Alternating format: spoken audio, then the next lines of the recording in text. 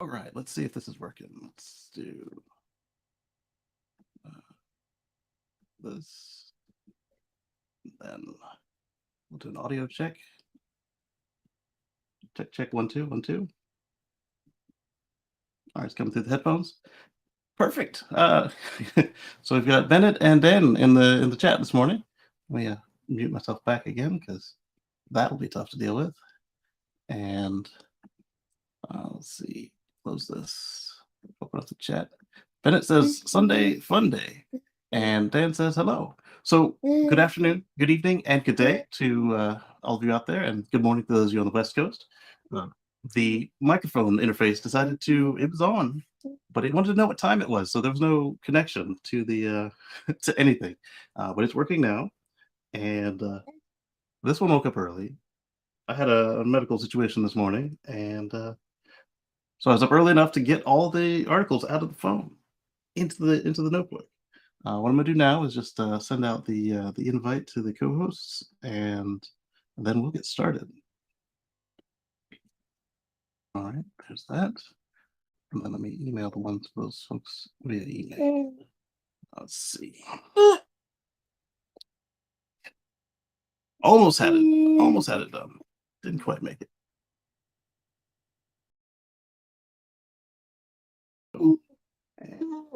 Yeah, how we? You need to look at the camera, baby. Yeah, there you go. Much better.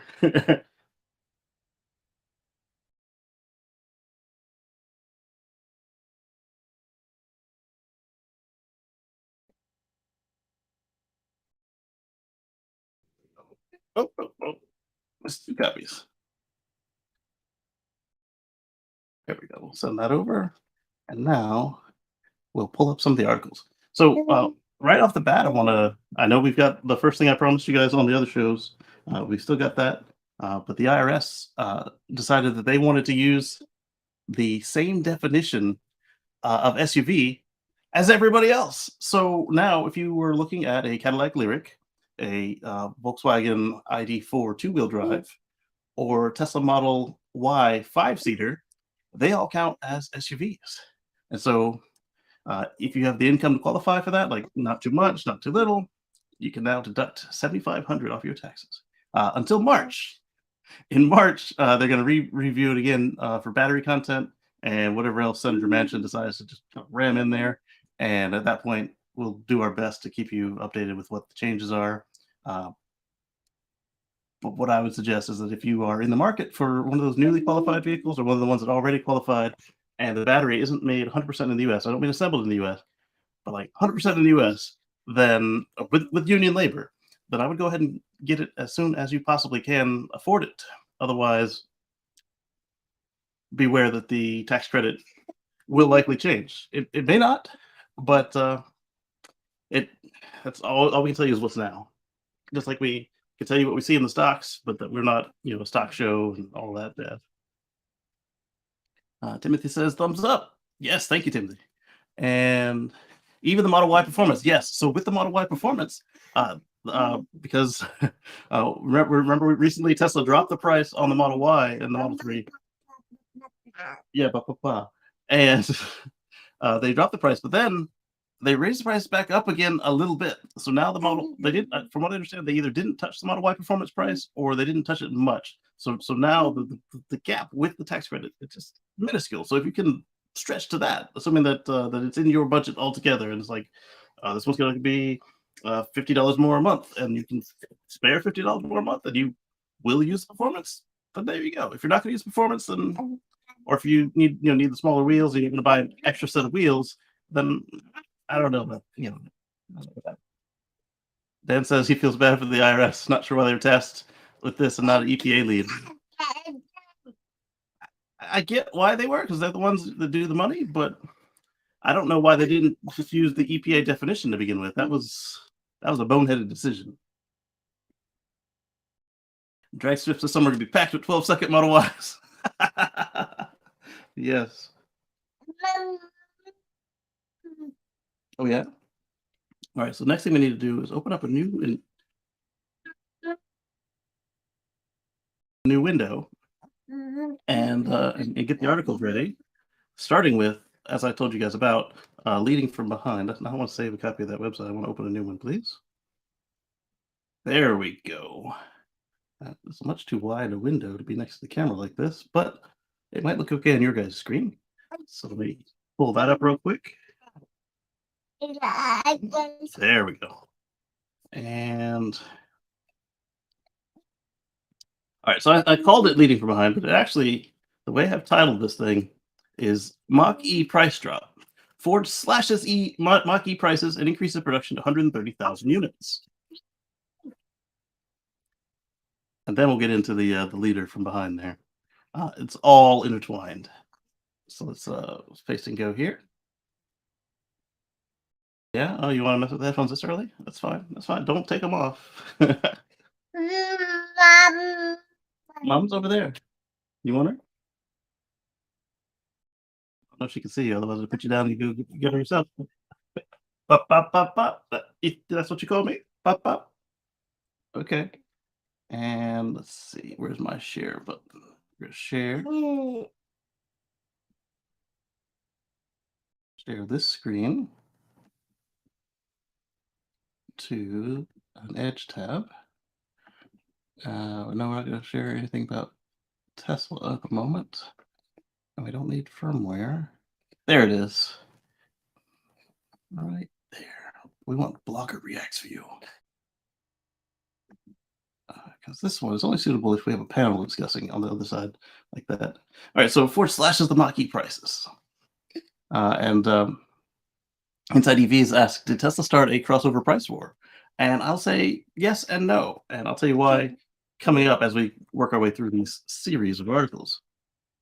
So Tom points out that this was at January 30th. Ford announced it was increasing the production of the Mustang Mach-E while simultaneously slashing prices across the board for its popular crossover. There's a lot more coming about that as well. So the company says they wouldn't attribute the price cuts to Tesla's recent dramatic Model Y cuts, but it's more than coincidence, especially when you look at who else did and didn't drop their prices recently. Also, when you look at the fact that later on, like yesterday, 2 days ago, it came out that Ford's got some stuff in the car that doesn't need to be there, like an extra mile of wire. Let's see. Price cuts affect every model and go from as little as $600 to as much as $5,900. The cost of the extended range battery option has also been reduced from $8,600 to $7,000. So this one right here, the price drop of the battery, I would suggest that's probably. I would suggest that is probably they found some efficiencies with them increasing the amount of batteries that they were ordering and several other items involved with them coming out of the supply crunch, and just a number of things added up for them to be able to do this, but not uh, actually cutting their prices in the form of an extra mile of wire in the I should say cable, not even wire, cable in the battery. The wire would be one strand. It's not. All right, so here are the new prices. There's no change in the Pony Appearance package or the GT Performance package, but 1600 in the extended range battery, 5900 in the GT all-wheel drive extended range, and as low as $600 on the select all-wheel drive standard range. Did you put? You did. Oh yeah, I'm embarrassing you.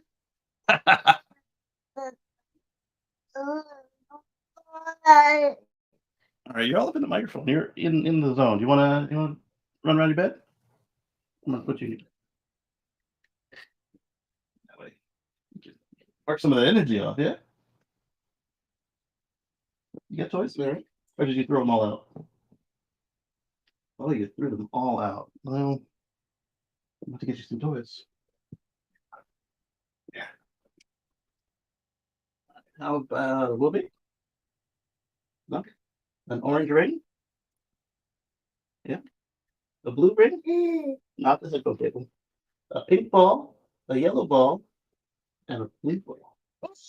And your beat? Here you go. No, no, you're not getting out yet. All right. So that is the Mustang Mach-E price drops. But then let's continue on. Sawyer Merritt points out that hopefully this opens the correct window. It did, yes. I'm gonna shrink the window down a little bit because that is far too wide. Got me looking over like I'm silly. Share this tab instead. And then we'll close. I really hope I move the article about the Mach-E pricing up. Otherwise I have to search for it. But it's in the notes, so it won't be a hard search. So Sawyer mentions that they're cutting the Mach-E by up to 5,600. Not all Mach-E models based on the trim will be profitable on a per unit basis, according to the chief customer officer of Ford's electric vehicle business. All right, so percentage of change. Version of the article from CNBC. Mustang Mach-E production is expected to increase from 78,000 vehicles to 130,000 units annually. Cure Cars asks or says, would have been a good idea for Ford to show which of the trims are now eligible for the $7,500 incentives. Yes. Those do raise the price back up, but not put more money in Ford's accounts. So I said that in response to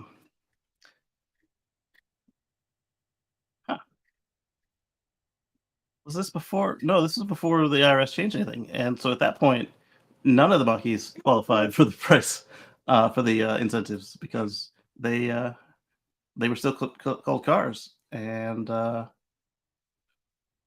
wait, no, yes, two of them counted. So yeah, that would have worked, but it didn't help Ford. And the reason I said it didn't help Ford is because Sawyer was talking about whether it was profitable for Ford or not. So the select rear wheel drive, select I guess that's the all wheel drive. That one counted. The premium rear wheel drive counted, and the premium ERWD counted as well. But the GT and the California Route 1 all-wheel drive. The let me clean my glasses, and the size of that text made it hard to tell what they were talking about there. So electronic all-wheel drive versus rear-wheel drive. So these two did not previously qualify. And with yesterday or day before's news from the IRS, all of these qualify now because they're all under $80,000.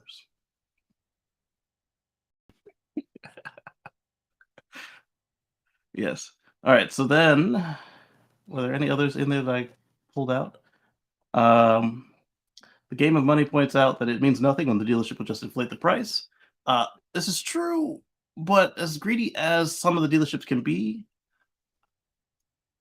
I don't think that they would be willing to cost you the $7,500, even if they want to take it themselves. they're going to make sure that it still will qualify for the tax incentive, and then from there they might try to knock your head clean off. Now, these markups not only steal from customers at the point of sale, but they also make the vehicles ineligible for the tax credit. Buyers beware. And now it'll be a lot harder for them to make it ineligible unless you were already at the up here at the GT, and then they got a little wild.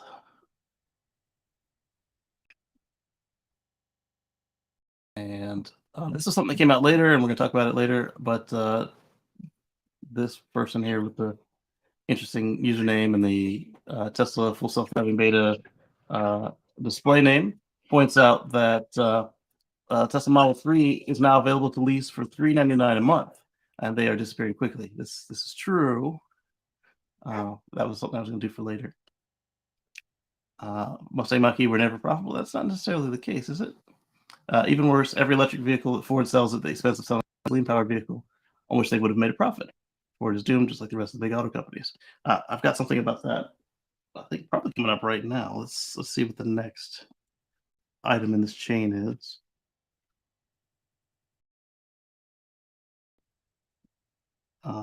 So that one says note on what this does to profitability.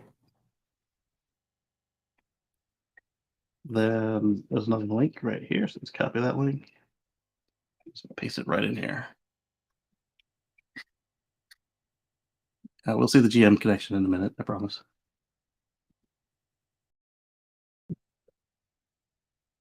Bennett says, are any Lightning sold under 80? I believe that they have an MSRP under 80. The question then is, do they actually sell them under 80? And how would you structure the sale in such a way that that you can mark that up and take the credit from your customer without? I'm wondering if perhaps the finance products might not count as long as the line for the vehicle says less than 80. It's a good question. So that's just the one with the article.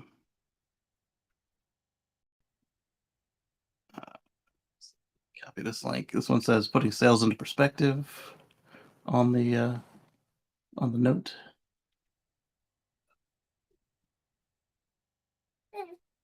And while we're on that, I'll get the next one ready as well.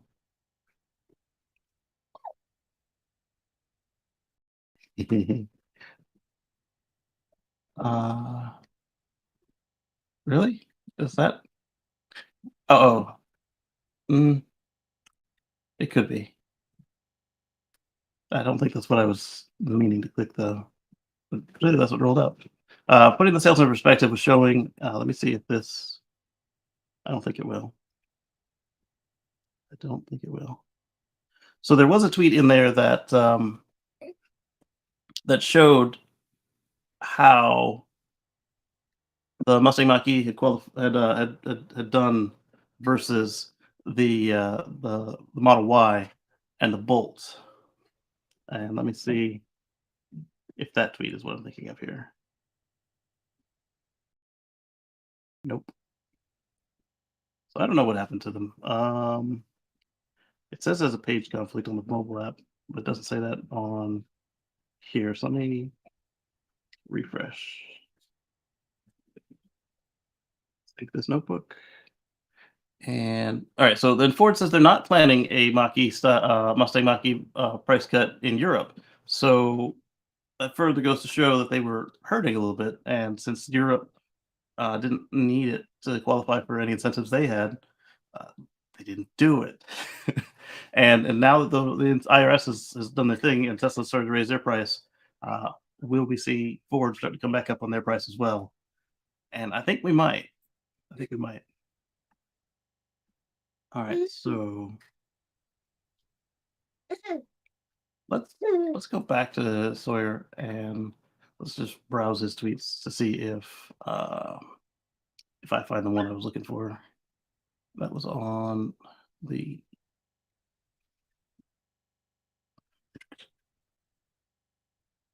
on the 30th. So let's click into this tweet.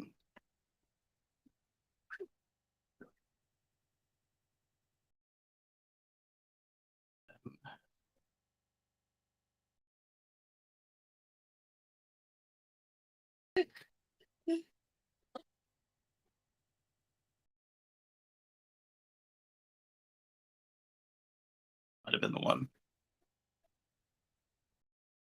So the production cost advantage leads to price cuts. So we saw Tesla previously a previous version of the chart mislabeled the data. Let's see. So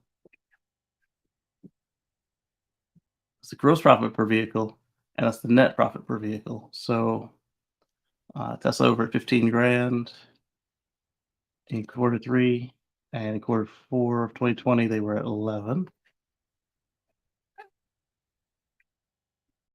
Quarter four 2020.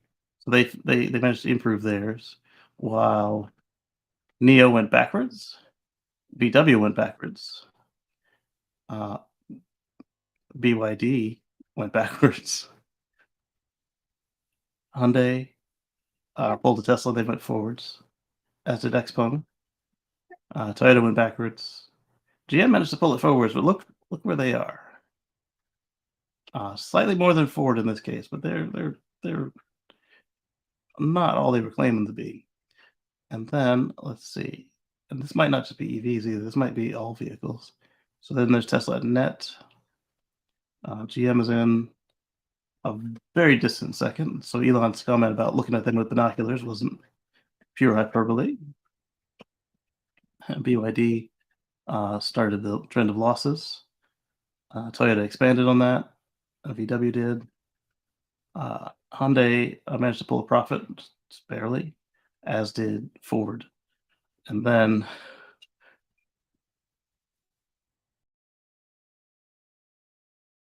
that's below zero, though. So that means they didn't net. That should be great then, right? Then Xpeng and Neo just managed to just mess it up.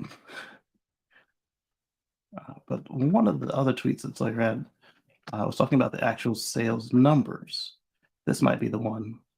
Contrarian says, realizing that Legacy's best EV in the US sells less than half of Model S that costs twice as much. Second pick is the UK ISV versus EV. Carnage coming if the trend continues. Yes, this is definitely the one I wanted to share. So it shows the Tesla Model Y at 252,000, Tesla Model 3 at 211,000, Tesla Model S at 90,473, the Mustang Mach-E at 39,458, and the Chevy Bolt EV and EUV combined, both Bolts, just 38,120. So for all the rah-rah cheerleading they were doing about themselves, they didn't, with two cars, didn't even touch the Mustang Mach-E. And there's a Hummer EV in there too. You could probably pile that in there and still not do anything. I don't believe that any of their other pickup trucks have actually hit the market yet. And to answer Bennett's question, let's go on over to Ford.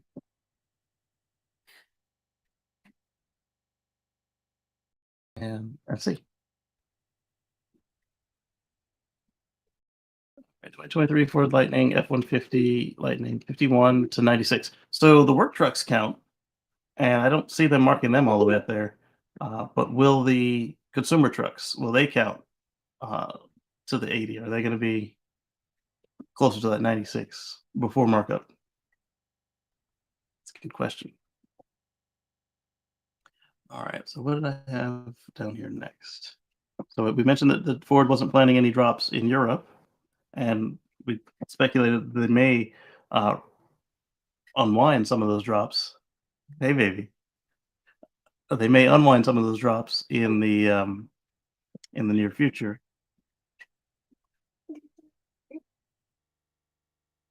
Then the way I titled this next one was, in case your car didn't have a high enough death toll to actually make a purchase. It was kind of tongue-in-cheek, referring to the fact that leather needs you to kill a cow, at least in America, because it's usually cow leather that we use because we eat enough cow products here. So the Cadillac Lyriq for 2024 is going to get real leather interior and new colors. Previously, they'd only had like the Tesla, a vegan leather product, and apparently Cadillac felt they needed to kill a few animals to make their car. So the new Napa leather pack is priced at $3,990. and it will be selectable only on the Luxury 3 and Sport 3 trim levels, meaning that the recently announced base tech trim, as well as the Luxury 1, 2, Sport 1, and Sport 2 trims, will only get the standard artificial leather upholstery that's been available until now, dubbed as Interlux. Now, if we remember what happened with Tesla, they used to have Napa leather as well, and then PETA got a hold of them, and year after year, and every year, PETA would tell them to take some more animals out of the car, and then more and more pieces of the car turned into the vegan leather, and it's fine. It is oil based, but it's fine. Oh, so not even like whole cows. Like it's not like a dead dairy cow. It's calf skin. Interesting. So the leather pack includes the first and second row, and mini perforated inserts, Napa leather armrests, soft wrapped upper instrument panel. The instrument panel doesn't need to be leather. Ugh. That just makes it harder to deal with keeping it fresh in the sun. I don't know if the one on my Model S was leather or a vinyl product. I want to say it was probably a vinyl product that looked like the seats did. Let's see. Instrument panel and door trim. The door trim usually was the same leather as the seats. Dark ash genuine open pore wood trim with black backlit door accents and illuminated front sill plates. Some of the wood options on these cars, particularly the Legacies and the Teslas, are like they scream old fashioned to me. That's why I went for one that had the carbon fiber in it. The two new color options are Oxford Stone with garnet accents and Juniper with sky cool gray accents. There you go.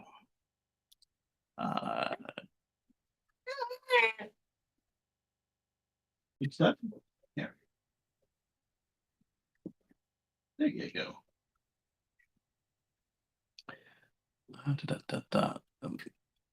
So they mentioned it came out in 2021, but they didn't really start delivering them until like late last year, and they took a little pause for reason, and then they brought them back up again. Are you pooping? It's a preview. Doesn't seem to be on track. And my mouse isn't clicking in the browser anymore. There we go. Okay. Are you trying to spin me? She's trying to spin me. All right. So it's got the Ultium battery, and where is? Yeah, they were able to convince that they're an SUV. There's another article about. There we go. Now we got our conflicts. What are our conflicts?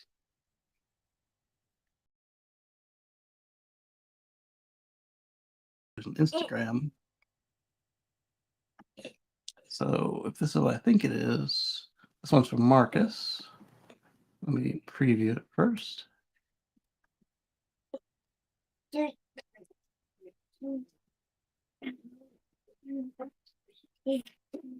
All right, so we'll share this instead, and then I'll get back on track. So, Marcus. Crazy weather here in Austin, Texas. Just sharing some Austin weather with us and his solution to it. Oh, it still keeps coming in muted. We have another year of this crazy weather here in Austin, Texas. Everything is froze, no sun today. Solar panels completely covered in ice. The neighborhood is out of power. But hey, smart investment. These bad boys still got us power. They still going. Power in the house. Off the grid. That's the power off for those of you that aren't aware.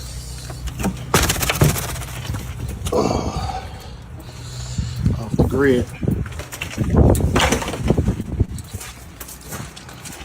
But our neighborhood is still been out power all this morning, and it's almost 4 in the evening. I think they said in the app it was out ever since 9 this morning. Poor tree. Yeah, tree at the townhouse I was renting didn't do so well in this ice storm. Clean energy. That's the way to go. Best investment you can do. Let's see.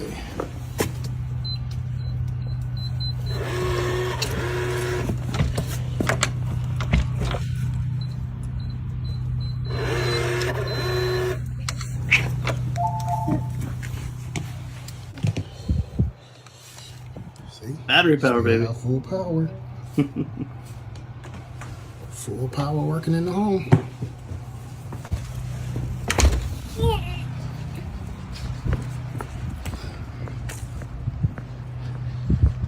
Now, a couple other stories that I didn't end up putting in the notes for today were folks who did this with their Ford Lightnings. With the well, there were two of them actually. One with the accessory that allows you to plug into the CCS port and power your house, and you'll need a Garage still working and everything. Still have full car power. ready to charge. So you'll use a special Ford charger for that first solution, and it's got a smart transfer switch, transfer the house over. But if somebody takes your truck to go somewhere, then your house is without power. So we have another year of this. Okay, and so then the other gentleman who did it, he didn't have that special Ford charger. So what he did was he backed the truck into the garage, ran a 50 amp cable to his generator inlet for the house, and then he also ran an extension cord to the circuit that he needed. I'm guessing it was a fridge that wasn't on the critical loads panel, and that one ran directly on 110 from the truck. And so the three of them, Marcus and the two Ford truck owners. Marcus is automatic and he doesn't have to do anything about it. The truck drivers, the first guy, assuming the car was already plugged in for charge, he also doesn't have to do anything except keep the truck home. So if his wife wanted to go out and get some provisions, house goes dark. And then the last guy, he has to either plan ahead or just wait till the power goes out and then go deal with it. And there's no real way for it to be automatic because in order for the power in the bed to be on, you have to have the truck running. And for a manual transfer switch like he had, you have to manually throw your main breaker, slide the interlock, and then manually throw your inlet breaker. He could have had an automatic transfer switch, but again, then he'd have to be aware that it's coming any second now, and then have the car already running, and then hope it happens. And so really, only Marcus and the guy who got Sunrun to do the install of the Ford actually are able to just kind of sit home and not worry about it, assuming that the truck is home. All right, so this one is another Sawyer tweet, and I titled it "Speaking of Leading from Behind," and it was about Honda. Let's see what Honda did. What are you doing, sweetie? You're standing on the armrest? You're feeling the sensation in your toes? Uh-oh. That's not what I wanted.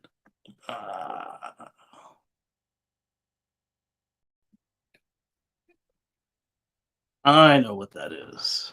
I didn't copy the right thing, did I? Did I? I'm gonna copy the link, and then we're gonna paste and go.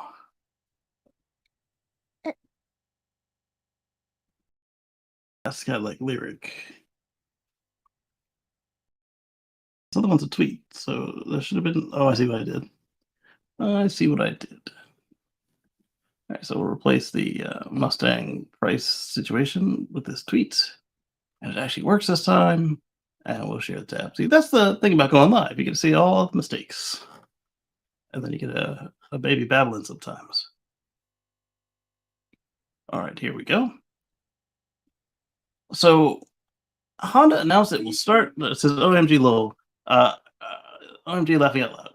Honda announced it will start producing a new hydrogen fuel cell system jointly developed with General Motors this year and gradually step up sales this decade in a bid to expand its hydrogen business. Honda wants to sell 60,000 units a year by 2030. You got the Japanese and their insistence that this hydrogen thing isn't a scam, and and hydrogen is not entirely a scam, but hydrogen in passenger vehicles is a scam. This is not going to work the way they say, and even if it did, all it does is keep the oil company gas station model in play. It doesn't help the consumer in any way other than no local emissions. But the currently available hydrogen in the states, anyway, is trucked in from Canada, and they get it from fossil fuels. So it's gray hydrogen shipped from halfway across the continent. Um, and then you've got, two folks that aren't doing so well right now in EVs, Honda and General Motors. Let's look at some stuff that isn't EV. Uh, Honda, we talked about, just like Toyota has a big shakeup coming for April 1st for their corporate structure. Uh, Basically, I don't know if we've talked about it on this show or not, but we definitely talked about it on a couple others. Akito Toyoda is stepping down as CEO. He's going to be moved into a chairman role, so he'll have less hands-on directness with the company. And they put in a nice, sprightly young 50-year-old to run the company. He's from Lexus's performance division, I believe. And either way, he's from Lexus, even if I got the division wrong. And he is to help them fix their ways with the yeah, it hurts. You keep busting your head on the earphones. He used to help them with their transition to EVs. And then Honda, we did talk about on the show, is restructuring the way that their business is laid out. I'm not mom. Is restructure the way they're doing their business on also on April 1st, to give their EVs more of a chance. And they're starting with their Honda E in Europe and maybe Japan. I don't know if they're selling it in Japan or not. And the Honda, I believe it's called the Prologue or Prelude, not the Prelude. Yeah, maybe no, because Prelude's the old car. Something starts with a P, and that really is just the GM EV Blazer with the Honda badges on it. Obviously, they'll do some Honda tweaks to it. Well, of course, you're gonna choke if you put your hand down your throat. Yeah. Here, get back in here. Yeah. Yeah. Okay. And so Honda will be buying a GM and rebadging it basically. And now it looks like they'll be selling GM some more fuel cells because apparently GM didn't learn their lesson with all their old fuel cells and to just keep it quit. They're going back so they can quit again.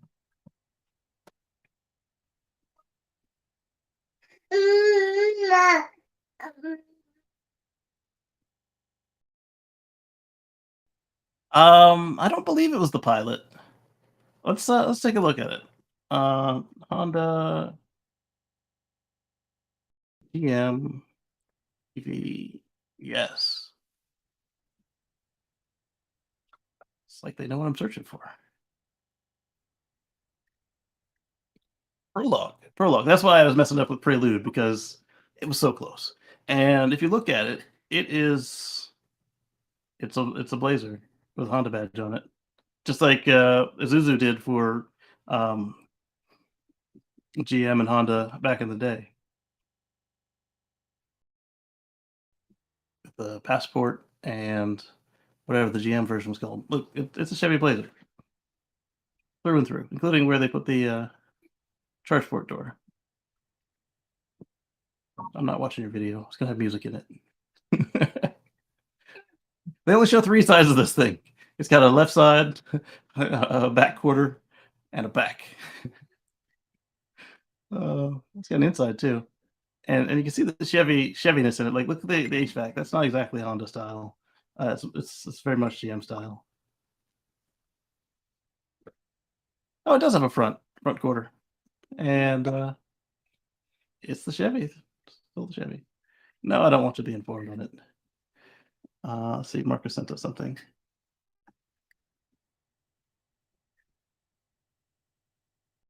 It's an update on his previous video. Let's take a look real quick. This one's on YouTube. It's a short.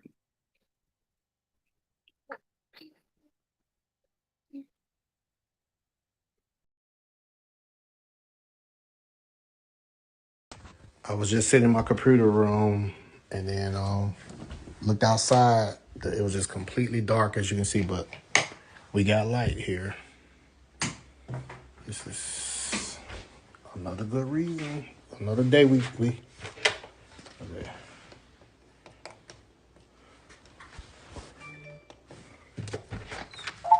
I think here he's going to show us that the neighborhood doesn't have power. Yep, no street lights, no nothing. Oh, I hate this. We the only one got. But his house is lit up like a Christmas tree. No zombies this way.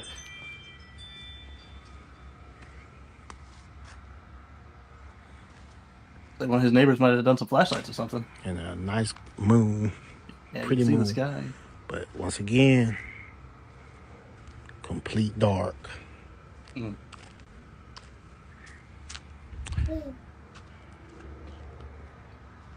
This is crazy. I was just sitting in my computer. All right, and Bennett says they're hiding the giant grill opposite. Yes, the opposite of BMW marketing. That's what I was thinking when I was looking for that thing. Let's see real quick. I missed some of the comments, guys. I'm sorry. Let me catch back up on the comments real quick. Eddie says, I always expected to see more Mach-E's on the road. Eddie, one of the articles in the coming up, I mentioned this is why Eddie says what he says, and basically I'm saying you're right, and I'll get to that one in a moment, assuming that my notebook didn't chew it up. Then it says, I'd like to see a system where someone has a house battery and a vehicle they can use to top it off as they recharge from superchargers. Yeah, see that would be really cool if Marcus could use the Cybertruck to boost up the power walls if there was a day where he didn't get enough solar. Because what you'll find is as long as you get solar and you know not turning on extra things, that the power walls will refill themselves. And that's Tesla's argument right there is that, hey, you don't have to worry about is the car at home or not. But that would be the best of both worlds because then you could get by with 1 or 2 power walls and a Cybertruck or whatever the future vehicles are instead of 4 or 5 power walls like we saw with that guy with the actually I think he had the maximum. He had 8 power walls on that townhouse that we saw with Purcell's interview. And then Ben says, I wonder how many companies can fit in that hydrogen clown car. Exactly. I bet you they can get at least 2 more in there and still make it so that each one looks a little different from the front because we've got a lot more advanced plastic tech than we had back in the initial badge engineering days. Then it says, I mean, I hear EV fans saying the infrastructure isn't there for hydrogen. And it sounds like gas folks 5 years ago. But BEVs are so far along, and in a pinch, they can use wall outlets. Hydrogen, nope. Exactly. And it's not just that the infrastructure isn't there for hydrogen. It's actually walked back. When I did the test drive of the FCX Clarity, it's not a video I have publicly on the channel right now. Let me find it and we'll play it again. When I did the FCX Clarity test drive, that's not what I wanted to click on. Maybe this one here, video details.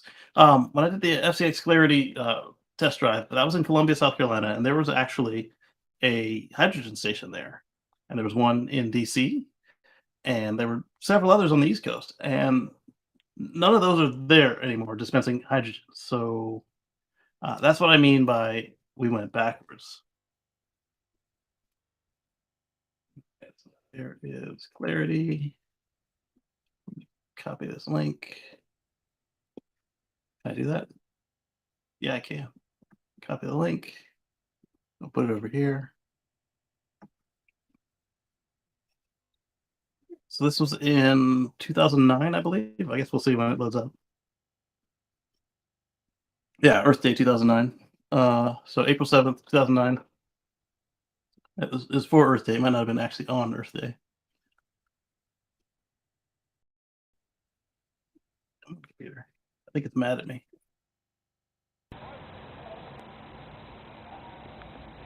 Enjoy the glorious 720p. Is it even that high? It might be 480. I think I had a decent camera for the day.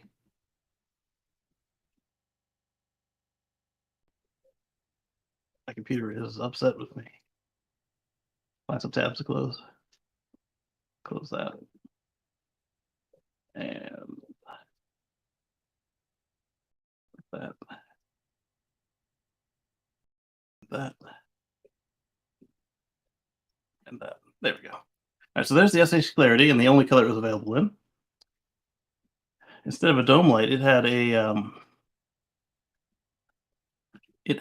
a hydrogen leak detector, which was fun.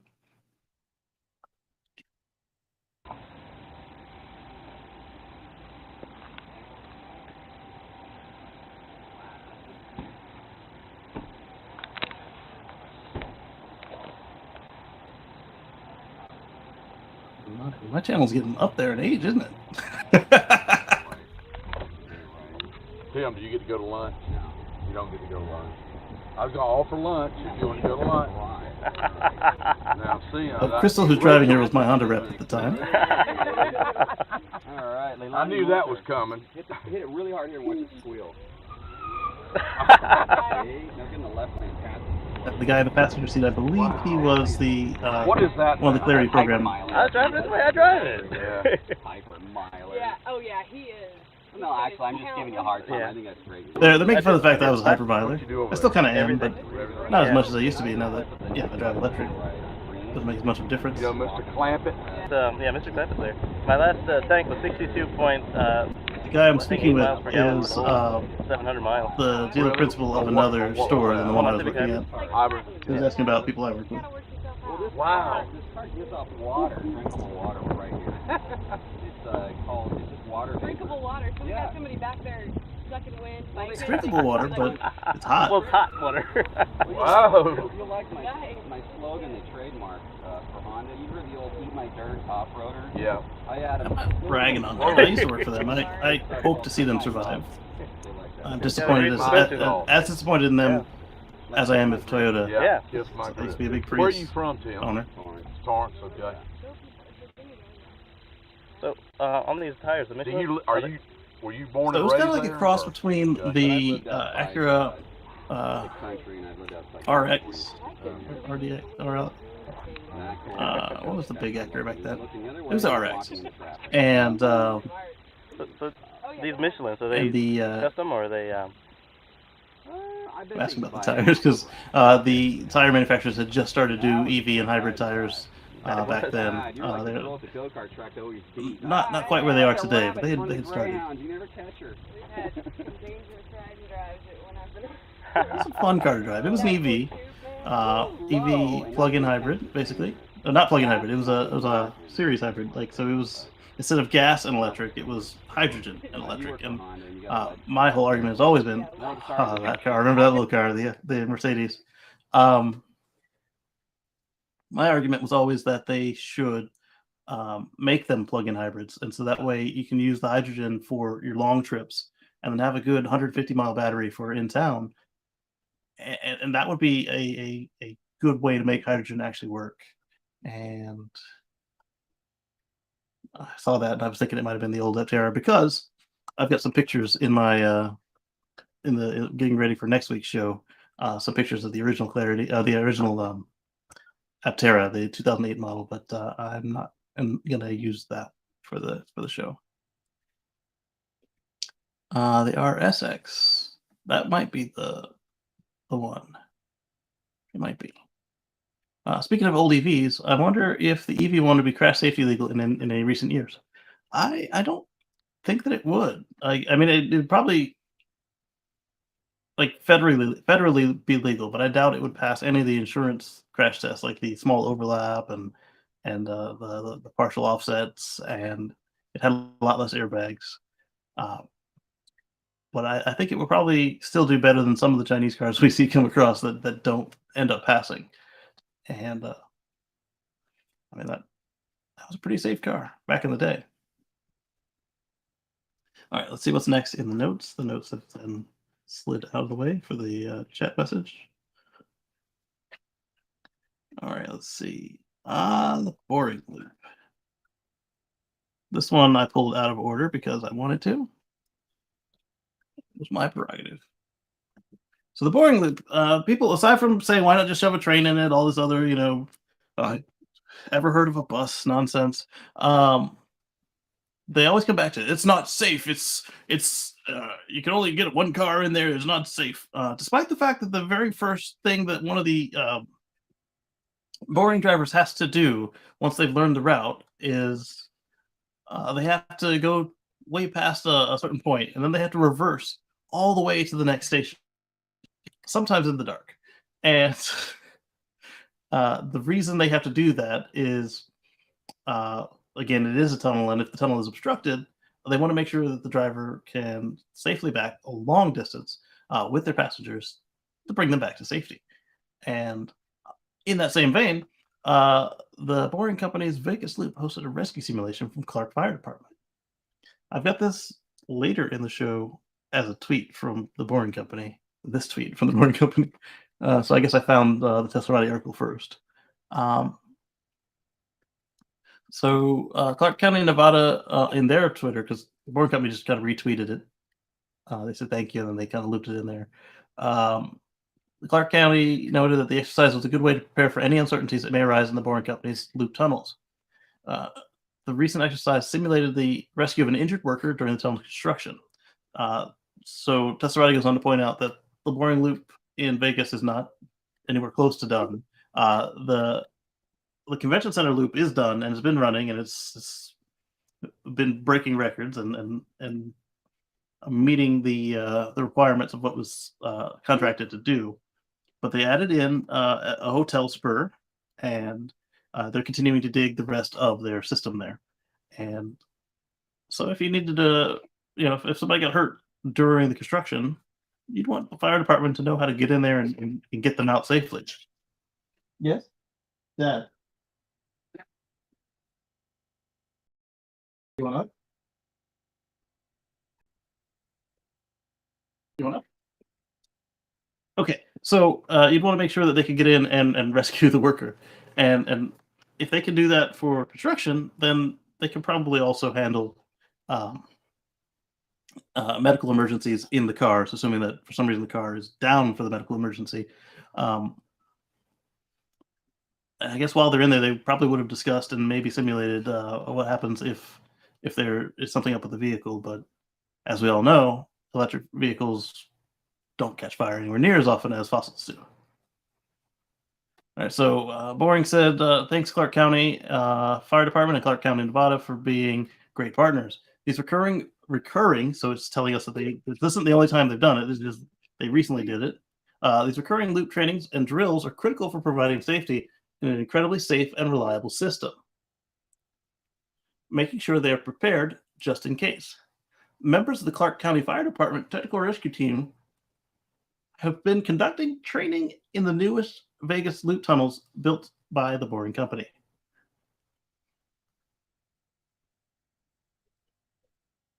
The drill simulated a rescue of an injured worker during tunnel construction. Let's take a look. All right, dentist. Uh-oh, it's not clicking again. Let me click out. Click in. There we go. It's clicking now. And it went to a new window. So let's go over there.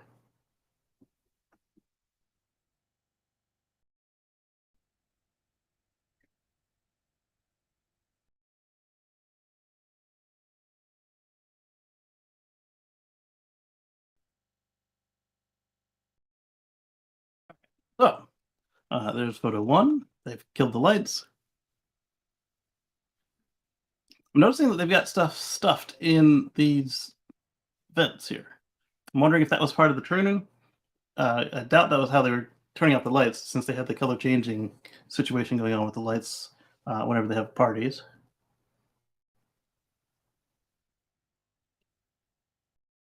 So there's a stretcher and a railing. Interesting. Oh no, there's the lights running. So the lights are on the bottom, so they weren't turning off the lights, and they're in red. I guess red is the emergency mode, or maybe that's the exit lighting, so you can know which way you're headed. And it looks like they got it. No, they're going in. They didn't get it. There we go. I want to share spit with you. Yeah.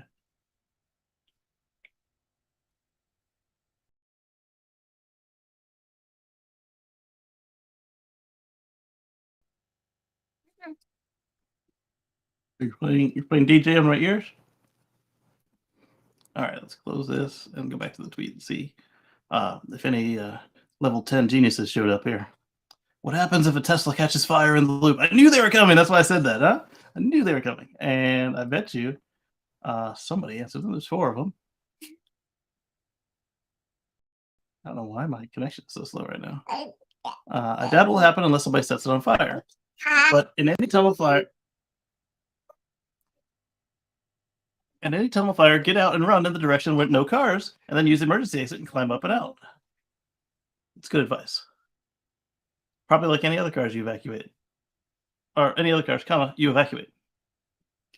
And then this person points out car types most likely to catch fire. Hybrids, then gas and diesel, then batteries.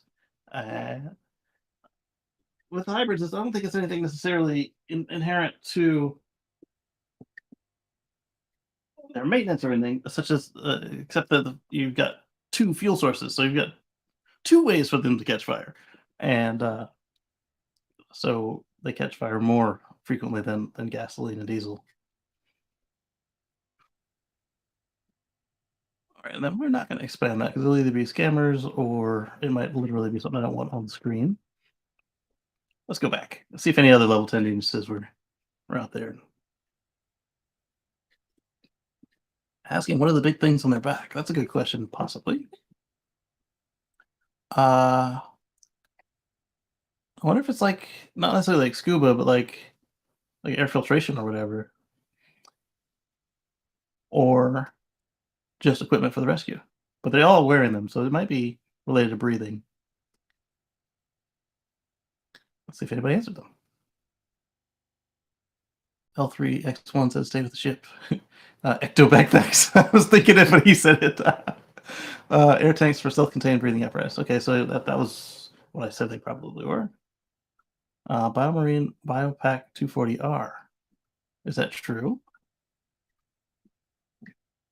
Let's look it up. Come on. Search.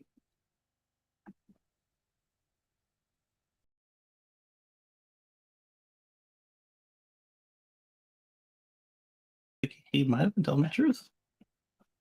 I'm not saying calling him a liar, just saying that it is the internet. So verify all this stuff. Yep, that's exactly what it is. That's one thing I like about the internet. The Biopack 240R is an advanced 4-hour scuba rebreather used by elite rescue teams around the world. And that's what I was thinking. It would be like a scrubber or something.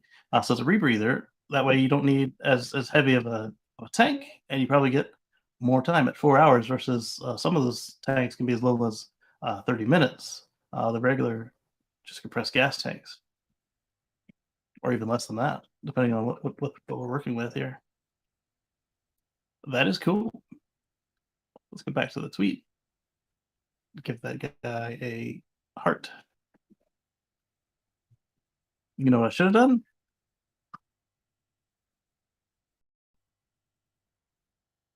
I'm going to be a good internet netizen, and I'm going to copy the link.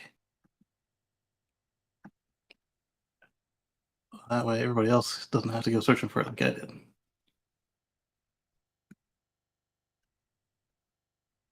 Seriously, I lost the input again? Come on, Mac.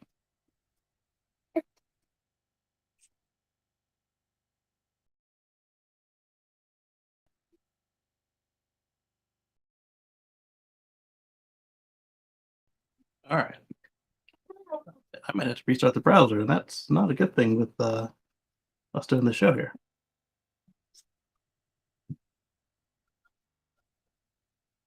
Well, There's one thing I could do.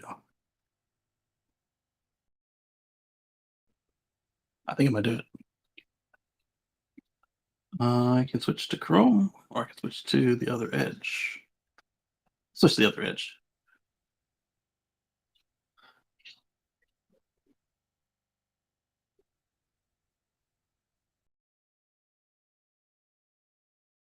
I think.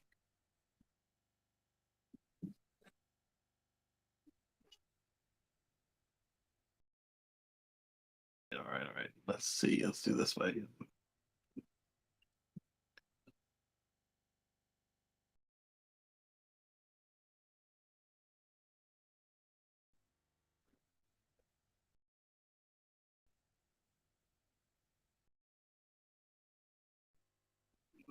There it is.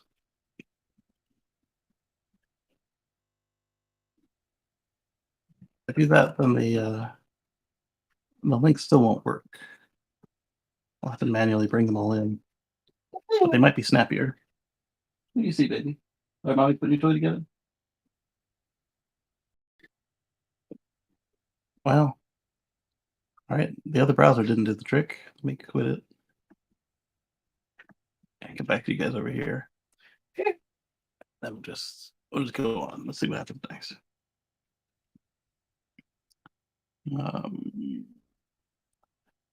All right, so yeah, this is the one I was talking about. So I titled this one in the notes. I said, "This is what Eddie's always warning us about."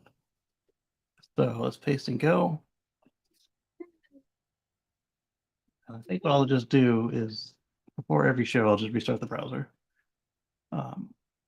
It's slow. It's super slow. I mean, my connection is not this bad.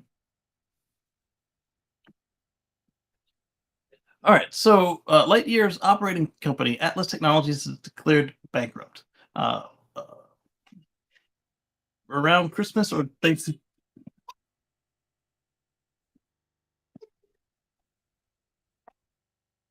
Mom won't come get you? I know. That makes you sad, yeah. Yeah, you miss your mommy. That makes you sad. Okay, so around Christmas or Thanksgiving, the Lightyear one of the trims of the Lightyear, this vehicle that we see partially constructed on screen here, was canceled. And well, now the company that owns them has gone bankrupt. So they're not dead. They're not dead yet, but it's not looking good. Do you want to go to your mommy? Are you over there? She's not over there. If I let you go, you're gonna get hurt.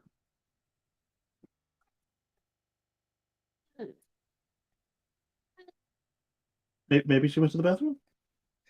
Maybe she went to eat a snack. There she is. All right, you want to go get her? No, you can't walk. You can try, but you're gonna fall. Crawl.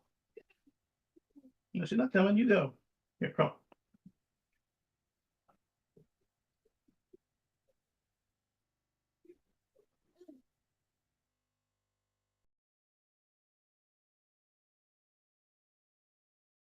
Oh, funny.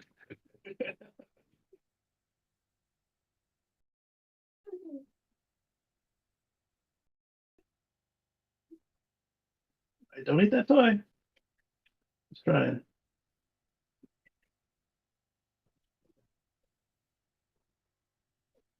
I was gonna do that after the show, but her mom got it. So, this is what Eddie's always telling us about: is don't invest your heart and soul into these startup EV companies, these startup car companies. You had Elio, you had the little yellow guys, you had.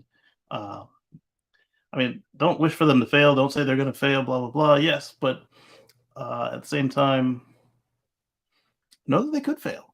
And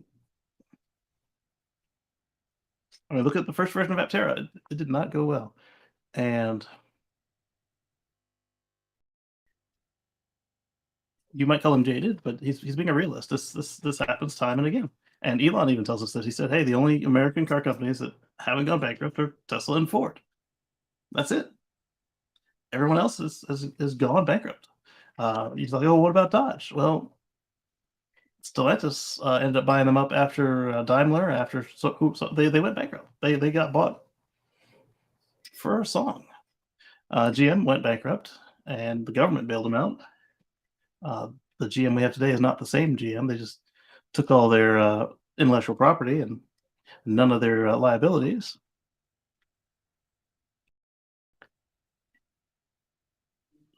So it's tougher for the newer upstarts to do it. Now you've got new folks coming in that can afford to lose a lot of money. So you've got Sony and Honda coming in with a Fila, and you've got Apple. At some point, they might do something. We saw Dyson start and quit before they even got into the mess, and they spent many dollars or pounds, I should say, on. They had a working car, and they said, "Yeah, we're not going to get into cars," and they just pulled the plug. So there goes Lightyear. And like I said, they're not officially out yet, but once the parent company's gone and once like the main model is gone, the cheaper one, Lightyear Zero, was suspended 6 weeks after it started. The company said it would focus on a much cheaper solar EV, the Lightyear 2, due in 2025. Okay, so the whole car was canceled. Never mind. Lightyear Zero was the car, not a trim, and that's very costly to stop production after you've already started. Wow, and they didn't even complete them. To like, hey, here's a launch party like Elon does. Suspension was granted in the Netherlands. Today, the court declared Atlas Technologies BV bankrupt. The court appointed Mr. R. Van Ooyen from Hala Legal and Tax as trustee, and the company didn't offer much hope for continuation of the project, judging by the phrasing of the release. That's sad. Oh, they did finish one. Was it certified? That's a question. If it wasn't certified, they can't even just auction it off, get some money back. And the next question is, who would want to buy it? Because unless you're going to stick it in your private museum, to have a car with no support is a risky venture. If they're out of business and they didn't sell it, then they don't owe you the 10 years of product parts and service support.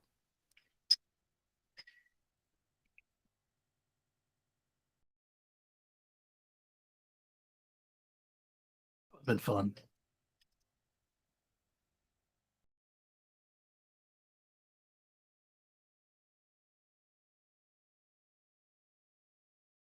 Yep. Another one. Oops, there goes another rubber tree. I don't know. Moving on.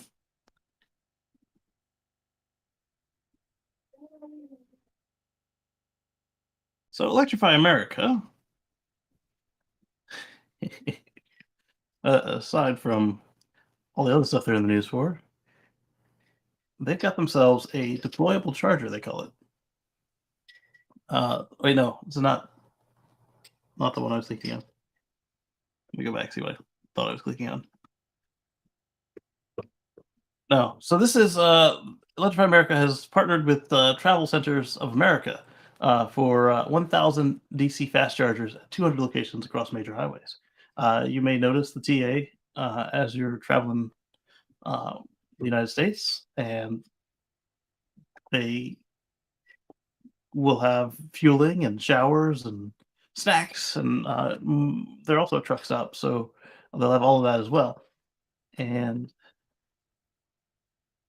who doesn't like more places to charge on a road trip, right?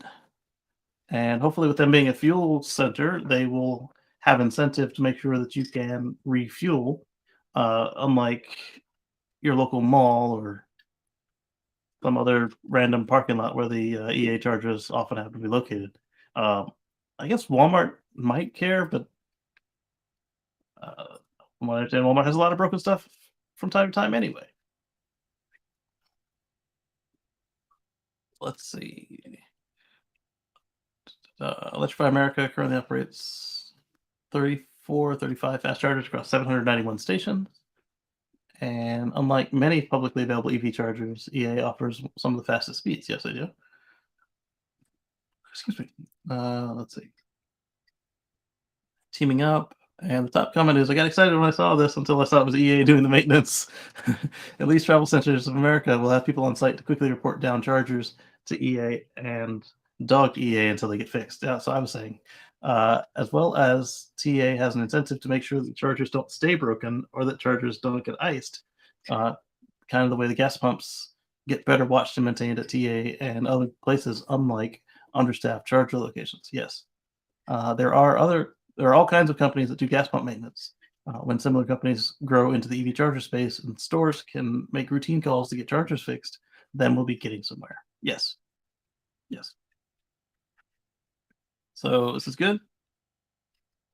It's not as good as it could be.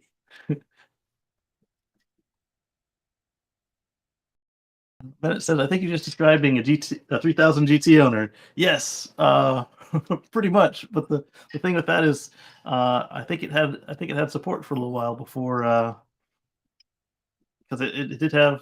Assuming you're talking about the one I think you were talking about, like the one that also was the Eagle Talon and um, the Dodge whatever.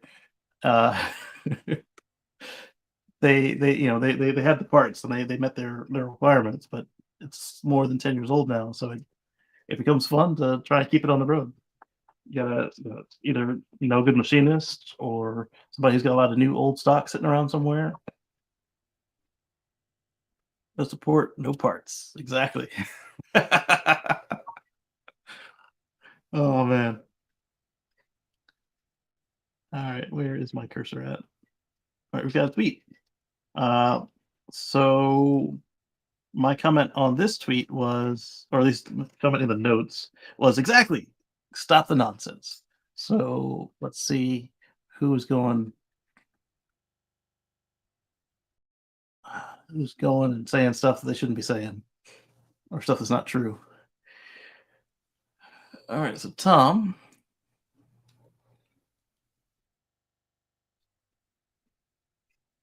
She doesn't like diaper change. Get diaper change. Tom says, tell that to Mate Rimac and Nico Rosberg. Lamborghini says, not the right time for EV supercar. And I agree with Tom. Let's give that a retweet.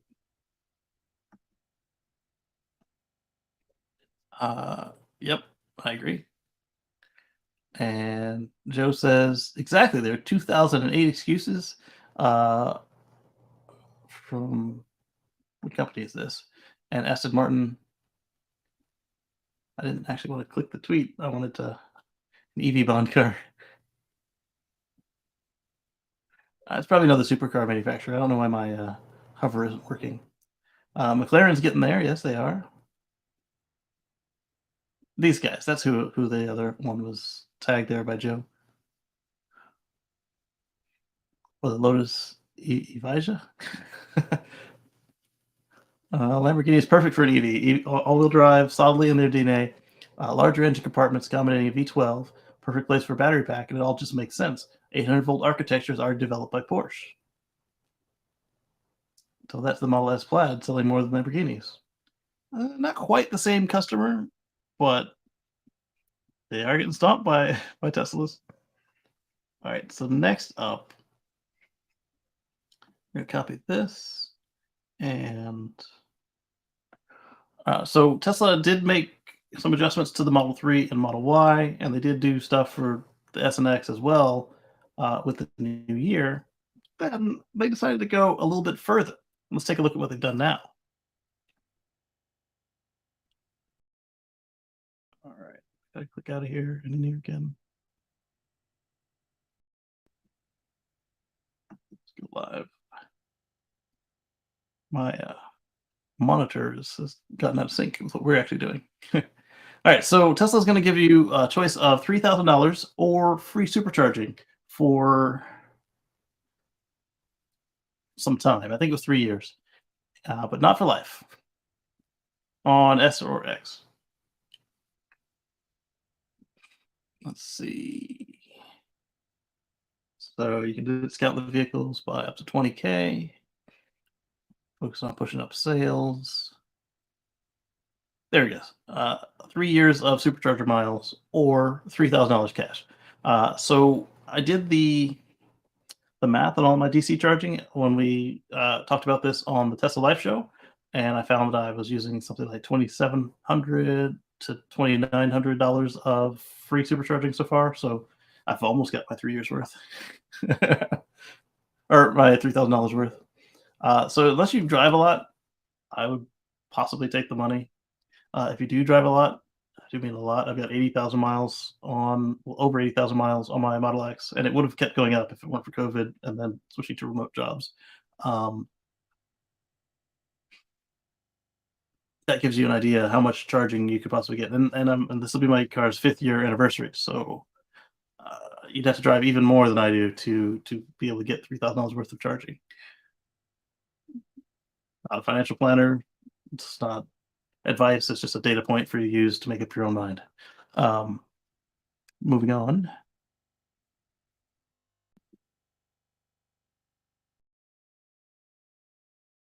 Copy the link. It says Model S fire and water extinguish. Blah blah blah. Let's see what they're talking about here. So this one is Tesla's Model S spontaneously catches fire and requires 6,000 gallons of water to extinguish. And I've been embroiled in a Twitter battle with folks who are trying to convince me that just because this happens sometime with electric cars is that I should stick with a gas car where this happens so much more and so much faster when they do catch fire. I told them eventually at the end, I was like, hey, you know what? Fine. Put me in a car on a closed track and randomly sabotage the fuel line on a gas car and randomly send one cell in a battery pack into in an American market EV, send one cell into thermal overload, thermal runaway, and I'll take the electric car every time. Assuming that that's the only thing that person has sabotaged, the car will, light up like a Christmas tree. Hey, the battery pack is not doing healthy. You'll see the smoke. All the American market EVs have like vent flame channels for the smoke to get out before it comes into the cabin. You don't get that if somebody sets your fuel line on fire as it goes from the back of the car to the front of the car. So, and we're talking about gasoline here, so that's already very flammable. And they're like, oh, but it only takes 700 gallons of water to put out a gas fire. So what? 700 gallons? Why aren't you complaining about the 700 gallons? That's a lot of water. And as you're hosing it on the car, you're still getting the contaminants into the water. So I think it's the same as some of those political sea lions that they come into your feed and they start arguing BS with you ad nauseum. So you feel that you've wasted your time. I'll take an EV every time. Like this isn't a common occurrence with them. I think even Autoblog pointed that out in this article that EVs catch fire less. I think that's why I picked them for this. And the water you're using on an EV is to keep the battery pack cool, not to actually put the flames out. Like it doesn't take very much water to put the flames out, but to keep the pack, which is massive. The pack weighs anywhere from 600 pounds to 3,500 pounds for a passenger vehicle, and that's a lot of thermal mass that you need to deal with. But in Europe, they have like a dunk tank that you can pick the car up with a crane, shove it in this. The dunk tank is just a dumpster full of water, like a rollaway, like you'd use at construction. You pick it up, you should just stick it in there for a couple days, and you're good to go. And somebody's like, oh, well, this was another EV fire. I think that one might have been a Ford or something, or a Bolt. They're like, oh, well, so now you got how many of these dumpsters you got to have rolling around? You don't need all the manufacturers, first responder guys say just keep soaking it, just keep putting water on it. But another thing that might work is if you had a flash freeze container, that could do the trick too, and that would use less water. But again, you're a fire department. You have to procure water. Now you just need 6,000 to 10,000 gallons of water. No big deal. I'm talking like a swimming pool. Let's see. The video shows crews inserting lifts onto the driver's side of the vehicle to raise it off the ground, making easier for firefighters to spray water directly on the large lithium pack that's mounted on the car's passenger compartment as the battery cells continue to combust. Somewhere in here, they pointed out this was that the fire department did it the right way. It was by the book. Metro Fire South Sacramento says crews arrived to Model S engulfed in flames. Nothing unusual prior. 2 fire engines, a water tender, a ladder truck were requested to assist. Crews used jacks to access the underside of the vehicle and extinguish and cool the battery. Thousands of gallons were used in extinguishment. Maybe it was a reply where the fire department said that they did what was supposed to be done. Despite several Twitter comments suggesting a different method of extinguishment should have been used, there we go. It was Autoblog did it. The crew successfully put out the blaze by using the process recommended by Tesla itself. They made it a link. How's that? Where's this go? It goes to the Tesla's First Responders Guide, and as does this other link. From the Tesla official guide, if the battery catches fire, is exposed to high heat, or is generating heat or gases, use large amounts of water to cool the battery. It can take approximately between 3,000 to 8,000 gallons of water, 11,356 liters to 30,283 liters of water applied directly to the battery to fully extinguish and cool down a battery pack. A battery fire. Always establish or request additional water supply early. The documentation continues. If safety permits, lift or tilt the vehicle for more direct access to the battery. Everybody made it out all right. What's the problem? People see fire and they freak out. Do you know how many car fires I pass on long road trips that never even make the news? I go back and I look in each town, like, hey, what happened with this? I'm curious. Nothing. Unless somebody dies, or if it is more than one car. It's also worth noting the vast majority of vehicle fires reported on American roads involve vehicles powered by internal combustion engines, not battery packs, as the National Fire Protection Association explained to Fox. Despite the relative rarity of EV fires, the methods explained by Tesla in the links in the previous paragraph to extinguish the flames are different, and the fires are extremely hot, leading to some impressive displays of destruction. Plus, a lot of the cars that catch fire are made of aluminum, and the temperatures that they burn at, all that's usually left is the steel components and the wheels. So it does leave an image for these people to use for their propaganda, or ignorance, or both. In the case of this particular Tesla Model S fire, we're pleased to report nobody was seriously injured, and the conflagration was extinguished. So the spontaneous, a lot of folks pointed out that so far, any Tesla you see on fire like that has run something over at some point in the past. So, except for the one that caught fire at the supercharger, that one was repaired incorrectly. The high voltage connections were not properly torqued, and when the car went to run all the juice through it, they were enough that it passed the test, and not enough that it could use its measures to stop the charge before something bad happened and it caught fire. But that was one incident in Europe. All right, let's wade into these comments and see what nonsense we can get if they load. They don't load. That's fine. Fine by me. We don't need to see that. All right. This one. My comment is, I do this all the time. Not the fires. This is the one that's coming up. So this, I think it's a Ford Lightning. They won't let Claire do the update because she's on a hill. It says that would make your nan's head explode. I can't update my car because I live on a hill. Wait, that's not a Ford. That's not a Ford. What is this thing? A Volkswagen? It's not a Volkswagen. Is it a Porsche? Anybody know what car this is? Anyway, remote software upgrade installed 7.2 of 22.35. Preparation of upgrade to version 11 of 22.44 completed.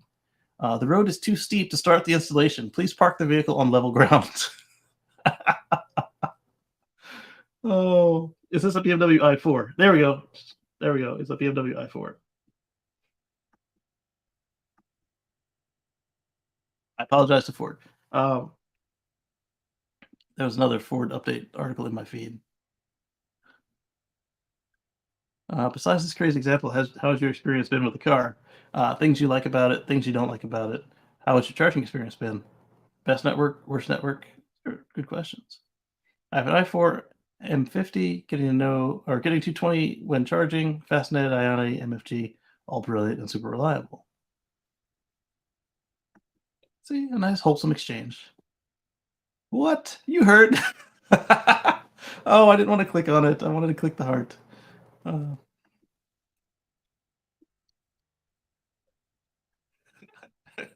yes. The car design pendulum has swung way too far to analog, from analog towards making it absolutely everything is electric for no reason. Touch buttons, controls, doors, handbrakes will be the first things we make manual again. As balance, I'd bet. Probably.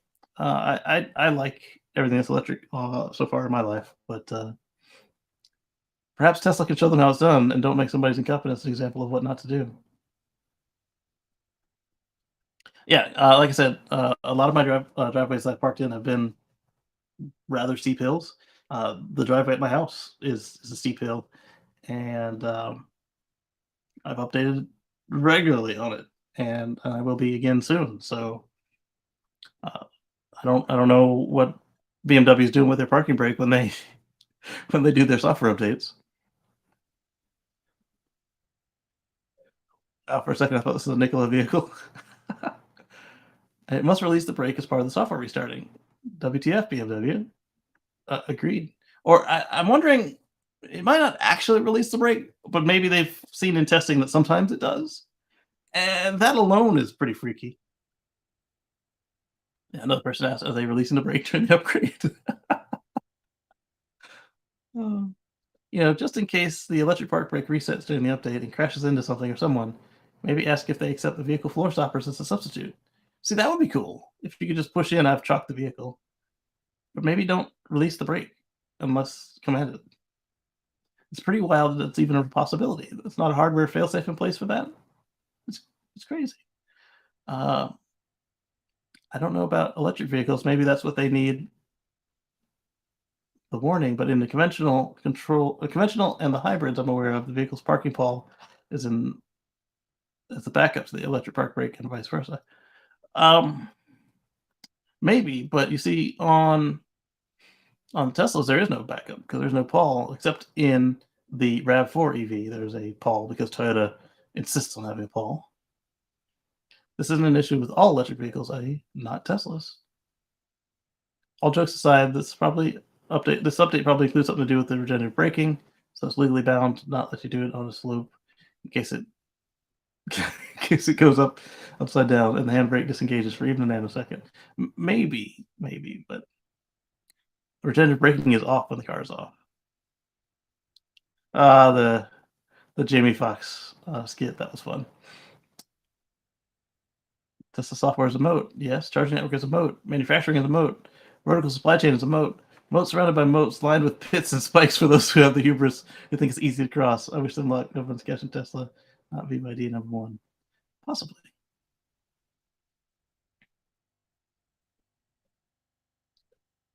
Now, one issue with EVs, if the update goes ahead whilst on an incline, software leaks out of the exhaust pipe.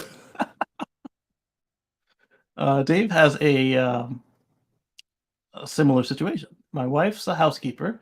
She couldn't put in today's laundry on the washing machine, or she couldn't put today's laundry on because the washing machine needed a permission from the owner's app to install an update. Wow.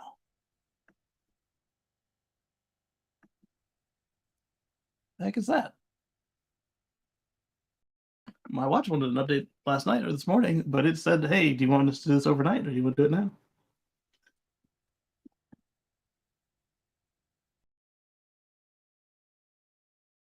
Yeah, it just says software update. Okay. Interesting. The Miele is the one I was looking at for when we get back to the house because I want a heat pump dryer. And I'd like a 220 heat pump dryer because I already got a 220 socket in there for a regular conventional dryer. But the only two that I found that used that got poor ratings. There was the LG, well, I guess more than two. LG, GE, and Samsung all had 220 outlets, but they didn't get as high ratings as the Miele. And heat pump dryers, they have, except for the Whirlpool, they have smaller tubs and they take longer to do the job, but they're heat pumps, so they use less electricity. And it's in the garage, so there's plenty of heat in the summertime in there for them to to take. There's no swearing in the world that can alleviate that.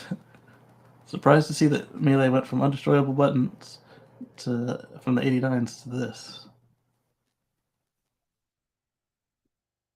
What if I just want to put the laundry on without approving or denying the update first? Just don't connect the washing machine to the internet. How about that? Yeah, because if it's not on Wi-Fi, it won't know there's an update unless you connect it with your phone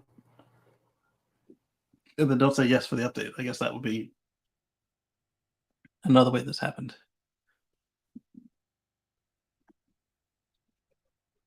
There was a survey recently that said more than 50% of smart appliances never get connected to the network, probably for stuff like this.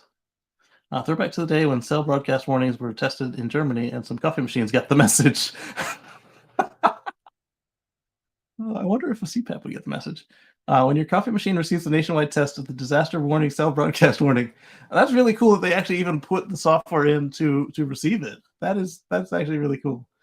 And also, if it was real, and assuming that you can actually dismiss it, that I like that. Hey, there's a tornado coming to your area. It's duck and cover, and if the only device you have is the coffee machine, that's really cool, actually.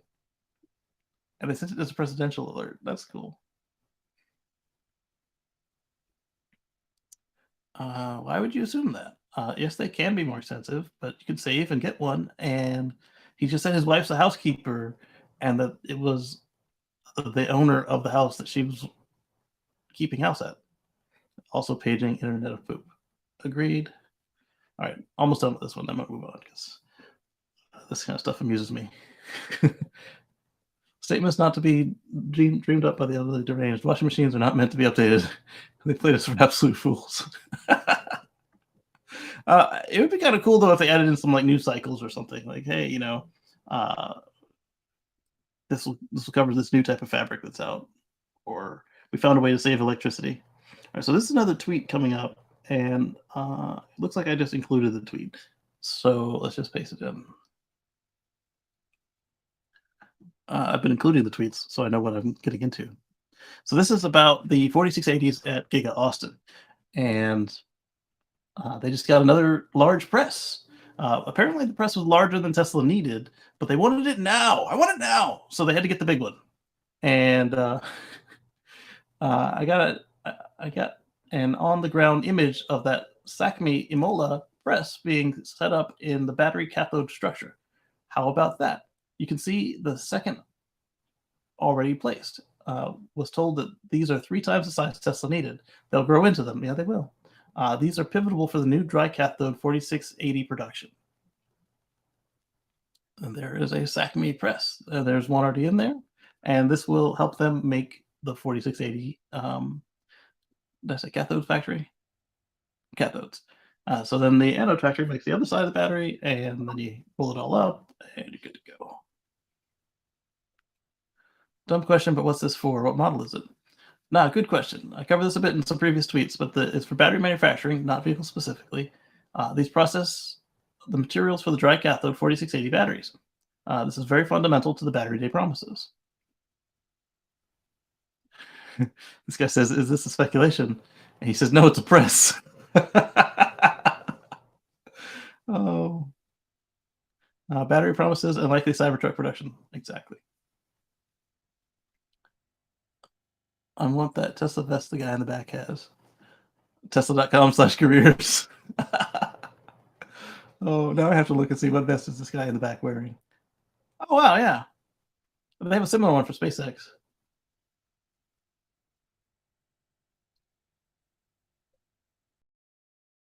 What the hell are they pressing with that? Legacy Auto? Thanks for sharing. Do you know why the battery structures need so much force? By the size of the steel, it looks like it could handle some extreme loads. Shocked by the size. Probably because the 4680s are bigger than this.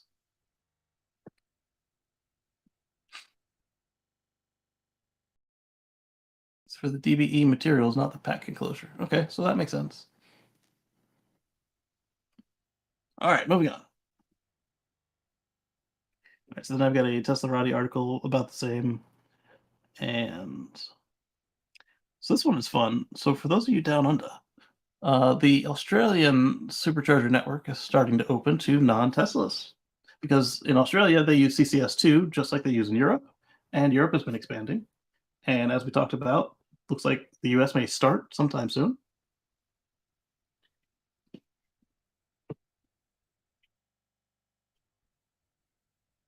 Tesla's launched its non-supercharger pilot program in Australia, and this is coming from a tweet by Tesla Charging.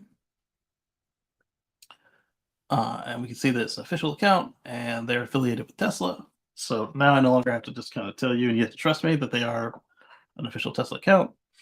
Twitter tells you they are. Tesla vouch for them. And select superchargers in Australia are now open to all electric vehicles, and then they take you to the Tesla non-Tesla supercharger program. You'll activate the chargers with a Tesla app. You'll arrive at the supercharger. You'll get yourself situated so that you can take a charge, and then you open the app and you tell it which one you're at. It'll unlock the supercharger and get ready to bill you for it once you connect. And when you disconnect, I don't know if you have to disconnect and go back to the app, or if you disconnect and it just ends the session.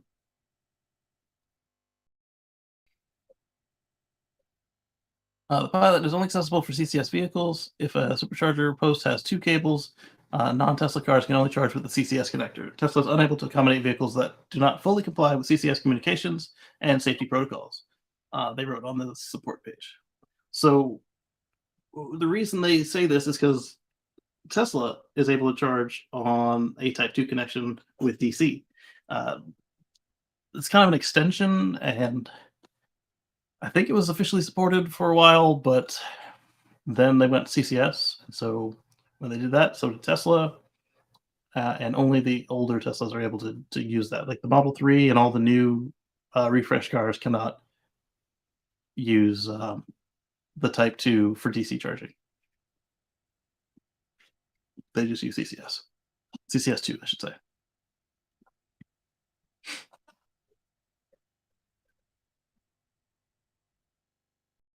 All right, let's see. It's common for a lot of corporations to test new products and services in Australia before rolling them out to the US. I imagine Tesla is keeping close tabs on how this program works. If successful, we'll see it implemented in the US. Possibly. They don't always start in Australia. But I guess that's kind of a similar driving style and setup to us, except that they drive on the wrong side of the road. Because unlike a lot of Europe, they have the same kind of wide open spaces situation that we have here in the States, being almost as big as we are, or at least our continental US anyway.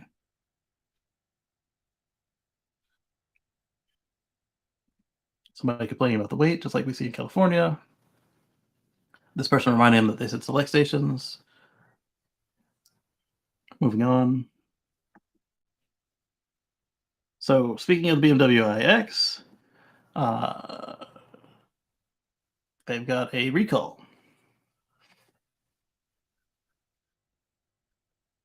BMW recalls over 3,000 EVs for faulty pedestrian noisemaker. Oh, that sounds like Tesla, doesn't it? Tesla had a similar recall because they were making cool noises with theirs because malicious compliance, right?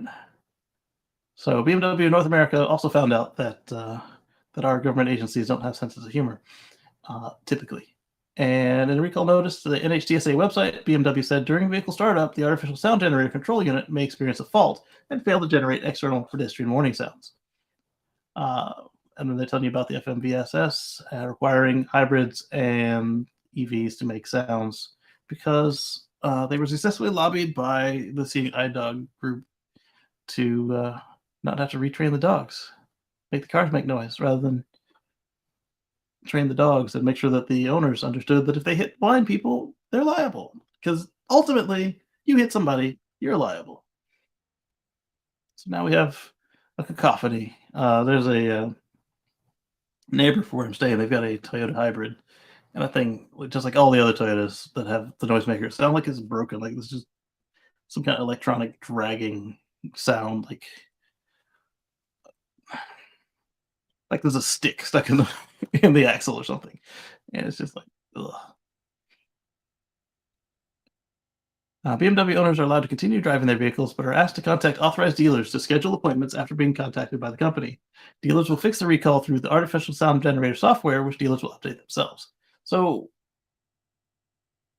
I would probably never take it in for this. I mean, eventually, if I had to go into the dealership for something else, you would see me, uh, like, like when I had my Hondas and Chevys, I would always decline certain updates because they always made the car worse. I'm like, I don't want that update. You can do all the rest, but I don't want that one. And that was actually something that, depending on how it was implemented, that you could actually say, "Yeah, I don't want this particular update." And that would be me on this as well, 'cause I don't want it to make noise. And in this case, it only doesn't make noise sometimes. So Tesla did theirs as a download that you did in your driveway. You didn't have to go to the dealer or the store or the service center to get it done. Why did I say it like that? Because they have all of those, although technically for the dealer, only the states consider them to be dealers, not anybody else, because it's dealer implies third party. And the state's saying, hey, you have a dealer license, so you're a dealer. Number makes it seem like they built 3,000 EVs in a year. It's possible. As reported here, Tesla had 19 recalls in 2022, affecting almost 4 million vehicles, so BMW is still behind, while Hyundai is going to win with millions of fire hazard recalls. It's not a contest, Mr. CNET. It's I'd rather see them actually do the updates and do the recalls than say, hey, life is worth this many millions of dollars. Let's see how many we can get away with before we have to make this recall. The Bureau of Funny Noises decreed the sound wasn't annoying enough to associate with BMW. What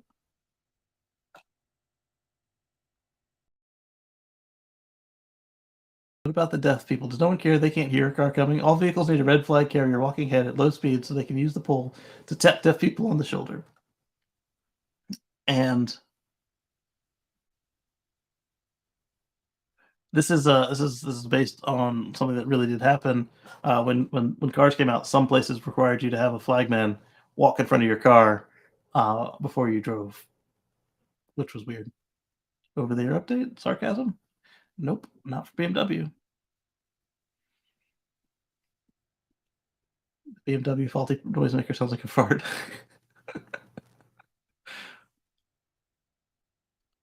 I'm glad my Tesla predates the installation of this fluff. If I had an affected BMW, I certainly wouldn't take it in. Yeah, I feel you, Greg. I love driving in a parking garage, quietly behind people, just lollygagging down the road. In my mind, I hear dun dun dun dun. Yes, like Jaws. All right. Too bad BMW can't fix this with an over-the-air update. Agreed. Moving on. Don't need to beat that up. All right. So speaking of things that Eddie warned us about, Arrival, which is the European version of Canoe, as far as I keep them straight in my head. Canoe is North America. Arrival is Europe. They make very similar looking cars of a very similar philosophy and the shape and design and everything. So Arrival appoints a new CEO and posts plan to lay off 50% of their workforce. Company announced Igor Torgov is their new CEO. Prior to his appointment as CEO, he served as the executive vice president of digital at the electric vehicle company. I'll tell you the history of Arrival. Following its 50% workforce reduction, Arrival expects to have about 800 employees, and the company predicts that the move would reduce its operating costs by approximately $30 million per quarter. They noted in a press release that they have $205 million in cash remaining at the end of 2022. All right, then. I continue to wish them luck as well. The more options we have, the better. All right, so the Hyundai Ioniq 6 is one that we've kind of touched on and off. It's coming up real soon. It's got an EPA range now. Rather than the manufacturer say it should do around blah, blah, blah. So let's see what they say.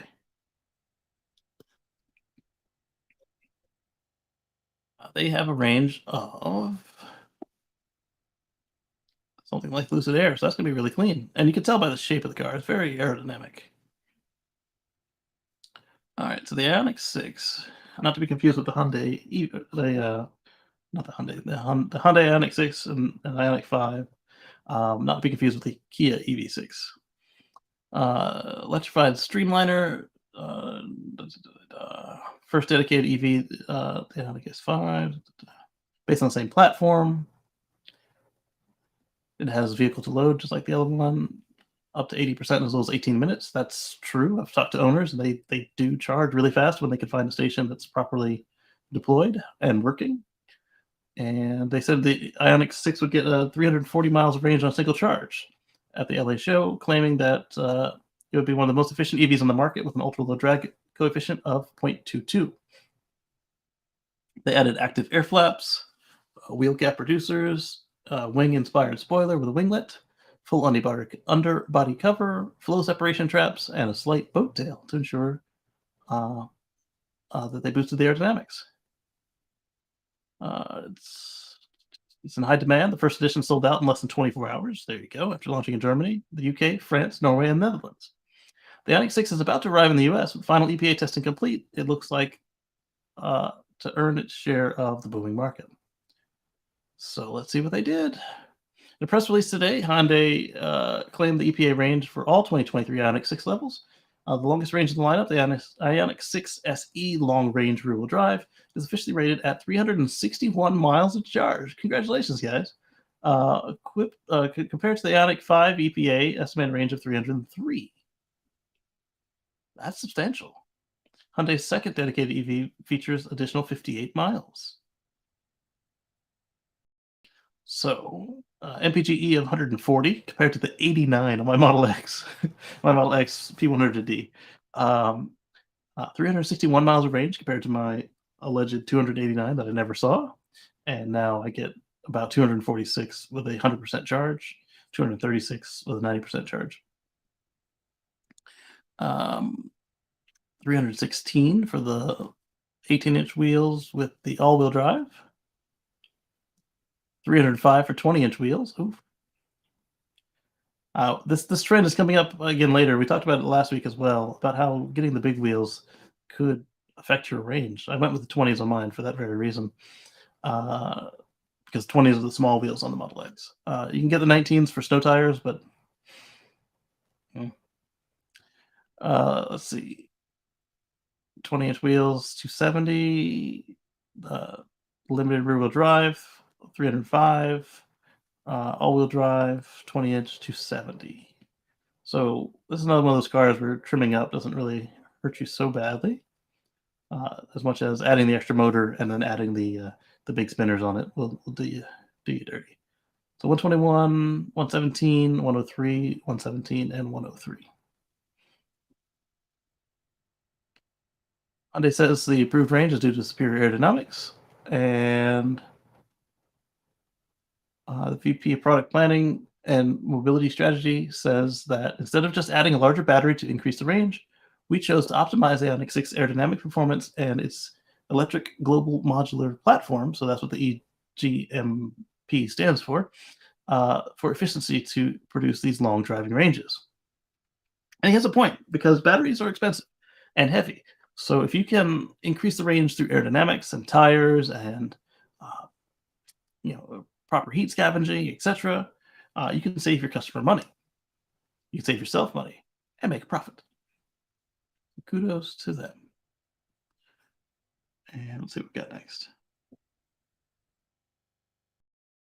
right, there's another article from another publication about the Ioniq 6 range, so we'll skip it.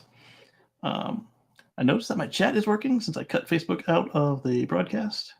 So I will cut them out again next week, and then I'll try again the week after to see if it is worth it. I think. We'll see what I actually do, but I'm glad that I can chat back to you guys from my chat window. So let's talk again about hydrogen cars. But this isn't going where you might think it's going. Volkswagen has decided that hydrogen passenger cars aren't something they're going to pursue. The German brand CEO says hydrogen is not competitive. Whoa, somebody gets it. I think what really happened is that VW is not trying to sell any hydrogen cars in Japan, and nobody else is willing to subsidize that boondoggle, so they aren't wasting any resources on it. They're trying to collect the free money. Volkswagen will stay away from making hydrogen-powered cars in the next decade and will focus its efforts instead on developing EV technology. Statements come from the brand CEO Thomas Schaffer, who spoke to the Spanish division of Autobilte at the 2023 Consumer Electronics Show in Las Vegas. He told the executive told the publication that the hydrogen has some big disadvantages compared to battery technology, and that it's not for Volkswagen, at least not for 10 years. It's not competitive, especially for passenger cars. The tanks take up space in the cabin, maybe for commercial vehicles, but not in the passenger car. So I don't see this happening this decade. Not at Volkswagen. Good to see. Good to see. In contrast, Honda, Toyota, Hyundai, BMW, and GM seem to think otherwise. All right, let's check out these comments before we move on.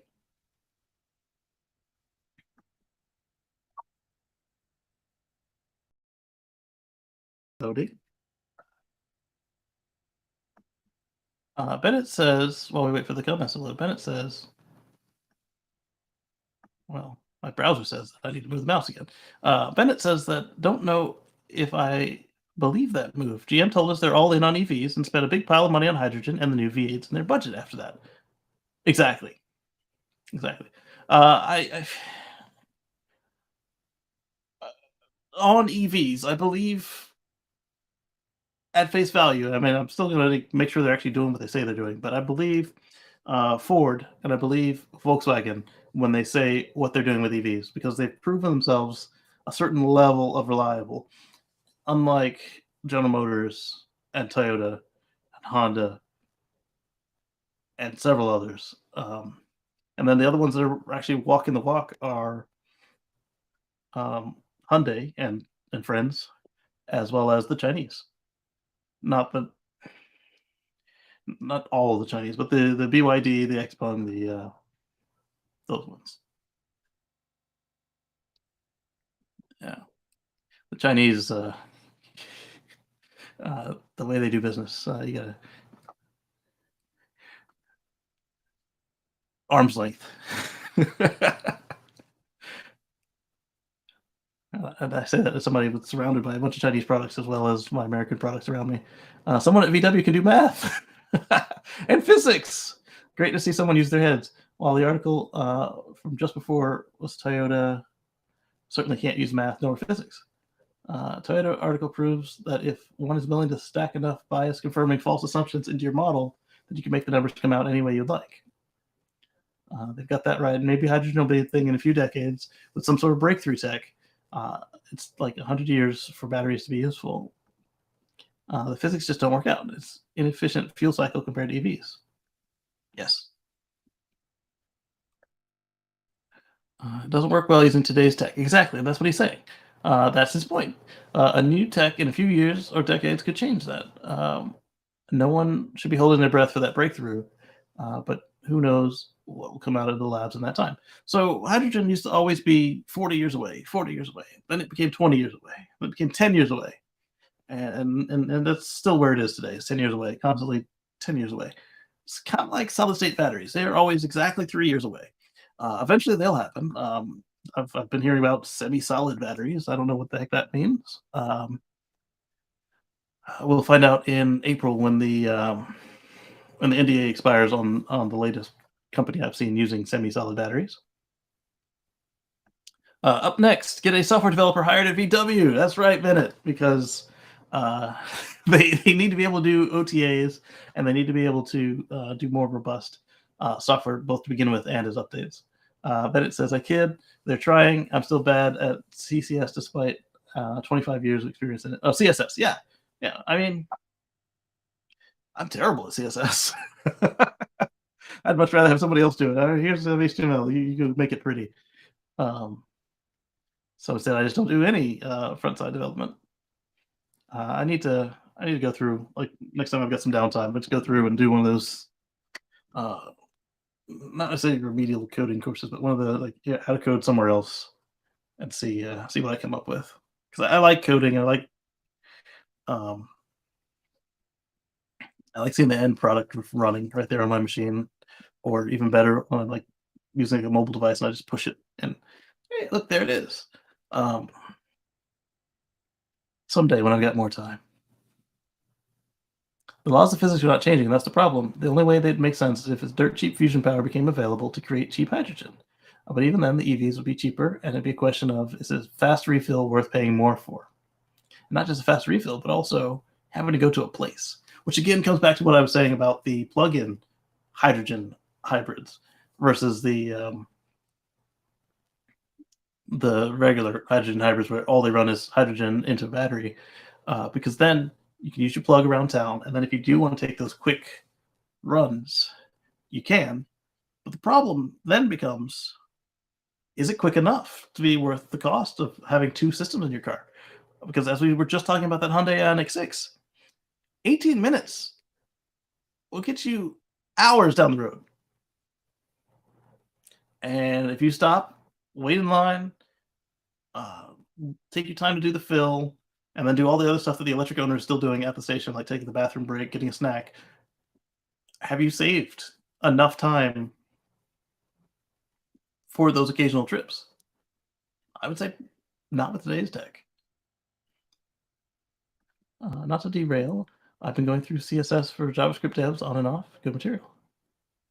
I will look that one up. Is that the name of the book right there? The CSS for JS devs? Because I could always use a good book on it. Yeah, 300 miles of range is a long way down the road. Exactly.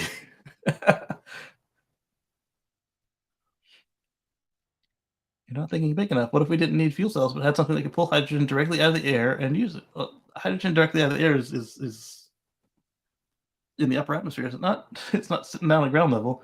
There's not much H2 in the air, but still, I knew eventually they could use it directly from water or some other magic ways beyond what we do today. Who's to say what will be possible in 50 years? Maybe Tesla's FSD will actually be certified level 5 by then. Outside dark energy, dark matter, neutrinos, physicists have a very good grasp on the laws of physics. There's not much unknown in these things. There's a reason they're still studying it, though. There's stuff they could do in material science. Trouble is less the case of today's tech that's holding it back and more like today's physics. As an example is storage. Currently 700 bar as a gas, and there are very fundamental issues with which stop going to higher pressures. Liquid hydrogen, you have to like the NASA, will never be practical for a typical road vehicle. Tech can change, laws of physics can't. Like finding an inexhaustible herd of hydrogen farting unicorns. Oh. Ben says it's a course. Okay. If you could DM me a link to that course, I'd appreciate that. Even with using 2/3 of the battery, even adding in winter battery impact. Oh, I've got an article for you guys on winter battery coming up as well. A full charge is far enough down the road that you want out of the car. Exactly. Like if you stay in the car too long, and either dehydrate yourself or hold your human biological processes, you could injure yourself. And we've got deep vein thrombosis, we've got blood clots, we've got just the fact that you need to like stretch your joints, maybe get some air outside the car. It doesn't hurt to stop every couple hours and just get out of the car. Now, if it took me 90 minutes every time I had to stop, then yeah, that would be something I'd want to shorten. But 18 minutes in the Hyundai? 30 minutes? Am I old as dirt Tesla? I mean, yeah, there's older Teslas than mine, but it's pretty old. Like it's got second gen tech in it. So imagine if I could charge at the 250 or the 350 or the megawatt. Those stops would be like I talk about how when I go to on popular trips, I pull in, I find a place, and by the time we get our snacks and everyone's gone through the restroom, the baby's diaper is changed, the car has been ready to go for about 5 minutes. So this is with the old car. So imagine how much more ready the new tech cars would be, and hopefully by then the little one's toddling about and able to do her own business. But I don't know if that'll actually make us any quicker or not, based on thinking back to when I was a kid with siblings.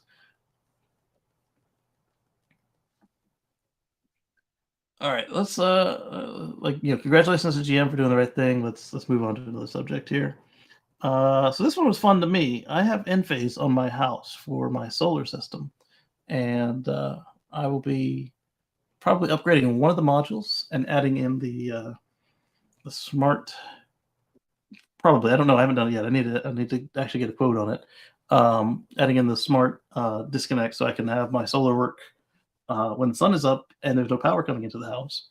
But also adding that, basically, I would flip out one of my M250s for an IQ8 module, and even keep the same panel. And what that would do for me is, in addition to allowing the house to generate power when the grid is down and use it internally, it would also allow me to use some of these cool features that Enphase has been coming up with, like the home battery, like the new bidirectional charger that they've just come up with.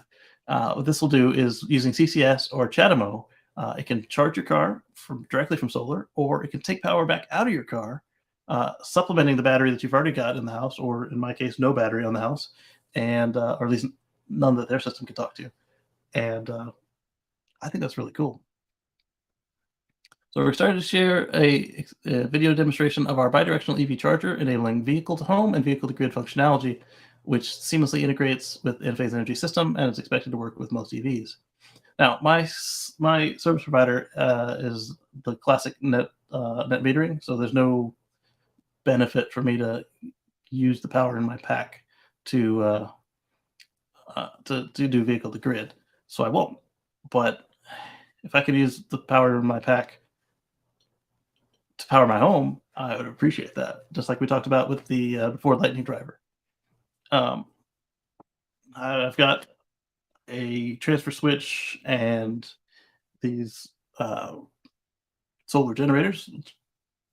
They actually are, because I've got the solar panels, and 21 kilowatt hours of storage. So that's still really good. But if it's a longer outage with cloudy days, for instance, it might be nice to tap into the 100 kilowatt hours minus 8%. So what's that? It was over 100 when I started, really. So let's call it 92 kilowatt hours left in the battery pack. It'd be nice to tap into some of that to power the home during those extended outages. And Jason Hughes says it's possible. Tesla says it's not. I've got 3 more years of warranty, so it's something I'm going to look into. But also, the Cybertruck has got proper outlets, so I could just plug in the 50 amp to the generator inlet on the house and be fine. I think it's pretty cool. Let me give you guys a link to the tweet so you can watch the video later. Come on, computer, stop messing with me.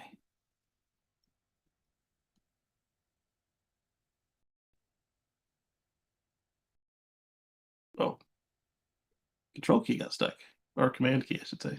It is Mac. Come on, I just want to paste this link. I don't know how many of you guys are actually watching on Twitch, so I'm just going to paste it in the YouTube window. Oh, it's not pasting there either. So either the keyboard is out again, or I didn't actually copy it, even though I right-clicked and hit copy. All right, right-click. Yeah, I had to have copied it to get it into the browser. All right, let's copy it from the notebook again. Copy link. Oh, and then as I go to copy it again, there it shows up. And that way, I can also send it to Twitch. There we go. So I think that's really cool, and we'll wait to see. They're pointing out here that they're actually doing the Tesla style, and they're using their microinverters that they use on your roof as the inverters for this bidirectional charger. So it is inverting the power from DC to AC, or DC to AC, DC to AC from the roof or from the car. If you're using micros on the roof, though, it's just AC to DC. So there's rectifying. But coming from the car, you need the DC to be back at the 240 for the house. And since it's a 240 under each panel under the roof, that's really cool the way they're doing that. It's smart. Vertical integration, reusing the parts you already have. And since the video had music in it and I'm not actually playing the audio, let's go and look at the press release and see what else they have to say about it. It's not out yet, but It's coming.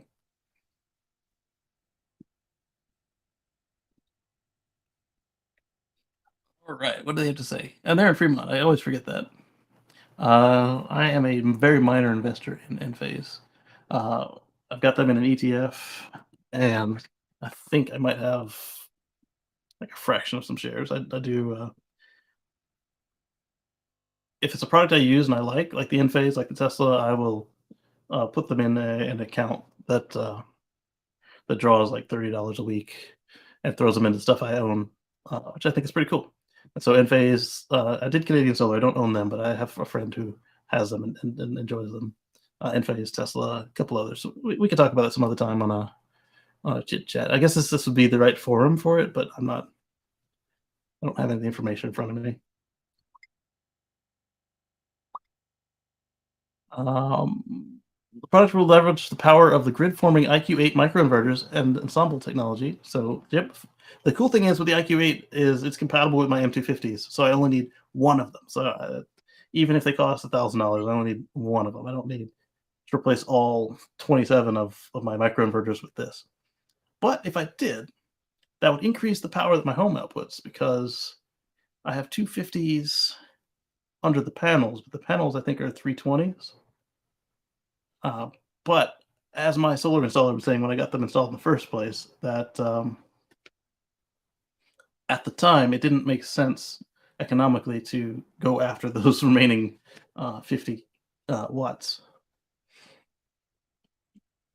because I had already met my power needs with the Volt. But now that I've got the Model X, I'll ask the new solar installer for a quote on that as well, not just the one, but all of them.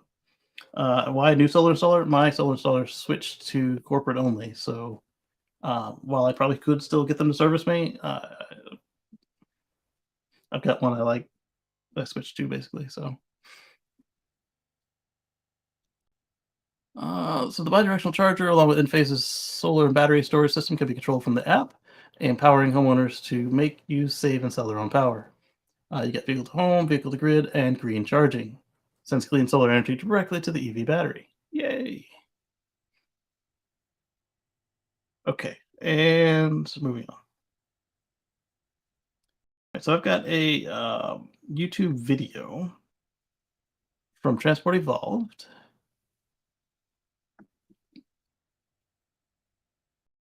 I hope this thing is muted because they've got music for their intro.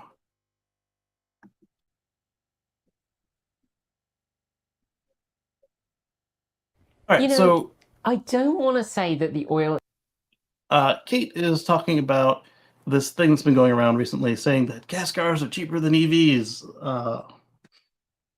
She points out that you just need new math, and she goes in. It's 20 minutes long, and it's very well done. It rips this study to shreds, and yeah, Bennett saw it. Bennett agrees it's great. So here's a link to it, so you can watch it after this. And I recommend it, especially if you've got any of those people in your social circles that every time something happens like this, or the EV fires, or Tesla getting a recall, and they send it to you. Well, now you have a response to this nonsense. You can explain that if you use the new math and pick and choose. One of the points she pointed out is that they counted purchasing the EV chargers, but not purchasing the gas pumps. They pointed out the time they thought it took to charge an EV, and they made these assumptions that don't really hold up. It's like, as an EV owner, unless you live in a multifamily dwelling that doesn't have charging, you're not constantly charging outside of the home. And they just pushed everything so far to the absurd. So she pushed it back, still giving them the benefit of a doubt on EV charging time and costs. And the EV still came out to be cheaper.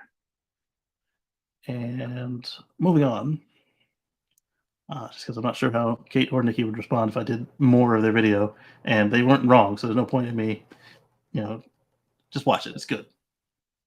And I know sometimes I kind of comment on ones that aren't wrong, but or that this blogger reacts to you like, I'm down here in the corner and I'm watching the video with you guys. We're pausing and stopping and talking about it. I don't have anything to add on this one. It's good. I mean, I'm sure I could say one or two other things, but they aren't necessary. So the U.S. says more Tesla, Ford, and GM vehicles are eligible for tax credits. So I didn't forget this, even though I put a link to the IRS up in there. Basically, now, like I said, they're using the EPA definition of an SUV.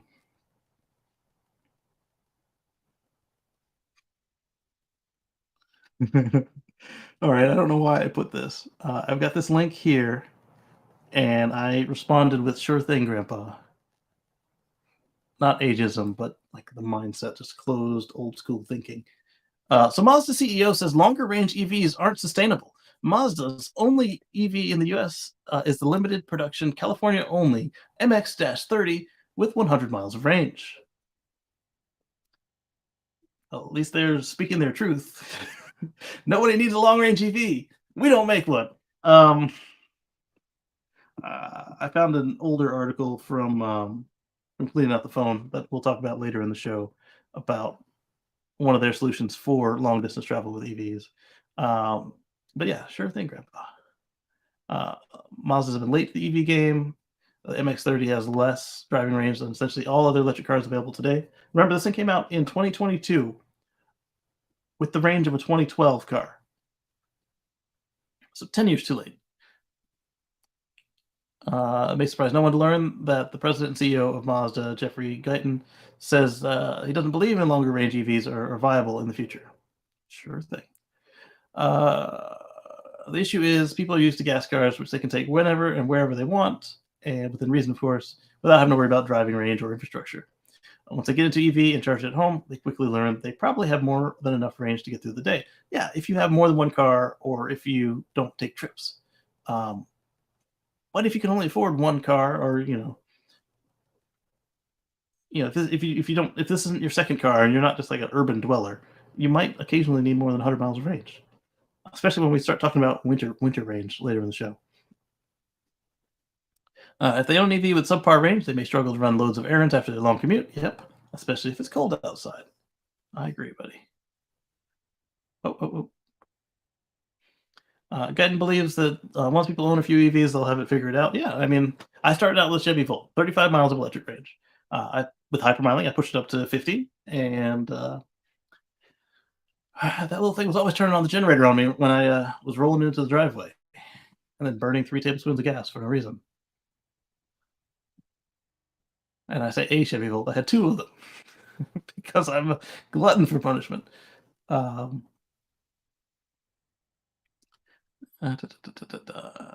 Should fade once they become seasoned owners. This is true. Meanwhile, public charging infrastructure will continue to develop, and charging speeds. Mazda, like many automakers, has no plans to help build the infrastructure, which we've seen time and again, though it is patterned with ChargePoint. Okay. That said, fear is the automakers will resort to PHEVs with gas-powered generators or range extenders, or revert back to traditional hybrids that don't plug in at all. That's a very good fear. These vehicles still emit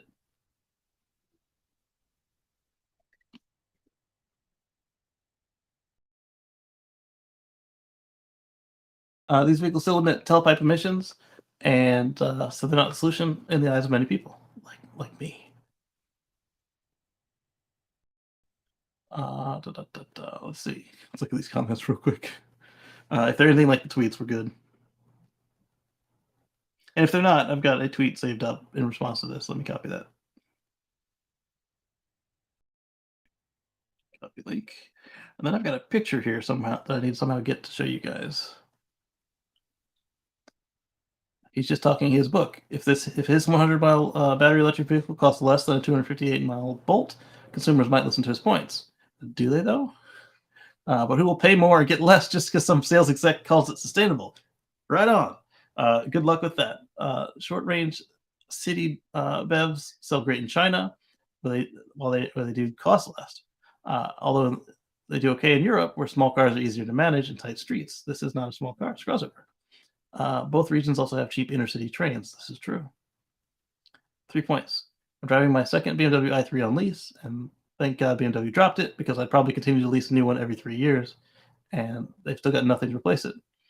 The luxury electric, extremely easy to park in the cities. EV is a blast to drive, and it beats other real BMWs in city, suburban, and country road driving. Now, of course, the BMW 2 Series and up are better for long trips and fast trips, but 95% of my driving, I do enjoy the smooth, quiet electric power and a great stereo. They can't beat. Hey, baby. You have a mirror? What are you going to do with that mirror?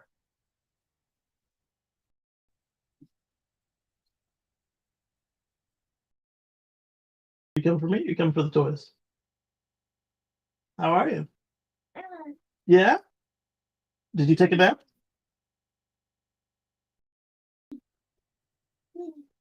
All right, you can play with your toy.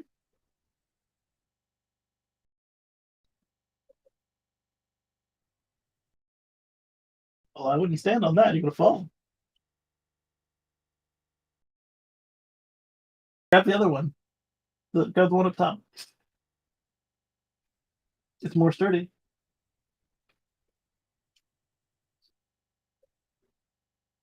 You want to come to me?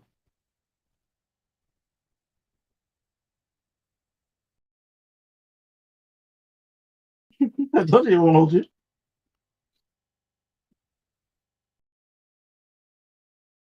That's even more flipsy. It's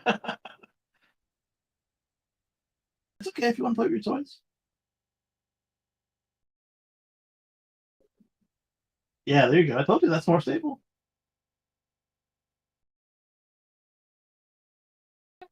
Yeah.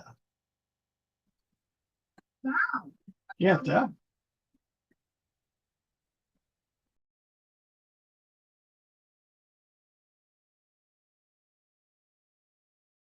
This one and their recent fossil fuel Desinfo one, and Climate Town's recent Desinfo one. Yes, absolutely. I see you back there, baby, playing with your toy. All right, so poor excuse for management is to build a car again just for carb credits. Yeah. What happened to the 80s generation of Japanese managers that took over the US in the electronics industry? Yes, they're all gone. And this is what's left. Forget about Tesla. BYD is going to decimate Mazda sales. Yes. I see you. Yeah, see, I see you on the camera. See, you're in the picture. Yeah. You want to come to me? You know how to crawl. You can actually walk. You're just afraid. You've got balance.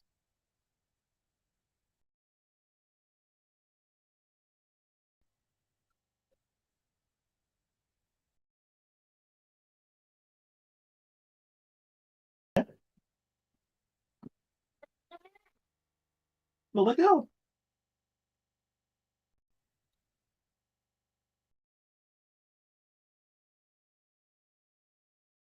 Or you can walk the walls, whatever you want to do. Don't bust your grape.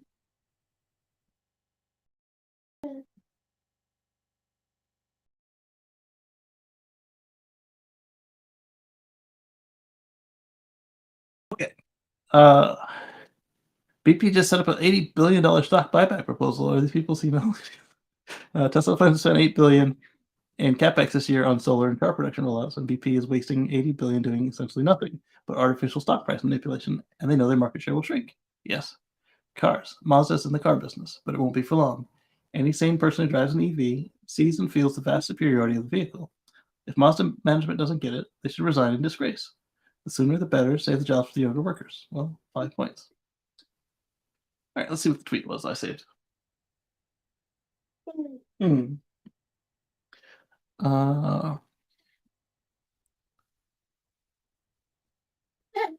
So Charles Jackie says that another car company doomed to fail. Something that already exists isn't sustainable.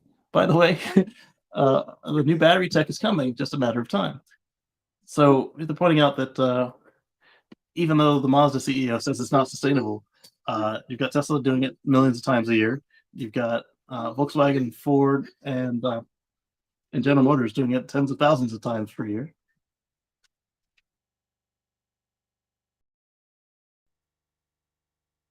Gentleman Carl, so you already get up.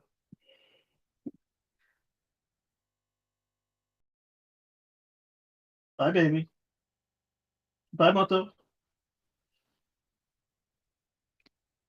Not trading and walking. All right. So I think this one is.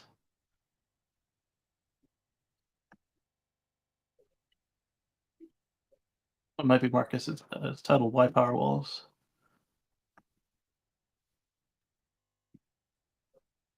Let's see. I think it is.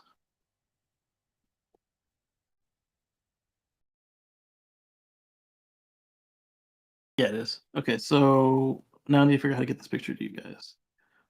Mm.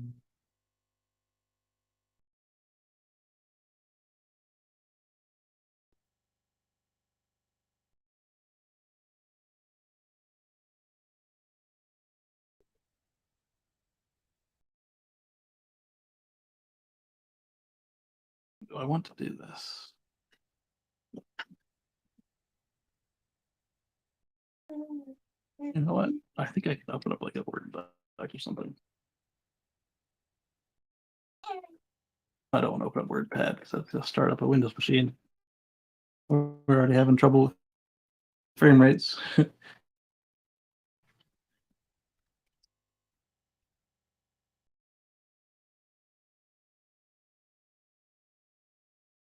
worked. All right, so new blank document, paste, and make this bigger.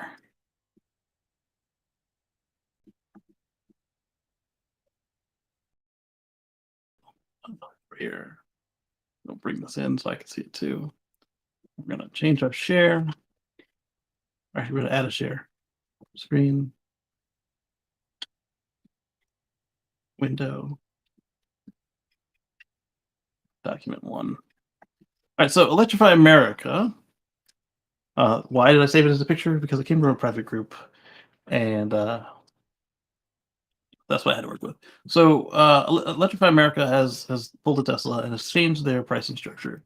And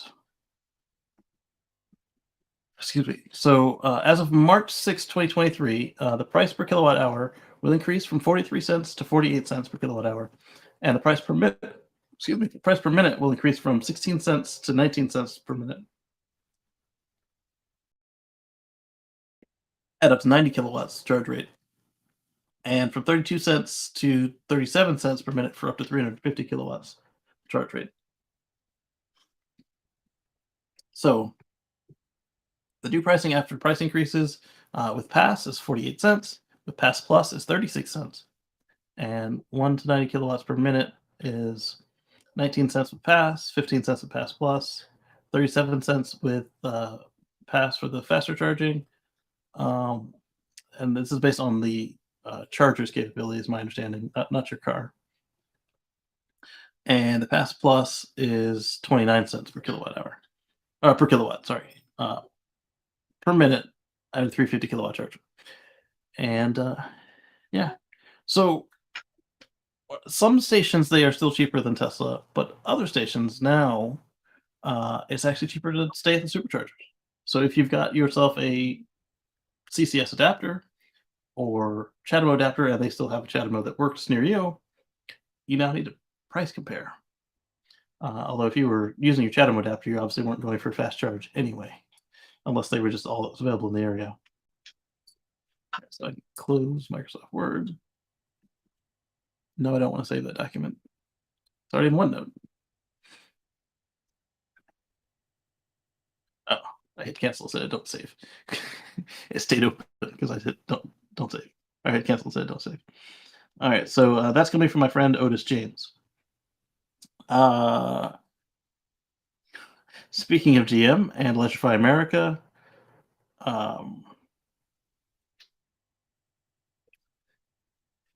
seriously, All right, so GM tells Chevy Bolt owner it's not responsible for fast charging at non-Tesla, non-approved public stations. At the same time, GM doesn't have any approved stations. They do have some dealers. I guess that might count. But the dealer who tested this vehicle out and says that that it charged on a fast charger uh, doesn't have any DC chargers on site. They have a level 2 station on site. So they probably just plugged it in, and the car is using its own onboard charger to convert the AC to DC, and it worked. But ever since this person got their recalled battery, they haven't been able to DC fast charge anywhere. So let's see. Update. General Motors has issued a more detailed statement on this particular matter. It's posted directly below. Let's see.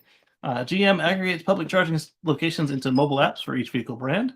GM does not certify individual charging stations nor verify charger operations on a real-time basis, but relies on a combination of industry standards and independent safety certifications obtained by charging hardware manufacturers like UL, and our ongoing interoperability testing with charge station operators ensures a positive customer experience. The advisor misspoke in this case, and our customer care team is in contact with the customer. So it sounds like GM is walking back the nonsense the dealer told this guy.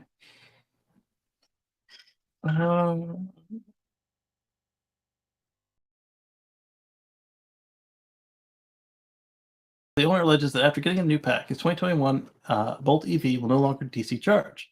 The person has taken it back to the dealer at least twice. The technicians claim that the chargers he was using were actually the problem. No.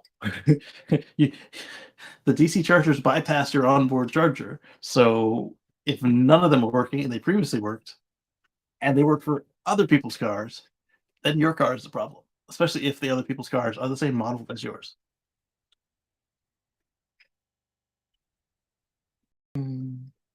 So now that we've got this update, we will have to wait and see what becomes of this. Let me check the comments real quick, but we'll probably be disappointed about what we see.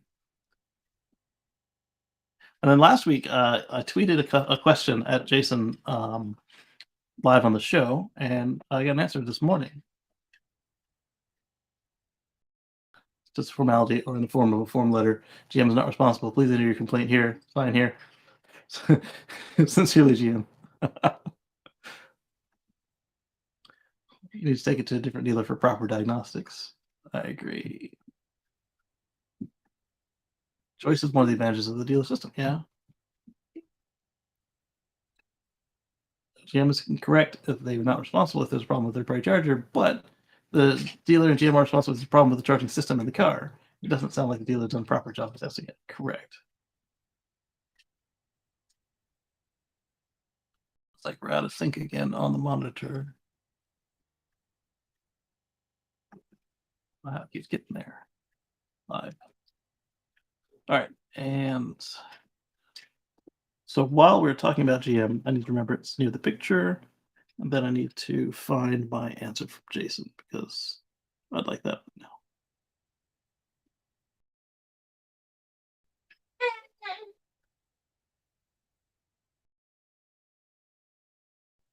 There it is.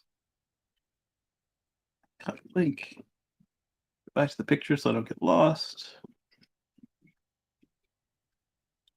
My note on this on this GM situation, I put Tesla hasn't monopolized bad service. I play with your toy. Yeah. All right. So, Jason answered me, and it was in a tweet about we were talking about Easy Pass. So ignore the Easy Pass. I changed the subject because I wasn't sure if he saw my follow-on question where he answered that this won't happen on a Tesla supercharger, which was true, and I understood that. But it was good to know that a Tesla supercharger won't do that.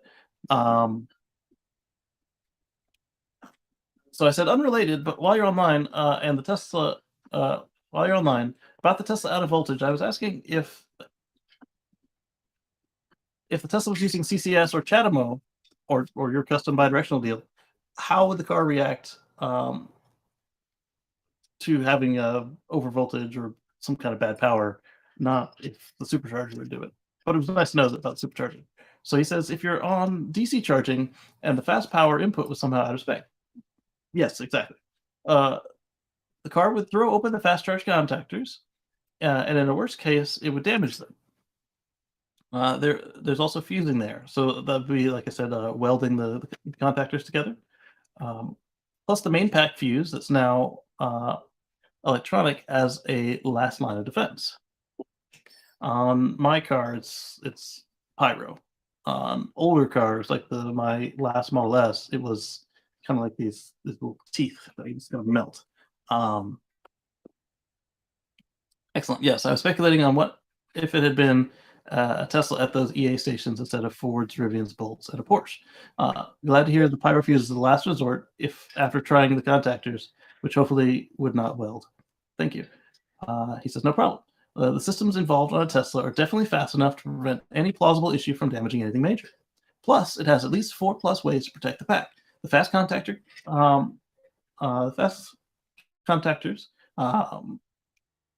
themselves, the fast contact fuses, there's over 16 of them, and the main contactors, and the pack pyro fuse. I've abused the fast contact systems a lot, rock solid. And Brandon said, have you compared the Tesla architectures to others at all? And Jason then went on to say, only a Chevy Bolt, mainly for some CCS protocol testing stuff. Their design has no great way to protect the pack from a major fast charge issue, since the fast charge contactors aren't brake rated like the Teslas.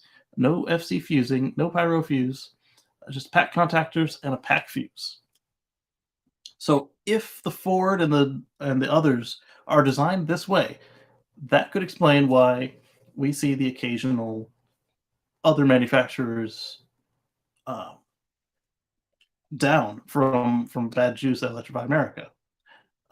Like if the Ford says give me 400 volts, and the Electrify America station says, hey, here's 800 volts.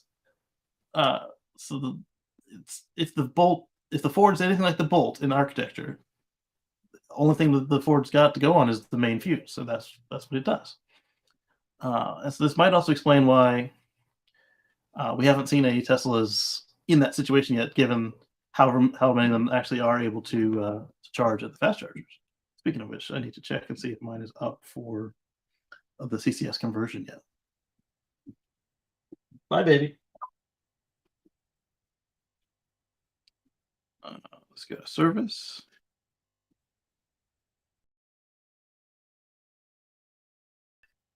CCS adapter retrofit.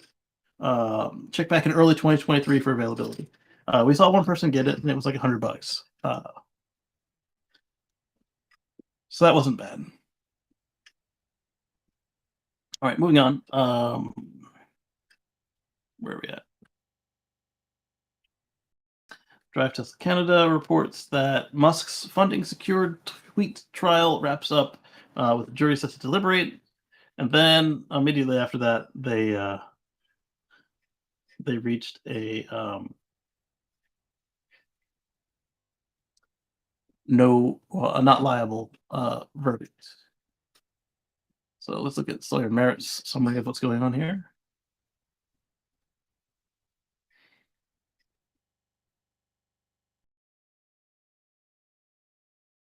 Breaking Elon Musk's trial found not liable in trial over 2018 tweets proposing to take Tesla private. The 9-person jury said that investors who brought the class action suit have failed to prove that Mr. Musk hurt them by tweeting about a possible deal. These people who brought the suit were short sellers, so anything good for the company would hurt them. Just in time to ruin Tesla Q's weekend.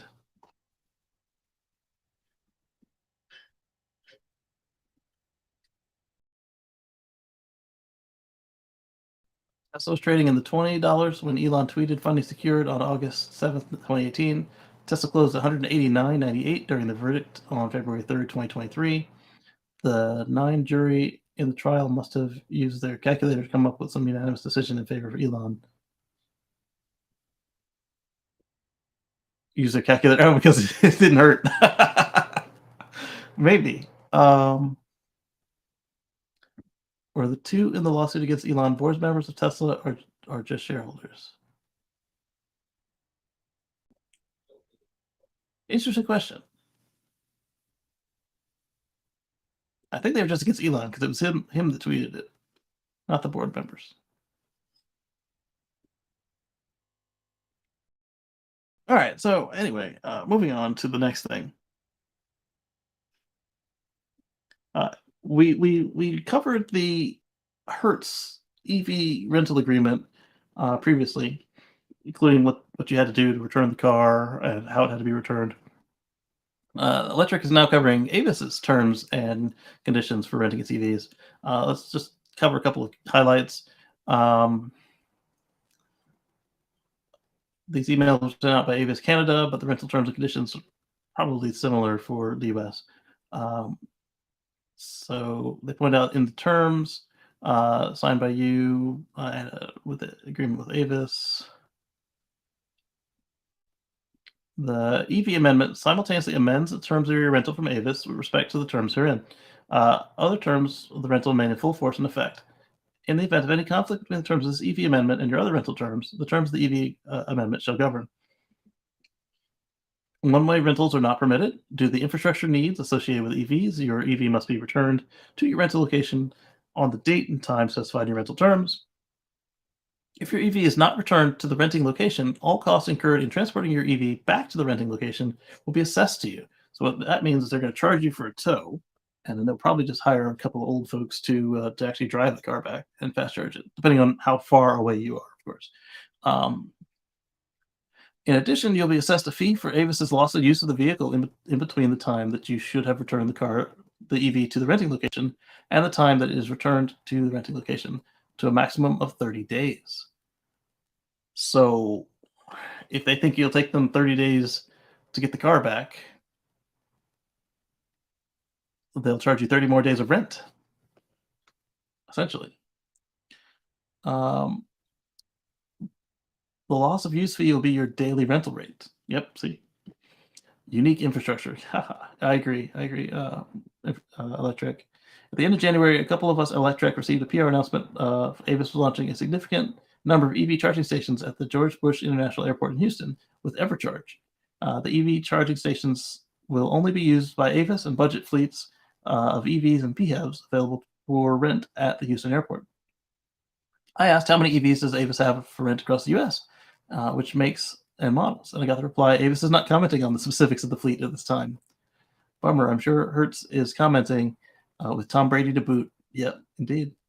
I asked the spokesperson how many EV charging stations Avis is installing at the Houston airport, and they wouldn't tell me. They only said that both DC and Level 2 are being put in. Seems like they wanted to talk about it, but weren't quite ready yet. I asked what the rollout plan is for other North American airports and got the reply, following the launch at the Houston airport, Avis and EverCharge plan to extend the partnership to additional airport locations this year. Why even make an announcement and all these terms if you're not ready to talk about it? Based on the above information, it would appear that the reason why a car rental customer has to return an EV to the original location, in this case airports, is because Avis doesn't have enough EV charging infrastructure yet. Plugs. I get this is also a growing pains issue, but simply isn't very practical. Not everyone returns to the place where they rented the car. Yeah, you'd have to fly into a place, do business, and then leave from that same place for this to make sense. And definitely not, or doing a round town rental, like while your car's in the shop. There's a lot of people this doesn't cover. A lot of people who would want an EV. That's their rental. This guy. Maybe Avis should have installed more EV charging infrastructure before it rolled out its unknown quantity of EVs. One can rent a Tesla Model 3 from Avis in 7 states, all in the West. It's kind of silly that one can't drive between those locations without having to return home base. Yeah, I agree. I mean, that makes sense if you can't drop it in a place that's not equipped. But to not be able to move them between places that are equipped is stupid. I know on paper it makes sense, but that's not something you want to burden the customer with. That should be something you just handle internally. Especially with the Teslas, there's superchargers near like everywhere. So as long as you do the same thing as Hertz, say they can't return it with less than 10%, this, that, and the other. Let's see. Avis will rent out the EV at least a 70% charge on the battery. What? You're not even charging the cars? Hertz is giving you a full charge. The range of your EV will vary based on a number of factors, including the vehicle load, driver's actions, speed, acceleration, and terrain factors such as inclines. Avis does not warrant or guarantee the range of an EV. Electric asks, why 70%? The ideal topped up charge level is 80%. If Avis has EV chargers at its rental locations, then it should charge them to 80%. Yeah. Or 90 in the case of the Tesla, assuming they don't have a iron pack. And Avis ought to print up a helpful document or give its renters a QR code so they can read about why and how vehicle load, speed, acceleration affect charge. Let's not say there are factors without explaining them. So it just seems like they are not really ready to do this. They're doing it because either they get some credits or just to check off some feel-good box. Or maybe they're just incompetent and they'll learn their way. Like, it is new, but this doesn't seem the way to learn in public. Battery charging levels at return. EV must be returned to Avis with the battery charge level of at least 70%. So you have to turn it in higher than they gave it to you. If your vehicle's returned at less than 70%, but more than 10% charge level, a charging fee of $35 will be assessed to you. It's not a gas car, you nincompoops. What the hell? At Hertz, you only have to turn it in with a 10% battery charge. You don't have to fill it back up to whatever level you got it at. It's not gas. They have chargers on site. You're turning it into the site with chargers. Imbeciles. If returned less than $35, a total of $70 of charging fees if returned with a battery charge of less than 10%. I don't know what Hertz charges you for going under 10%. It's not that high. The charging fee is based on the kilowatt hours overhead, loss of use of the EV. You could charge me an extra 30 minutes of rent? Take your 30 minutes. But no, it's not. But kilowatt hours and administrative costs. Avis incurs charging the vehicle.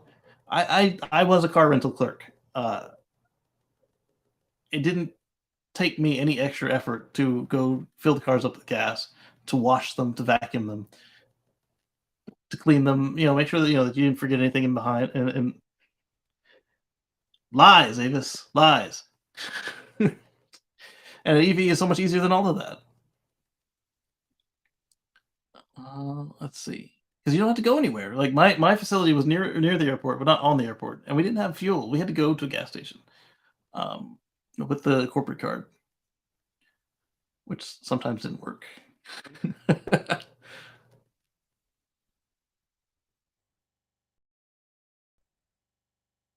All right, let's see. Fees assessed in the United States refer to U.S. dollars, and fees assessed in Canada refer to Canadian dollars. So you get your actually this time you guys get a Canadian discount. Usually you guys get a Canadian markup. $35. So Electric says $35 car charging fee is a bit steep. I agree.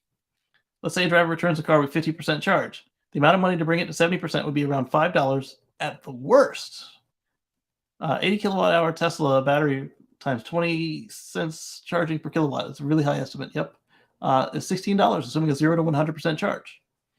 How much profit do you need, Avis? But I guess this is like when you bring a gas car back empty without prior arrangements, and the rental car company charges you a really high fill-up fee. Oh, I wanted to charge you that same little, like, hey, bring it in anywhere fee they charge on the gas car, which I doubt they've discounted it. And Avis has DC chargers, so they won't have to wait long to charge up the car. Charge up a car that has a battery charge level less than 70%. Yeah, I agree, Electric. Dan says, stock boost and the smaller people in stores never know what's going on. Yeah, it could be.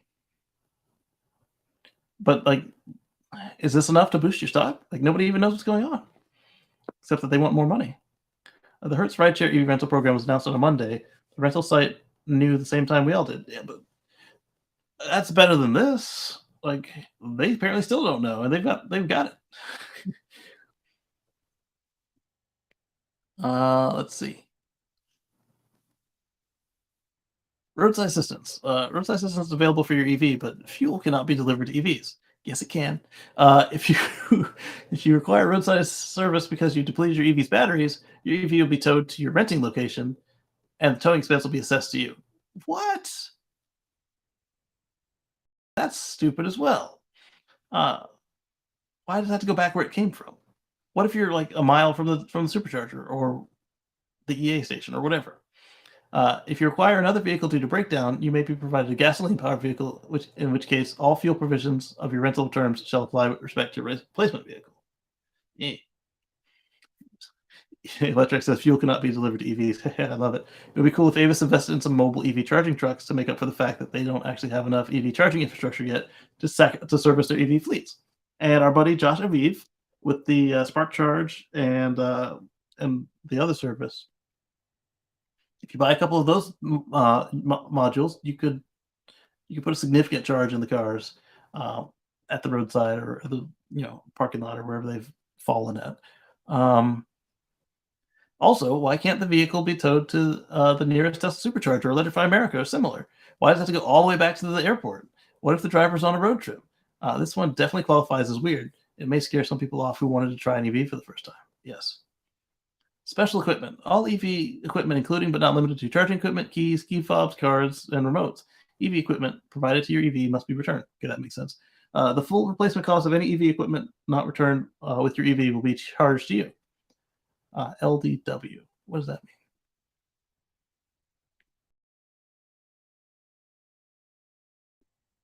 Lane departure warning system, even if elected, does not cover EV equipment.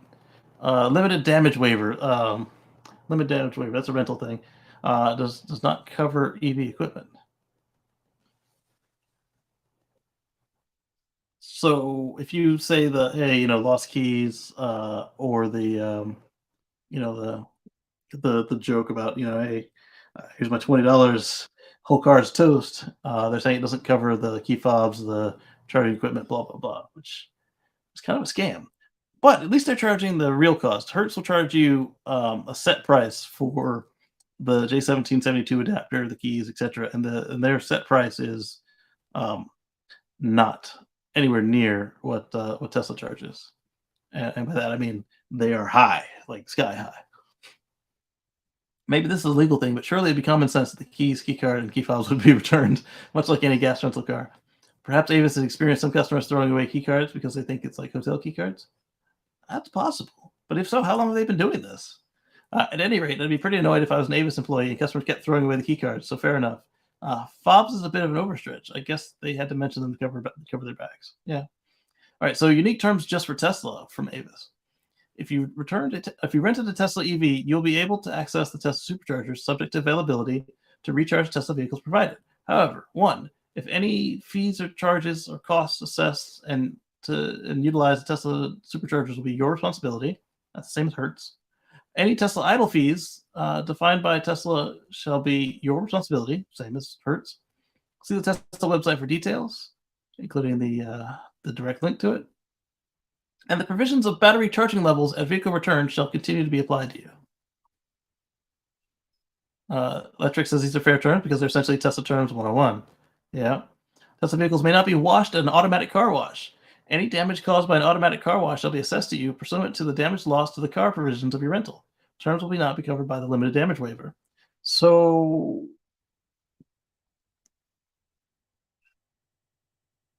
I think they're trying to talk about the touchless washes. I don't know why Tesla is special with this, other than Tesla already says not to use the wash tunnels and the touch in the manual, the touch washes, where the machine goes around you.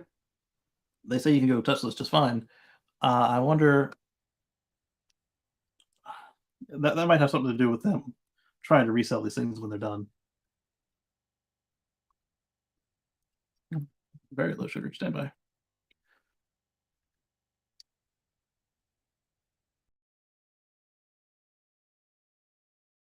Top comment by Peter Scott. This kind of makes sense. On return charge level, they're covering the cost to charging more than the kilowatt hour. Same kind of issue if you drop it off somewhere without charging. No.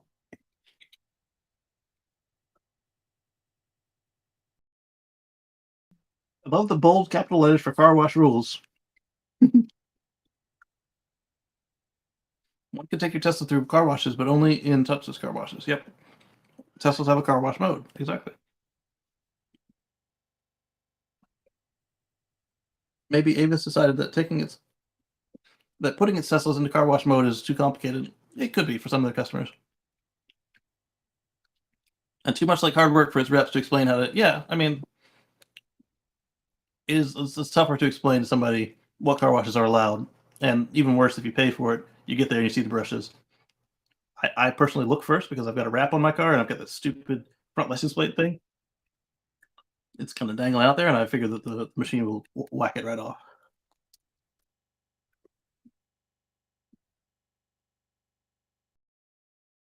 Not saying it's not a good product. What I'm saying is I shouldn't need a front license plate.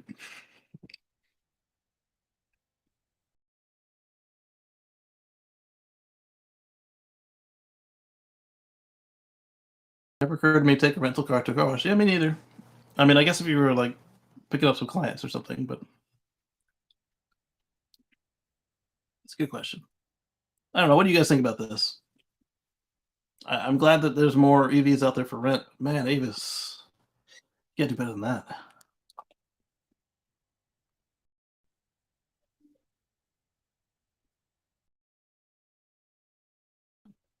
Electric talk about the raised rates too.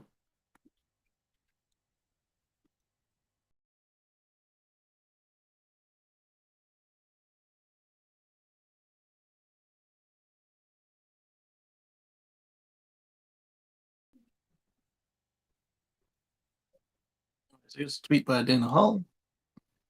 Her beat is Tesla. She's a classical reporter. She covers other stuff, but mostly just Tesla. Tesla and Elon. Sometimes Twitter.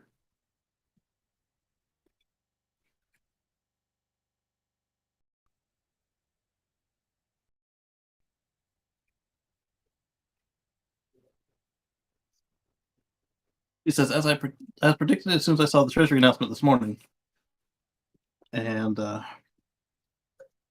because she writes for Bloomberg, and I'm not a subscriber, and I get limited number of free articles, I copied in the relevant paragraph. All right, so she wrote, Tesla Inc. raised their prices of the Model Y SUV in the US late Friday. The cost of the Model Y long range increased by $1,500 to $54,990, while the Model Y Performance is up $1,000 to $57,990.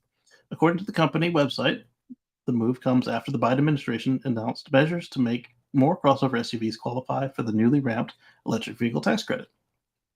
The change announced Friday by the Treasury Department expands the number of consumers who can take advantage of the lucrative $7,500 customer credit, a consumer tax credit, by broadening the definition of how a sport utility vehicle is defined under the Inflation Reduction Act.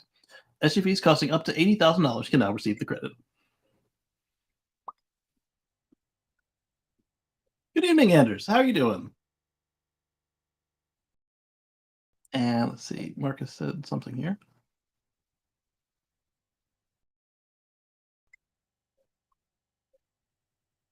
All right, so Marcus just got an announcement from his news organization that says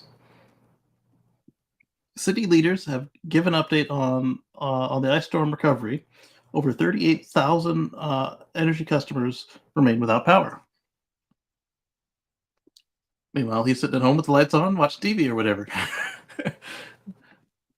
I was glad to hear, Anders. I'm glad you're doing fine, and I hope you are resting well after this is through. And where was I with Dana? Dana said that. Oh yeah, so who couldn't have seen this coming, right?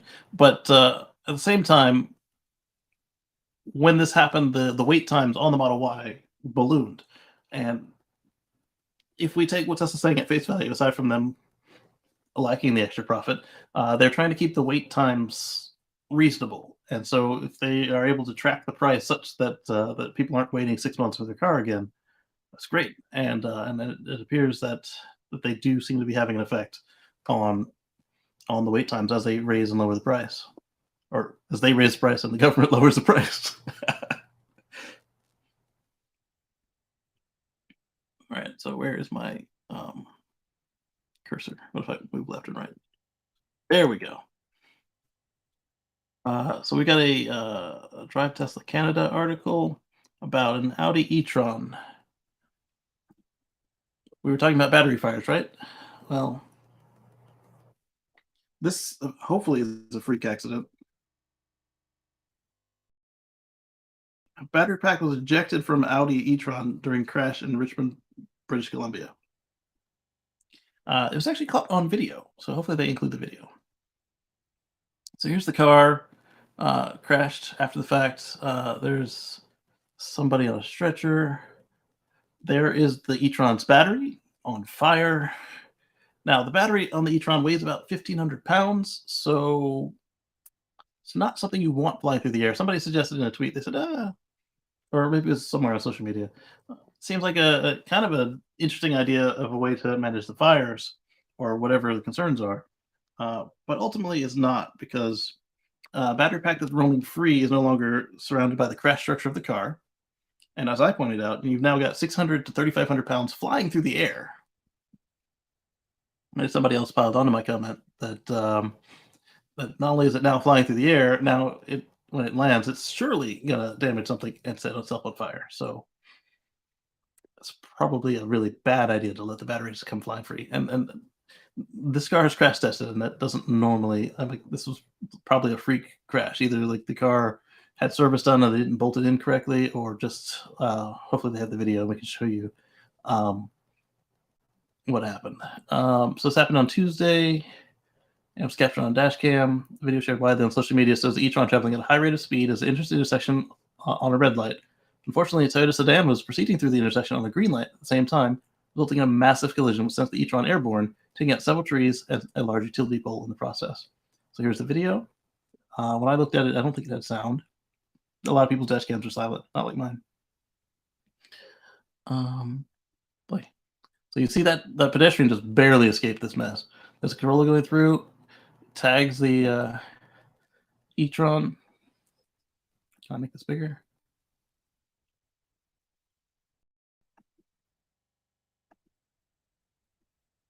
Oh, I see. Full screen is just the frame. So there's again. Corolla goes through, e-tron tags them. That you see sliding that way is the battery pack, and that you see taking out the pole is the car. Moments after the battery pack can be seen flying through the air, sliding along the road before coming to rest in the center median, where it subsequently caught fire. Photos and videos from passersby show flames visible from the battery pack and still smoking after firefighters descended the scene.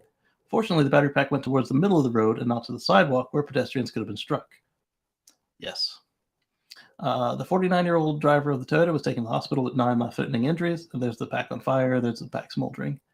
The 31-year-old driver of the Audi was not seriously injured, according to a statement by the Royal Canadian Mounted Police. And Audi has not commented on the crash, but we've reached out to them for more information to see if they're aware of any other vehicle accident where the battery pack was ejected from the vehicle like this. And if they are, that had better be a warranty. An interesting side note is to this accident is how it's been covered by the mainstream media. Yes, which shows their inherent bias against Tesla.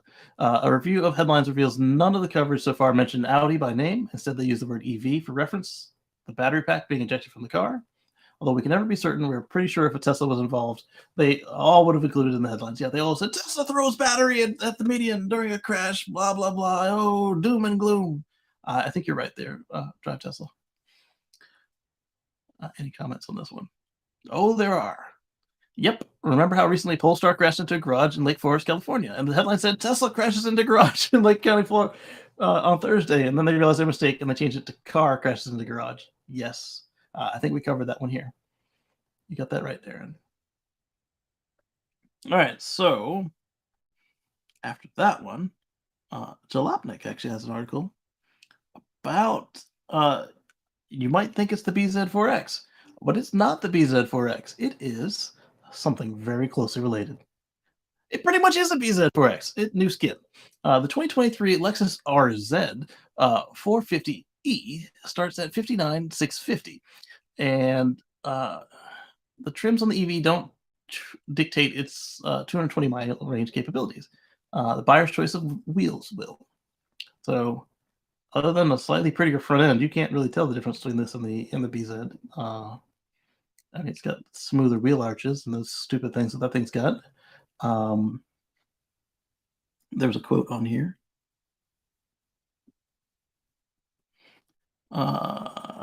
Lexus has finally released pricing for its first fully electric vehicle, including a 1150 destination charge. The RZ 450e starts at 59,650. It shares mechanics with the BZ4X. The RZ has a 71.4 kilowatt hour battery and gets as low as 196 mile range with 196 mile range with 20-inch wheels. Yep. Oh wow. State Farm won't insure theft-prone Hyundai and Kia models in Louisiana. I saw videos about how easy it was to steal them there, but didn't realize they'll just straight up not give you insurance rather than just hiking your rates. All right, so even though it shares mechanics with the BZ and Subaru Solterra, Lexus went further in length to make the RZ its own with Lexus-style branding. At first glance, you could almost mistake it for an electrified version of the RX.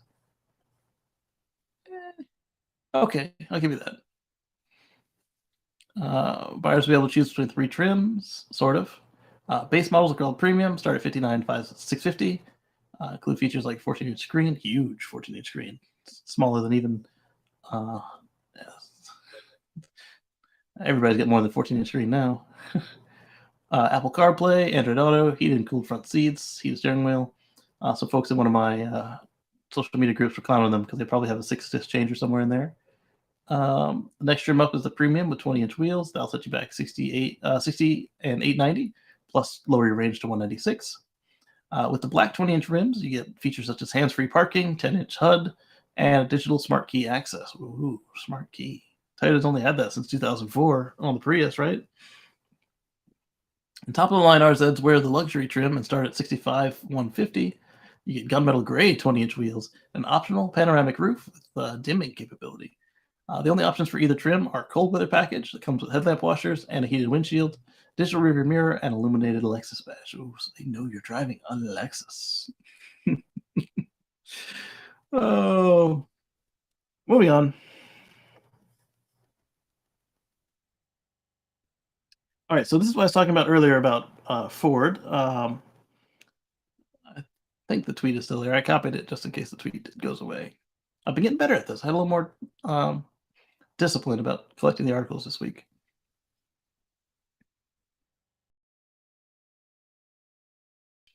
All right, so the Ford CEO said, we didn't know that our wiring harness for the Mach-E was 1.6 kilometers longer than it needed to be. We didn't know that 70 pounds heavier and that it cost an extra $300 a battery. So apparently they weren't listening to certain engineers on their project. There's no way that you didn't know this. Somebody there saw it. I mean, because when you consider that Monroe started at GM and Ford and then GM, I guess. Plus, they were available to actually look at this thing for you. And at the time you made this statement, Monroe had already torn one down for you, a Mach-E and a Lightning. You can't say that you didn't know this stuff. Somebody at Ford knew it, and then Monroe knew it. So what that tells you is you got bad managers insulating the situation. So CNN, that's a quote from the article right there. And the CEO, in this case, Mr. Farley. So that's the other thing I keep saying is that Farley isn't afraid to admit that they're behind Tesla and when they're making mistakes. So I have a feeling that if any of these majors make it with EVs, Ford is going to be among them. Assuming they don't just go out of business for not making the profit. Farley also said other cost problems meant that Ford left about $2 billion of profit on the table. David points out, one of Sandy Monroe's first teardowns I watched showed the Tesla wiring versus the Ford. It's mind-boggling the difference. Ford should have watched that video years ago, and they would have known. Ford probably knew but the bean-counting MBAs likely stopped the engineers from creating a new solution to the problem of wiring harnesses and encouraged them to use existing parts to save costs. So true. I don't think it's the bean counters. Yeah, they probably would have said to design a new part.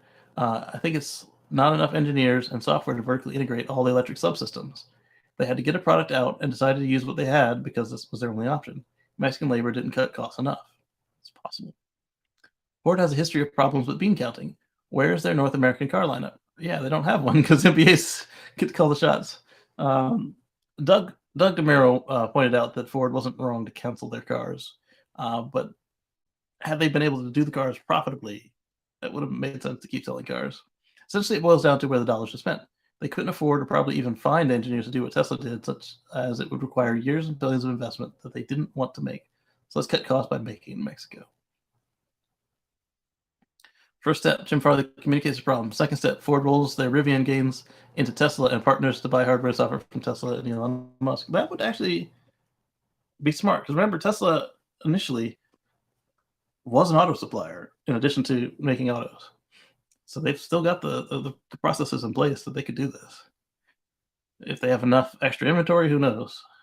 They built for Daimler, they built for Toyota. Why even bother? Your family would be wealthier if you just spin out EV biz and sell what's left of Ford. Sell the EV spin out in the offering so you keep almost nothing. Roll all your money into Tesla, checkmate. Ford family makes off. Meanwhile, Mary puts GM on the tombstone. Maybe. That one wasn't Twitter rolling back my like. It was me clicking it too many times. This is a carefully worded statement designed to increase confidence that BEVs could be profitable for Ford and directed at an international audience. 1.6 kilometers was chosen versus 1 mile, which he would naturally say. Interesting. Yes. WTF. First, I know not all numbers by watching Monroe Live. I'm not in the auto industry. These kind of efficiencies aren't something that they will have known to care about before because ICE engines are so inefficient anyway that stuff like this makes no notable difference. It's just another area that just has a decades-long advantage. Yeah. You think after 100 years of manufacturing vehicles, they'd be able to determine the right amount of material needed for a particular vehicle, not as well-oiled a machine as expected with their pedigree. Don't you remember Too Big to Fail? Yep. Model 3 has been shipping for years. Unacceptable for Ford not to benchmark that design. Yes. Aren't they using previously designed components from other models? Yes. The Mach-E is their first BEV. Requires pretty much new ground-up design. Tesla's been building since 2012. Yes. Mach-E was designed as a skunkworks project in around a year by the so-called Team Edison. They want to get a car to the market fast and start riding the learning curve in Wright's Law. Well, I guess it's clear from the get-go design it wouldn't be optimal. Everyone seems to forget they pulled off something impressive we don't see in legacy automakers. Same with the truck, by the way. Really? Okay. The glimpses of greatness at Ford and Jim Farley being humble and realistic and bold makes me root for Ford to survive. Yeah, I think they'll do well. Strange for the CEO to call to highlight being number one in recalls. As Farley conceded on the call, Ford's been number one in recalls in the U.S. for the last 2 years. Certainly, that's not acceptable. No, I think that's a good thing. He points out that there's another mistake they made, and they don't want to be there.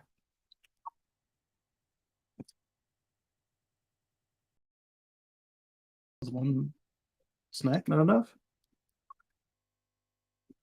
No, one snack was not enough. Bear with me.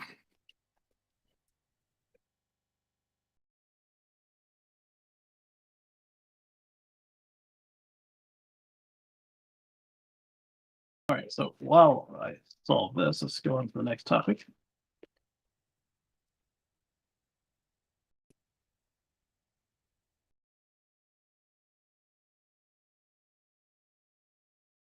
I did read the CNN article, and it was pretty much what we needed in the tweet.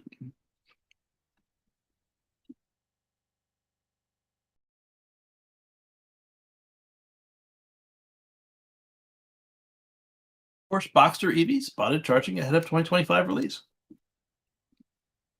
That's the tweet.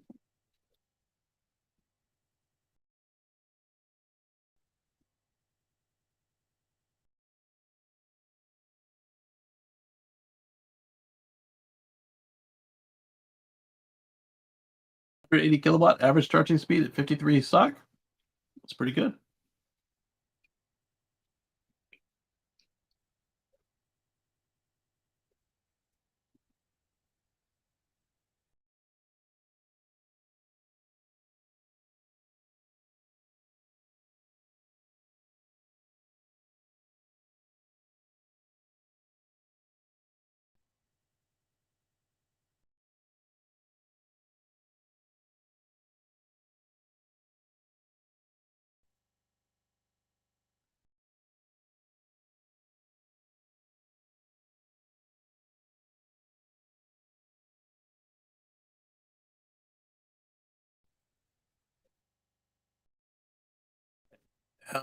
Here we see it with a Kia EV6 and Ioniq 5. So either this is just a public station or they're benchmarking this thing against these guys.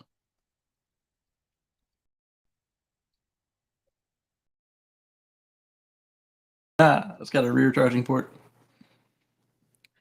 When I was a kid, my grandparents had a couple cars that had license plate fuel fillers like this. From what I understand, the main reason they stopped was just for rear end collisions, but on an EV, it doesn't particularly matter.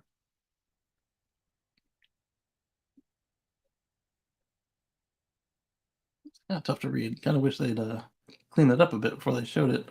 53%, 27.237 kilowatt hours delivered, 177 kilowatts, I guess.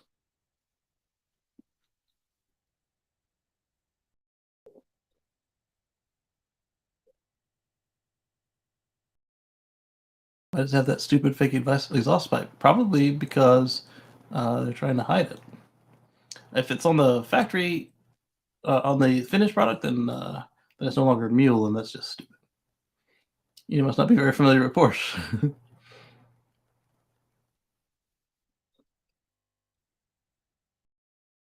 You know what, though? I think they have fake exhaust pipes on their gas cars, too. Or is this the Taycan under testing as well? Kind of tough to tell on that one. I've seen plenty of Taycans around my way, and I suppose calling an EV a turbo should have been given the giveaway. Hey, baby.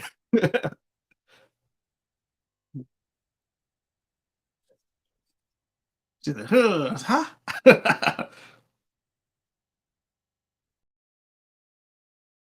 You want to say hi?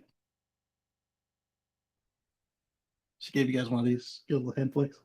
You want a wave? You get another hand flex. There's a wave. Yay! Hi. All right, moving on. GM might be realizing that pouch batteries are. There's a reason Tesla doesn't use them. They're really hard to work with. So the Drive is saying that GM is ordering a massive overhaul with its EV batteries. Report. GM once touted the packaging cost savings of its Ultium platform, but that may soon change.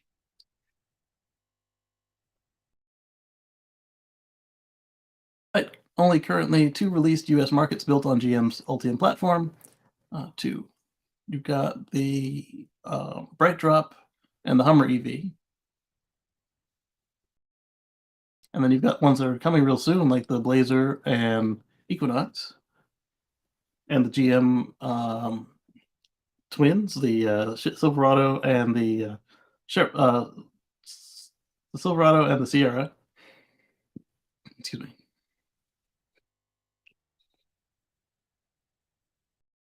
Ultium pouch cells uses pouch cells that waste less space than cylindrical cells. You can stack on top of each other like pancakes. This is true. Or vertically like slices of toast, rather than be positioned side by side with wasted space surrounding each cylinder. Except that as you charge them, they swell. The automaker has justified its use of pouch cells thanks to allowing it. All right, I don't need to talk. Let's see. Automakers like BMW are scrambling to their own future platforms to accept battery form factors similar to Tesla's 4680s. Clap, clap, clap. Yeah, because BMW said they're going to use 4680s essentially. Well, there we go. We'll see what they actually do and if they make it. All right. So Electrek is reporting on Tesla Model 3 and Model Y prices.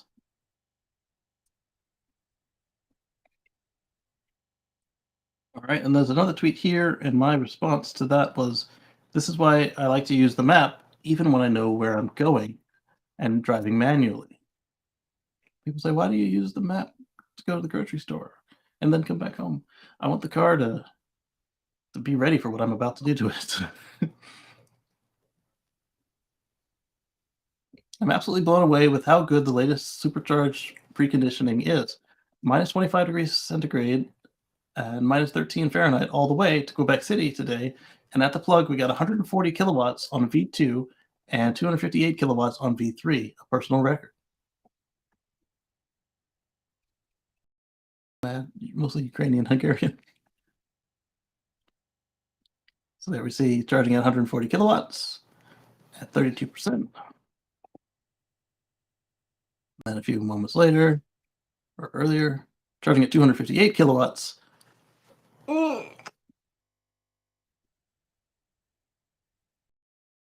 There you go. I don't know if I included the other winter charging situation. No, I didn't. So in Canada, there was a lot of the stations that were under the Arctic conditions they all had wait times, because I was suggesting that it would be less wait times if people navigated with preconditioning on, but I don't know that they all did that, so I pulled the story.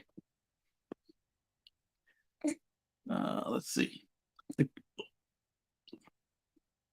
Preconditioning is great, but Elon Musk, we need more realistic adaptive range calculations on Tesla. If 175 kilometers takes 340 kilometers of range in the winter, couldn't we display that honestly?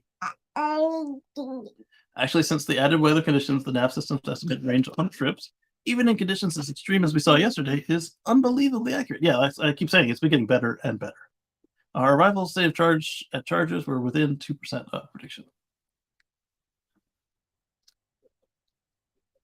Definitely not the case in my Model 3, left at 98% charge and predicted arrival at 22%. Our actual arrival was at 7% while traveling under 95 kilometers an hour, climate set to 15C. The biggest beef is at the kilometer rating, though. I can handle slight percentage variations, but 350 kilometers of range shouldn't be 175 kilometers real. Just use percent and, and listen to what the map says you'll arrive with. Don't worry about what they sold it. Especially in winter.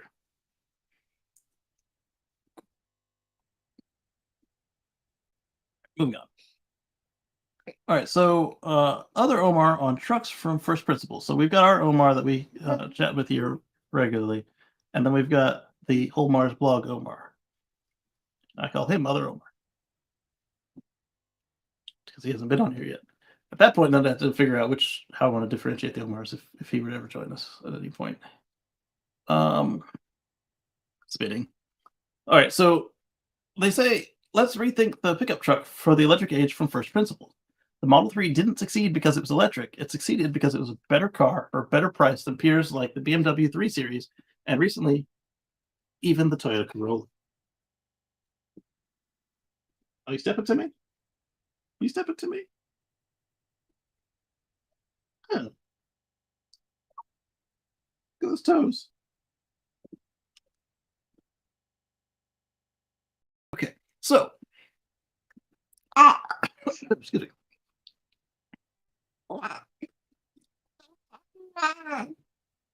Yeah. So when we think about what we need, let me just turn this into some red reader. I've got Twitter blue for a reason, right? Well, there we go.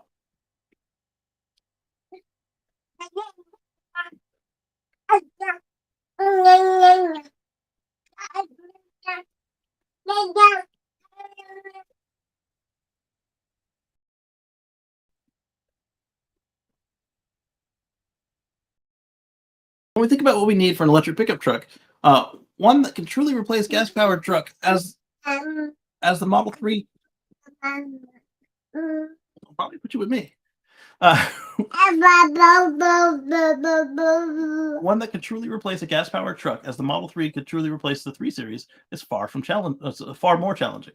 Trucks are bigger and heavier, and they need things like towing. Big battery is needed for that. Compared to an ICE truck, an electric truck has huge disadvantage as it needs massive, expensive battery.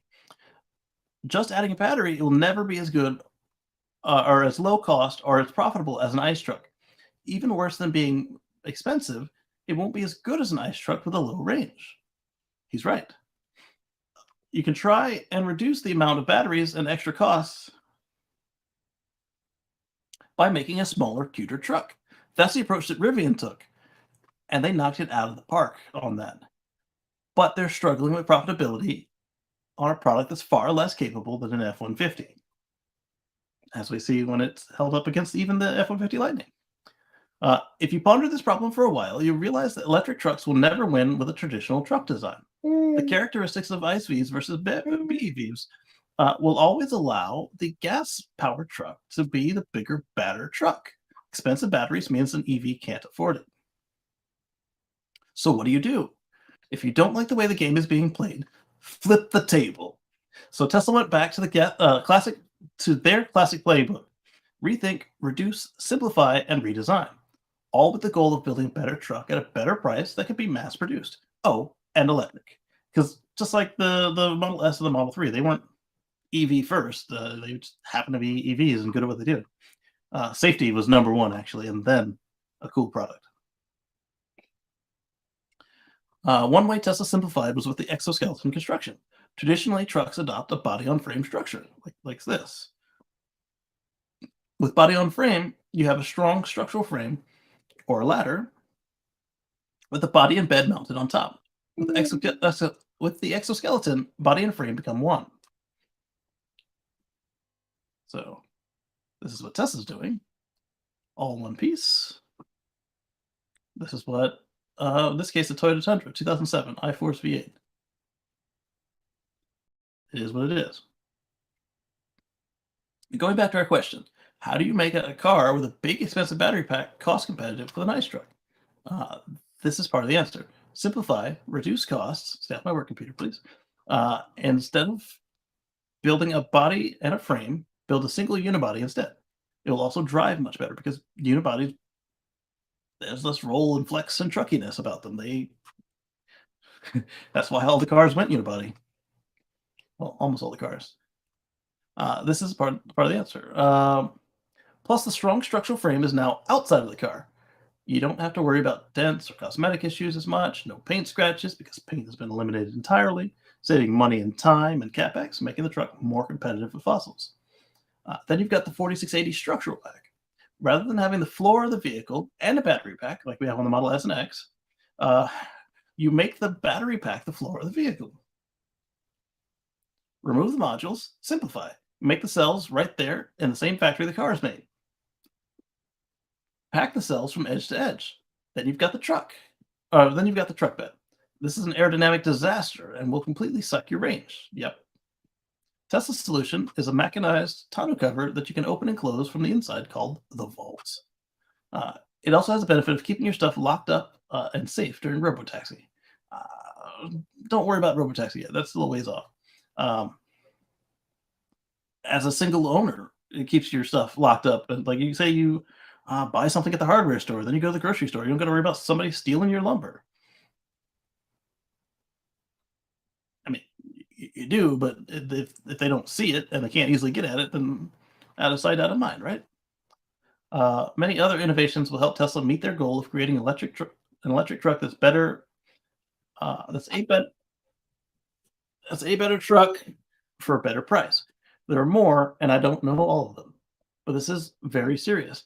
Tesla wants to mass produce a 500-mile EV truck. The first time in 100 years, competition is coming for Legacy Auto. Welcome to the year of the Cybertruck. So we've seen this video in the past. Those who haven't thought about it may laugh at the Cybertruck and say, oh, it looks so weird. But legacy automakers are not laughing, not at all. Electric trucks are their profit center. So here you can see their rear-wheel steering just a little bit. We've got another video later in the show that shows the newer truck with rear-wheel steering. But not the newest truck, just a newer one. And let's see. Legacy automakers are not laughing, not at all. Electric trucks are their profit center, and they are struggling to respond. Entries like the F-150 Lightning are a joke designed to fool you. There's a reason it has 200 to 300 miles of range. Cost. He is suggesting that that's also just so it doesn't compete with the F-150, but it's cost. Cost and weight. It is a design that was never meant to be mass-produced. As we talked about with the in the tweets with the Mach-E, it was like a skunk work thing. It wasn't meant to be their final version. It was just a start, so they could start gathering data, getting feelings, and Yeah. Ba, ba, ba, ba. Let's see. And now people will say truck guys don't want a weird looking Cybertruck. This might be true. Maybe they will, maybe they won't. Elon always said the Cybertruck could flop, and if it did, they would make a normal one. But there are a lot of people who have fallen in love with the design. They're not all truck guys, but many of them are. And frankly, the market is just bigger than truck guys. The market is soccer moms, software engineers, construction workers. EV trucks actually expand the market to those who would never have considered a truck before. But you know what? I think the truck guys will fall in love with it too. Not in spite of the design, but because of it. The design of the Cybertruck considers the full stack, the hardware, the software, the production, the battery, and optimizes for all of those things. You may not like the weird design, but you will like that it goes 500 miles when the F-150 Lightning only goes 300. That means you can actually tow. You like the cost that's competitive with a gas truck. You like that it's better. It's a better truck at a better price. And it's a better truck at a better price because of the design. And I've restrained myself from mentioning this truck will be running FSD number 4 and will be very good at driving itself by the time it ships. This is true. That's why the Cybertruck is making waves and why Ford and GM are pooping themselves. They're a cash cow, an unchallenged protectionist chicken tax monopoly.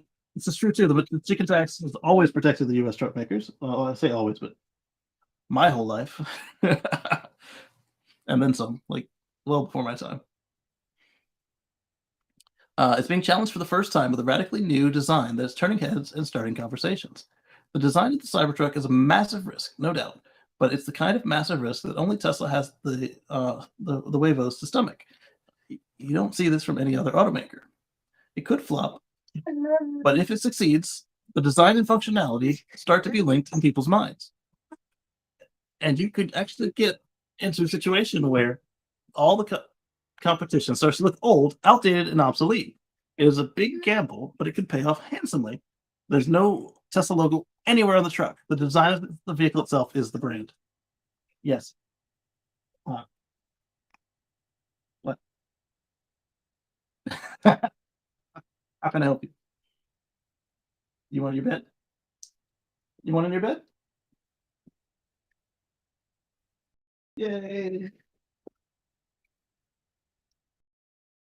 Who's this little girl? Who's that? Who's that little girl? Is that Moto?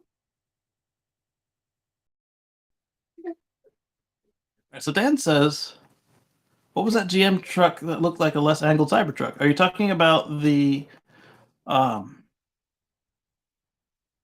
Aztec or the SSR? The SSR isn't angled at all, but I think you might be talking about the Aztec. We'll close the tweet reader.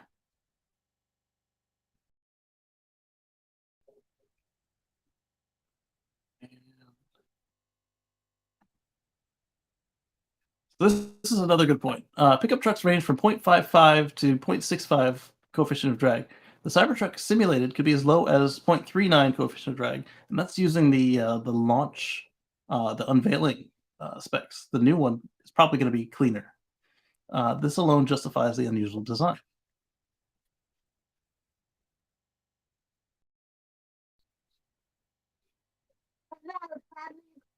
That's right.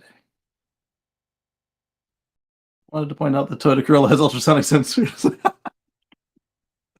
It does, Lisa. It does. But hopefully, they'll fix it so it doesn't matter. It's funny too. Balloon bringing Chinese food. The Avalanche. That's a good question, Bennett. It does look a lot like the Avalanche, but low res.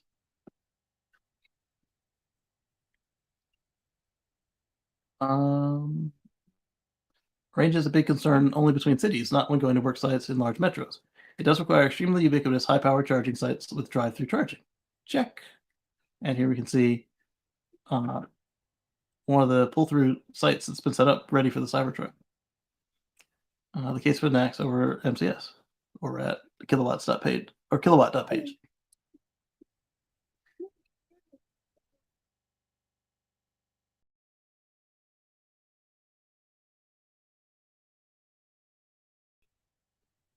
this person thinks they're up for something, and this other person points out that no, you can get one for cheaper than a Corolla for a similar down payment to the Corolla. Because that's the next thing that somebody said. Well, what about the down payment on that lease? Well, the Corolla has a similar down payment on their lease.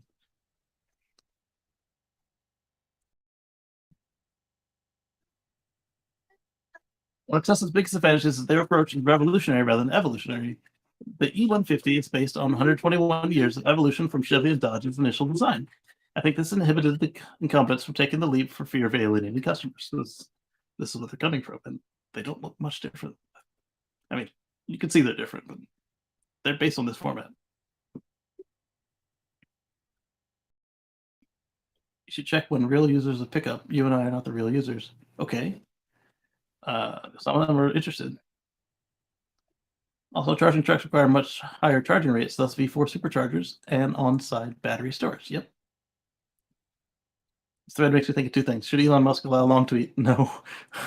For viewers, there should be an option to view all threads at once in thread. I just used it. It's called Thread Reader. The advantage of the thread is you can share a small portion or retweet or comment on it. It's a great feature or signature of Twitter. Yeah, okay, I can do that. No doubt Elon Musk's statement that Twitter will share its revenue made a huge impact on you. Trailer will platoon your truck, not towed by your truck. That would be cool. But rather than disconnecting the trailer from the truck with platooning, I would like to see, like we saw with the Airstream ERV concept and with the German EV RV that it actually exists. Both of them had an 85 kilowatt hour pack, and they would actually assist. They would drive themselves wherever the trailer was tugging on their tongue with, or wherever the truck was towing on their tongue with, I should say. You gave away all Tesla secrets. Now GM, Ford, and Ram will start thinking about designing a prototype in 2025, build the factory in 2028, and start mass production in 2031. They might. The torque of existing diesel trucks is sufficient, but the EV trucks are much better. It creates a better driving experience as long as your car plugs in overnight. There's no drawback to having that amazing torque. Agreed.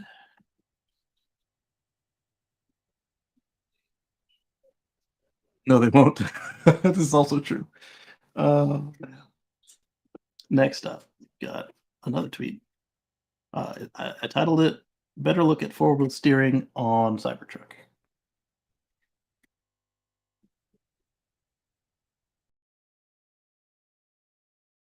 Tearing up the floor in there. Their prerogative, it's her bed.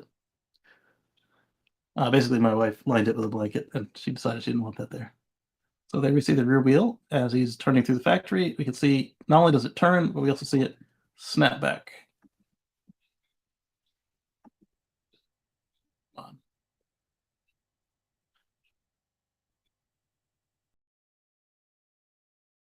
There we go. All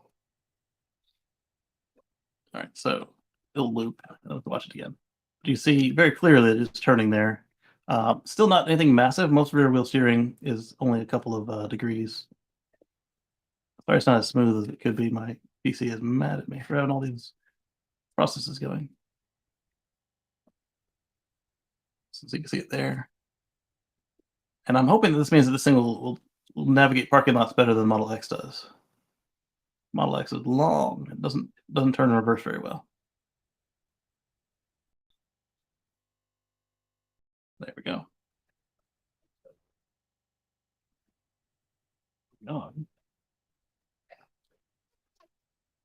Yeah. We've got an Elon tweet on Cybertruck.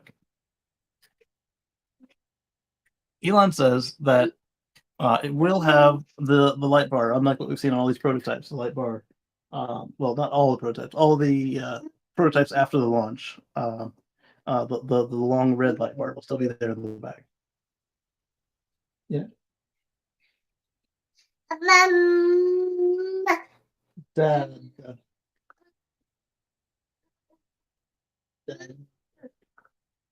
You want up?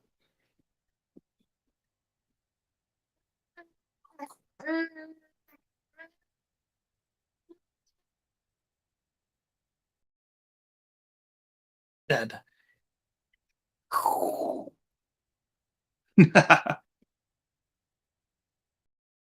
production will have the red light bar, and that's in response to somebody pointing out what they're talking about right here. John from Silicon Only Valley. This is what we've been seeing, these little squares and the window, but no bar. And that's what we saw on launch night. And Elon says, yes, it'll have a bar.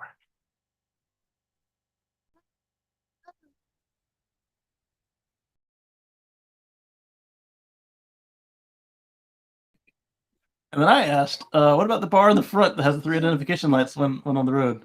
And I wasn't the only one to ask that. James says, great, I won't have to remold another one. It's not a bad idea if they didn't.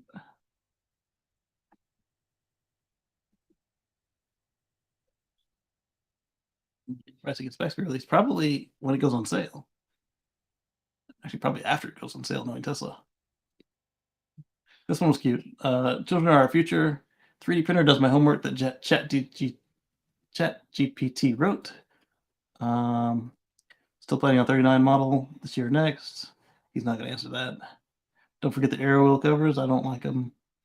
But yeah, more power to you. The tailgate approach appears rectangular on the new picture. Will it be trapezoidal or rectangle? Good question. There was somebody else that asked the same question I did, but there we go. What about the light bar? They had a picture of what I was talking about. Can't wait to buy 12 of these bad boys. Thank you, Elon. So happy about the red light bar. Thanks.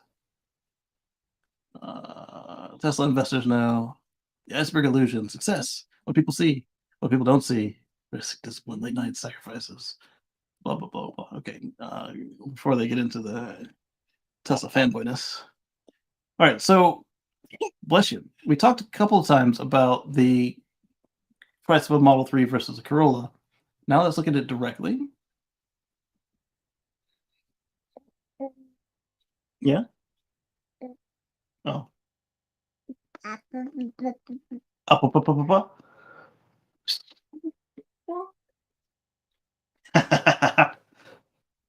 When she was much younger, she would, whatever, I'd kiss her. All right, so Homar says, rest in peace, Legacy Auto. And what he's got here is screenshots of the Toyota payment estimator.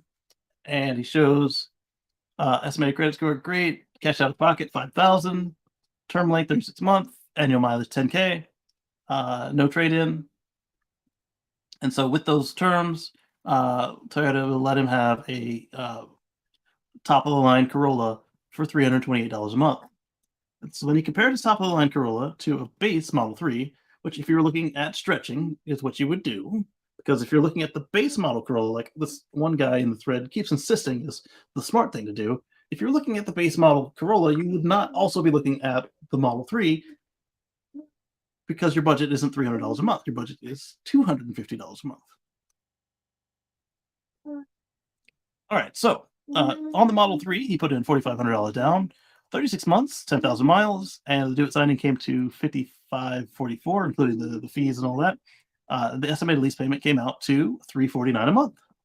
And after gas savings and whatever, Tesla says it'll be $291. And it does include the $1,300 of destination fee. So then Homar's went on, or somebody did. No, Joseph did, said if you match the do it signing, it's only 1 coffee per month. So to do the same do it signing that Toyota had came to $336 a month instead of the $349 a month that Tesla said.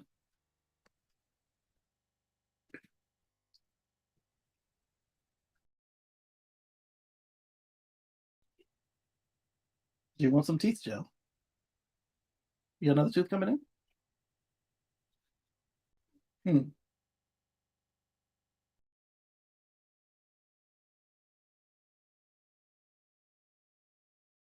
You haven't thrown any toys out of your bed today.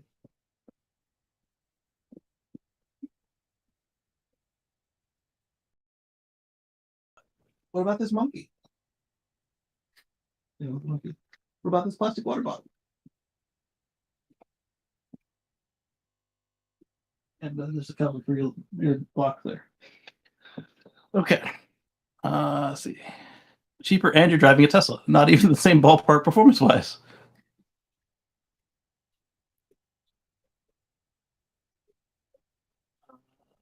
So I bought my Model 3 because it was financially stupid not to replace my 5-year-old car with it. It comes with something when it's more profitable to replace. Comes to something when it's more profitable to replace a perfectly good existing car with a Tesla. The fun is a bonus. But moving on. Okay, so we got our Jason answer that we talked about earlier. Tesla cuts prices in Taiwan and Korea. Ford confirms that its EV unit will not be profitable until 2026. Tesla accounted for 2 to 2.4% of, I think. Let me. Oh. So I keep pointing out that Tesla is a German car manufacturer now, just like they're also a Chinese car manufacturer, the same way they've always been an American car manufacturer. So Tesla accounted for 2.4% of registration of all German new car registrations in January, according to KBA. So not just electric cars, but all German cars. 2.4% of them. Yeah, get 100 of them. 2.4 of them will be a Tesla. Not bad. Buyers registered 4241 new cars in the first month of 2023, a massive 912.2% rise over the same period last year. Tesla experiences a surge in car registrations in Germany the last month of the quarter before dropping back the first month of the next quarter. Yes, they do. That should drop, though, now that they've got Giga Berlin. It should be a little more stable.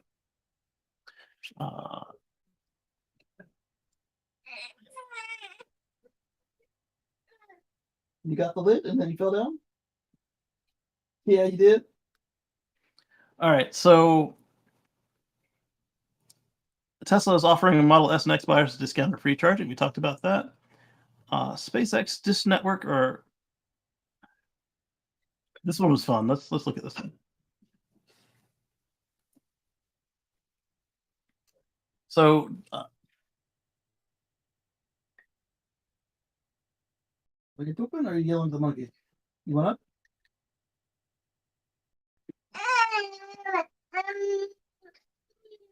You don't need my help to do that. You can do that yourself, you know.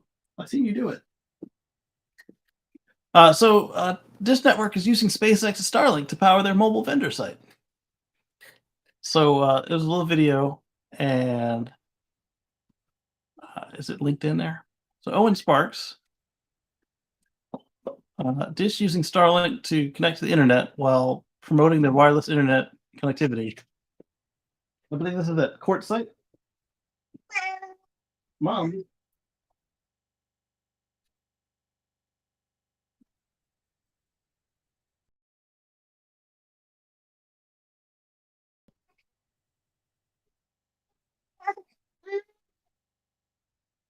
You're not Korean, child. Mom's not named Uma. No, not Uma. Mom.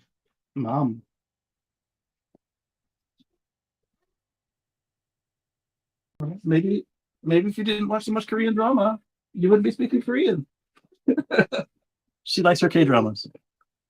So anyway, let's take a look at this video from Courtside real quick. So these guys on the other side are selling. So I'm gonna mute it. So these guys on the other side are selling wireless internet connectivity with their Dish Network and some other companies. But if you follow the cords, what they're using to connect to the internet is Starlink. There's a V2 terminal right there. Dun, dun, dun.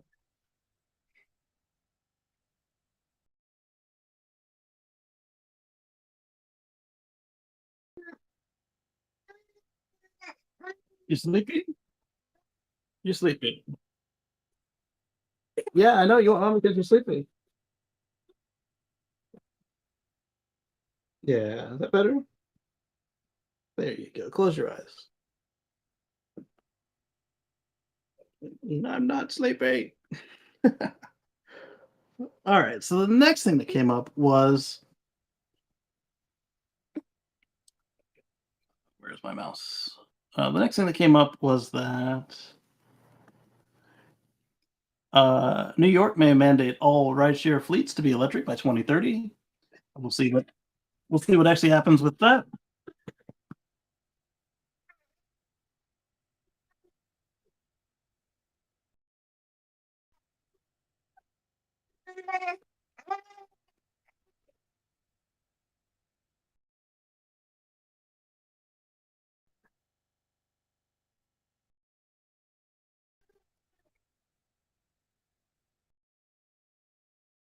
Are you hungry? Are you hungry? You want milk? Yeah, you want milk? Because you're hungry? You're not sleepy? Ah. Well, I didn't see mom. Do you see mom?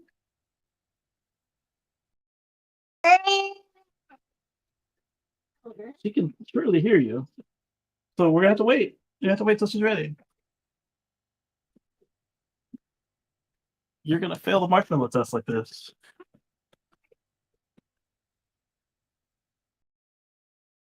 All right. So Mercedes is launching a new EV charging network to kick off in North America this year. We'll see what happens with that. But that's not where we are. Where are we? We're at rideshare fleets. This is good news right here.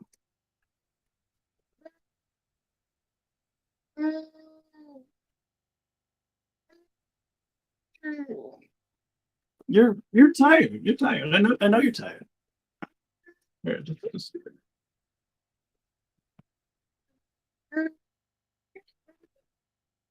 So the Tesla MyQ trial has been extended. So for now, until at least June, you'll be able to use the MyQ app in your Tesla, assuming that you've got the appropriate firmware, at no additional charge, instead of the initial 30-day trial that they advertised. Then we talked about the New York.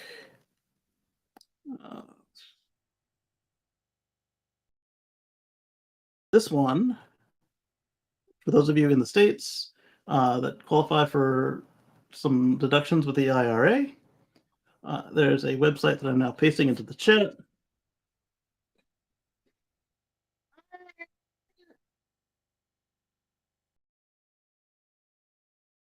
And what it will do is you give them your information, your zip code, whether or not you own or rent. Sure, mine's not clicking. There we go. So you say if you're a homeowner or a renter, you put in your tax filing, you put in the size of your household, you calculate, and then they will help you out with what kind of electric incentives and rebates are available to you.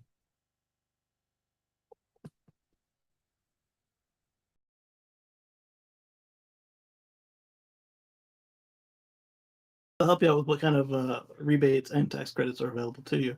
You can just kind of click through and say, all right, you can get an electric panel upgrade, or you can install battery storage installation. I'm noticing that some of these say available now, and others say late 2023. So I'm gonna read in on some of these because some of these are changes I want to make to my house, like the heat pump, and I am gonna make an electric panel upgrade by installing these battery packs into the house. So I'm gonna see if they can count. And when I install the battery packs, I'll have installed batteries in the house. This is battery storage installation credit for that. So we'll see how that goes. But I put that in the chat, and you can check that out for yourself later. Put in your own zip code and your own income, and go from there. So this one, Dan and I are always talking about what the military can do with clean energy, and it only makes sense because when you look at the supply lines for the military, diesel fuel and jet fuel take a significant amount of logistics, and if you don't have to haul as much of it or any of it, that's something you can consider as a savings for the citizenry and as a force readiness multiplier.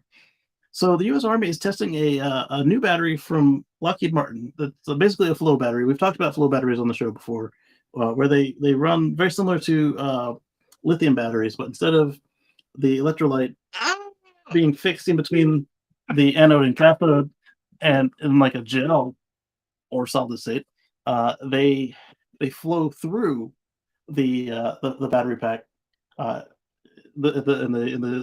They are stored in a tank. There's your mom. They're stored in a tank and they're pumped, and they work. Other than that feature of it, they work just like a regular battery, and that they're heavy. But they also, at this utility scale, this factory scale that they can scale up to, they can be as small as a house, the house system, not necessarily the size of a house. If you compare the amount of weight and the amount of resources that go into lining that many iron or any other chemistry, lithium cells, or if you want to use airplane batteries or lead batteries, because they're in a fixed operation, they can actually get pretty competitive. Bennett says logistics is a difficult thing. With all that sun, you might as well use it. Exactly, especially when you consider the places we usually fight. Sand. So that point, all you got to do is get the panels up off of the ground so they're not baking, because they want cooling on the backside. And we've seen this before. Dan and I were talking about this one where you can roll out a deployable, flexible cell for a couple 100 feet, drag it behind some sort of vehicle, and then just plug it into. Actually, you could leave the batteries in that same vehicle, and then you could plug in your base into that, like a generator, but solar generator, if you will. It doesn't resolve all of it, but it'll cut down on what you need. Like, you won't need to use your fuel to power the generators on the base, except if it's like extra cloudy and you've burned through your battery. So it's just less logistics to worry about. Mercedes is launching a charging network. Let's see what they have to say for themselves with this. Because when you look at what Mercedes was talking about, it was the same as all the other legacy automakers. We don't need to do charging. We don't make gas stations.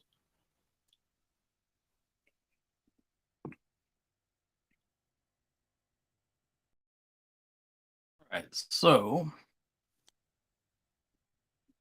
they'll begin construction stations this year. It hopes to open between 2,500 units across 400 sites in the US and Canada by 2027, according to a statement made at CES. The German company is targeting 10,000 fast charging points by the end of the decade. Not bad. They'll be available in Canada, the US, Europe, and China. Oh, 10,000 for the world? That's not enough. You'll want more. Tesla has 40,000 supercharger stalls globally, and they've been running since 2012. So in 10 years, they got to 40,000. And so you want to be running a quarter of that in 10 years. It's not enough, especially if you are going EV. Don't forget that in most of your markets, in your home country, on your home turf, because you're in the heart of the EU, they need to be EVs by 2035. Don't forget that Norway has moved their number forward, so you need to be by 2025 to keep selling in Norway. It's not enough, baby. It's a good start, but it's the benefit of theirs is that other people make their stations. But at the same time, you've got Tesla in Europe has started to open up their charging network.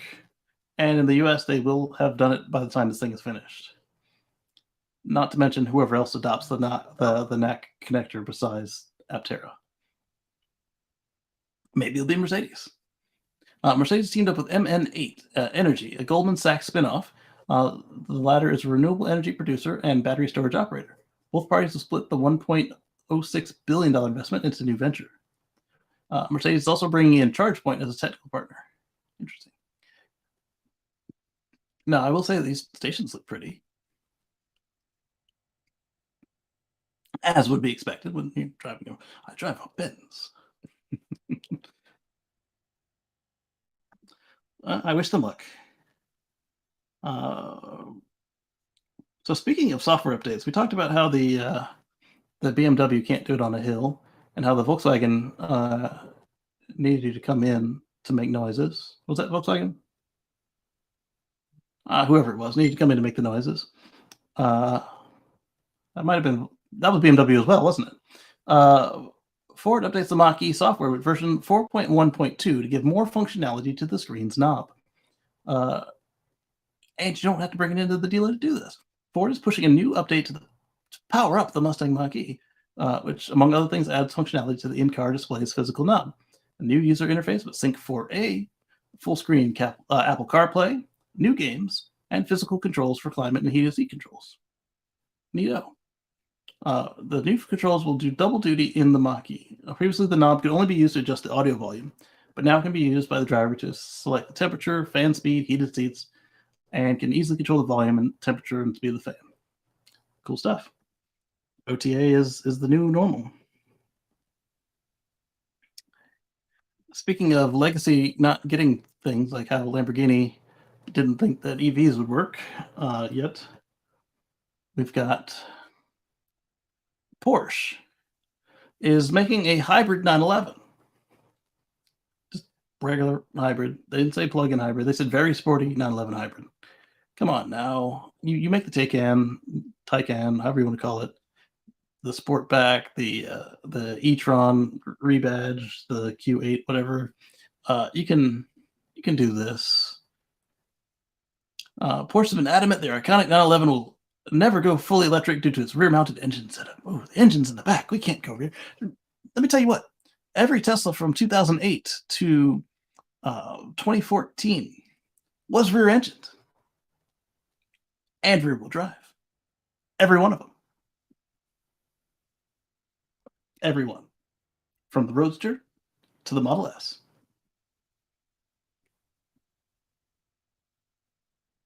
Now they're all-wheel drive, but that's a whole nother story. Let's see. In an interview, they noted the entire lineup would offer a combination of ICE, hybrid, and electric, including the 911. The Cayenne and Panamera will be hybrid and ICE. The Macan and Taycan will be electric. The 911 will have ICE and hybrid versions. Bennett says, to be fair, the 911 is about the engine setup. Without it, it's a Taycan. True, but does that mean they're going to retire the 911, or are they going to let it wither on the vine? Because eventually, again, in Europe, they won't be able to sell a hybrid. It'll have to be zero emissions. They might be able to get away with a plug-in hybrid. I need to research further on that, but these countries, these counties, these states are all pushing for plug-in. Well, not necessarily plug-in. They're all pushing for zero emissions. So that means plug or hydrogen. So I guess I could see them saying, no, we need to keep burning stuff, so we're going to make it a fuel cell. You addressed that right there. You say they're effectively discontinuing the 911 if they let it wither. Already happening. Good point. Very good point. This is something I'd like to discuss with Brianna Wu. She doesn't like this heavier electric / not rumbly. She likes her old cars, so I guess this might not even affect her because it's not an old car; it's a new car. But she likes new Porsches, so it'll be a fun discussion.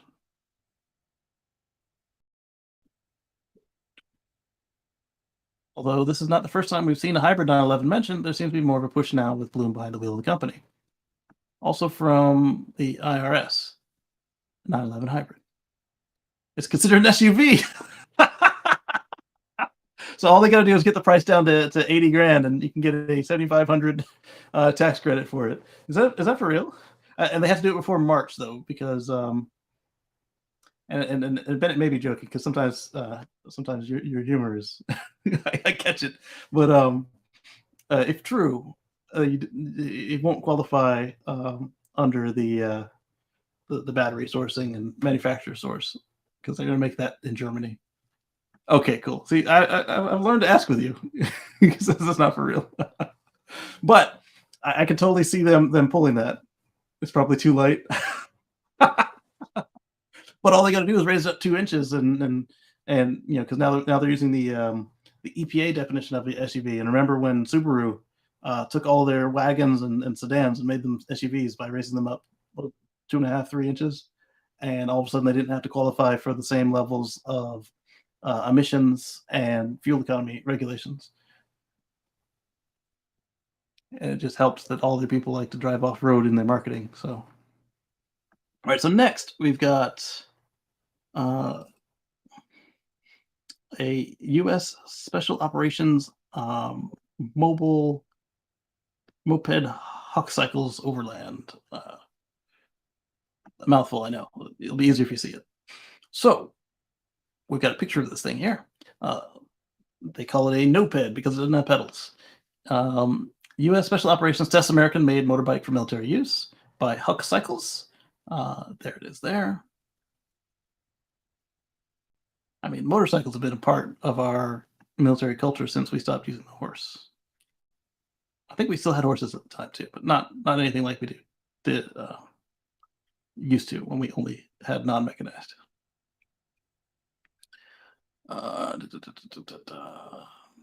Army veteran who served in airborne. Recently trialed in various live fire exercises. Let's go. Used in search and rescue, border patrol, air deployment, medevac, rolling gurneys, covert operations, and mobility caching. That's a good looking vehicle there.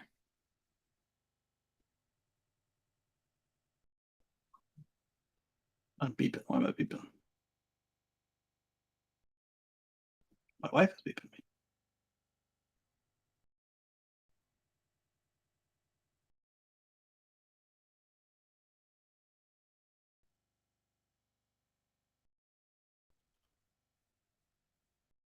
Back to the notes.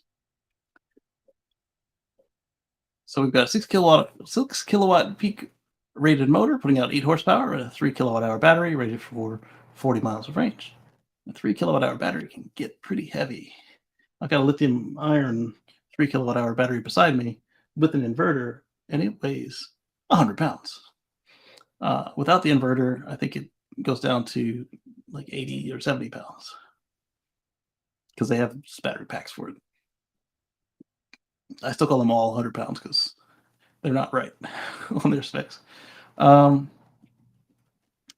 says, I have a feeling those are going to be useful in Ukraine after going after tanks. I think so. And only horses are in Afghanistan mountains. But we still use motorcycles there too, right? And we still do have active duty horses, not just in Afghanistan, but we also use them in like parades and such.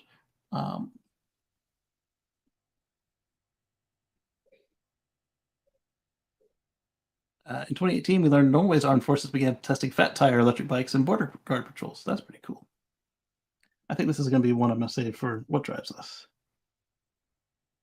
All right, so we've got an off-road something or other coming from Autoblog. And when I was looking at it this morning, some of the pictures were missing. Not all of them, but some of them. So the Kilo is the weirdest, coolest, tiny EV you've never heard of. Kilo? Kilo. Let's call it a kilo instead of kilo. It's got one L, like a kilogram. All right, so the first picture was missing, but the second picture showed up. the second picture showed up. There we go. It looks like that meme about the BMW grills.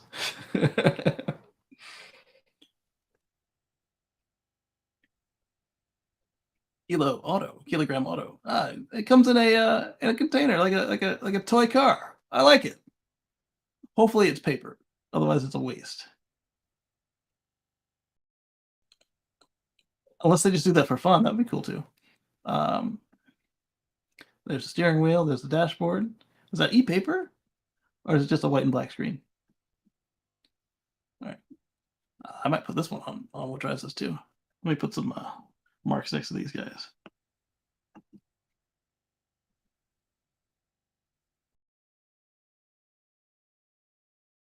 There we go.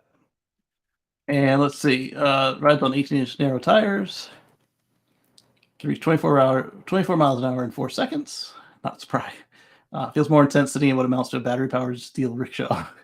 Depending on how it's configured, you get 87 miles of range.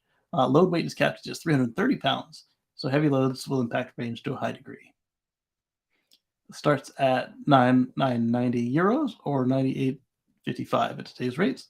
Requires 10% down to reserve the car, and configuration will be available once pre-orders are complete. I probably can't read these comments. Nope. But that's kind of cool to me. The Kilo. Like that. Dan said some areas still need the horse. I'll find the link later. Maybe not make them orange though. Yes. Right,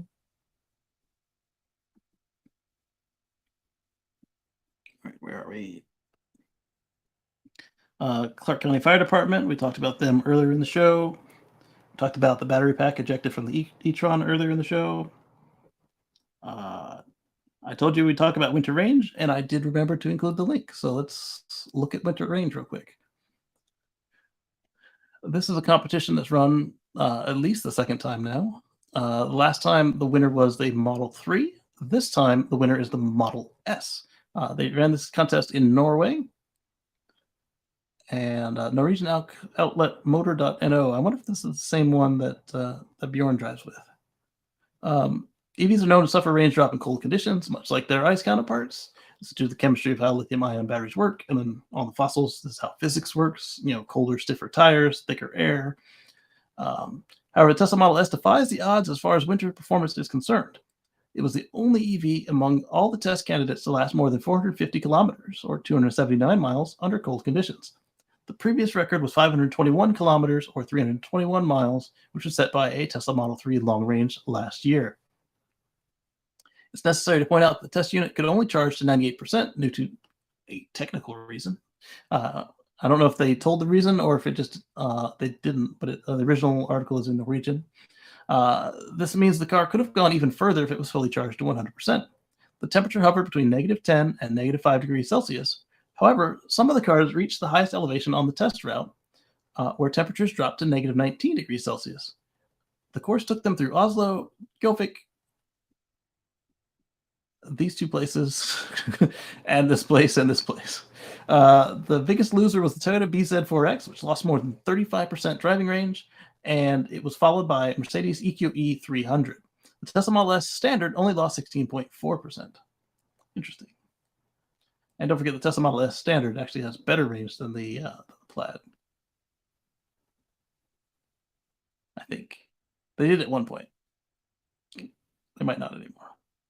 Where's the article at here?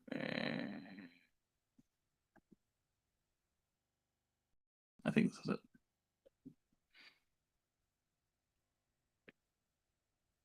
Yep. All right. Yes, please translate to English from Norwegian. It's kind of cool. They have a ID Buzz there. Mustang Mach-E. No, that's a Mercedes. And the others are all out of focus. Tesla sets a new winter record against all odds. In the end, only the Model S remained. Eventually, it stopped too. It was the only model to pass 450 and 500 kilometer markings. It also surpassed the 2021 record, which the Tesla Model 3 long-range dual motor stopped at 521 kilometers. They had a video. Probably has music. So it looks like they were all towed in. And the table below further speaks to its clear language. Proper Norwegian winter reduces range considerably to a high degree, as expected, of course. And again, if these things work in Norway, then all you people in the US and Canada can't say jack about how electric cars aren't going to work for you. Judging by that grill, I would guess that's a BMW, but it's probably not. All right, so I talked about the temperatures. Let's just look at the table and the pictures.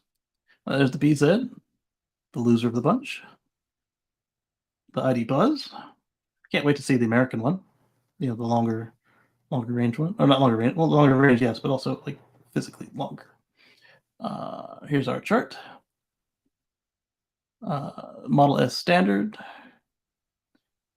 lost 16.4%. The 500 kilometer consumption was this. 450 was this. And the reason it's the only one on the chart is because it's the only one that made it there. 400, a couple of them made to 400. The BID him, which is probably a bad translation. Might be the BYD, perhaps. Model X Plaid. Pretty cool. BMW i4. A Neo ET7, BMW i7, Mercedes EQE 300. 33%. Oof. BMW i7 at 28%. 25. Model X Plaid was the next runner-up as far as the Tesla was concerned at 18.3. Were any of them under 20 besides the Teslas? Yes, the Kia EV6, as we'd expect, the MG5, but they also have much smaller packs. Look at what they actually did. Even though they only lost a little bit of percentage, the MG Marvel and the Maximus Ioniq 5, Ioniq 6 only lost 10%, but it also didn't go very far. Cam left shows what the car itself indicated. JAC only has instant range ratings, not total consumption. Okay. Neato. I only wanted the first chart. General Motors will not follow Tesla and lower their prices on their EVs. Toyota will also not lower its prices on its EVs to match Tesla. However, VinFast has. They had to, though. If you look at the reviews of this thing, it was not good. I mean, it might be all right for a first try, but the reviews don't even suggest that. So let's see how much VinFast dropped theirs. So their City Edition was starting at 55. I think we talked about this in another article. Only offered 179 miles, single swoop. They slashed the price into 49, boosting their driving range to 207.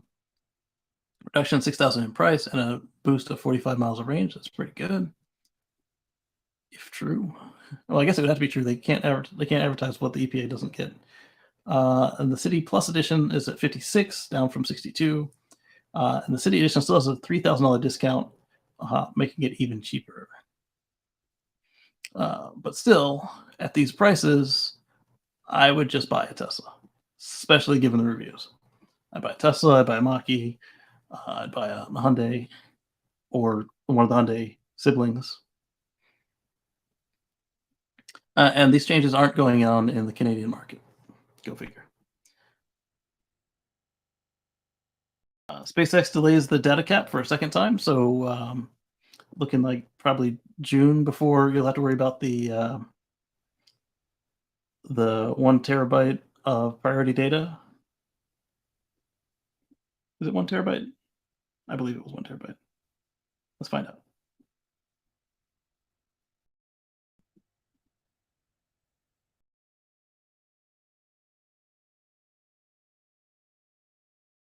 Bennett says, similar to saying that windmills don't work in Texas. Inserts a picture of them working at the South Pole. Exactly. Now, if you get them without the winterization kit, then maybe they don't work in the winter in Texas. But you can't say they don't work at all. You can't. You just could just say we didn't buy the low temperature gear oil or whatever. But it seems like something you could probably also fix after the fact. SpaceX delays start data cap a second time, and yeah, it was 1 terabyte. And sorry, not June. No, earlier than April. People are suspecting June. Okay. Arrival. We talked about Arrival laying off 50% of their workforce, getting a new CEO. Musk had a DC visit, which stirred EV charging standardization pot again. He met with Leader McCarthy and Leader Jeffries, and by met with Leader Jeffries, it was like he passed him in the hallway. Like Jeffries was leaving McCarthy's office. Elon said, "Hello, I'm Elon Musk," shook his hand, and then they kept on going. He did whatever he was doing with the Republican guy, and then later on he met with Biden's chief of staff. So hopefully that means good news for us customers.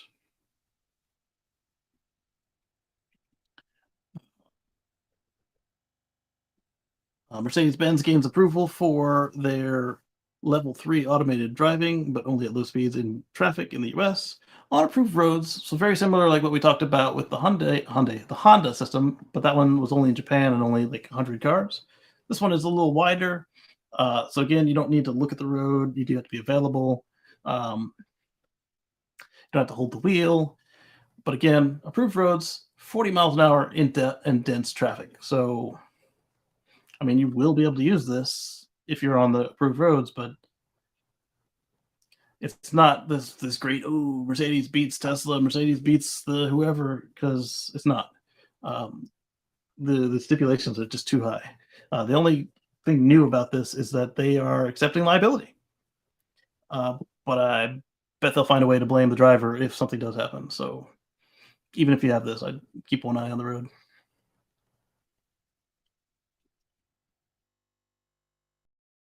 Anyway,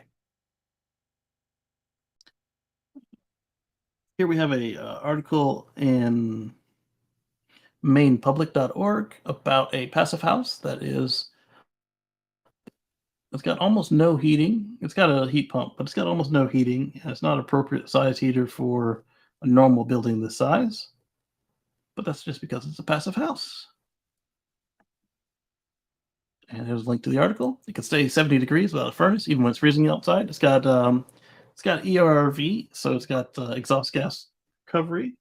That way, you're bringing in 65-degree air instead of 20-degree air as your air is exchanged in the house. An ERV exchanges the heat energy and humidity with the outside air, and an HRV does the same minus the humidity.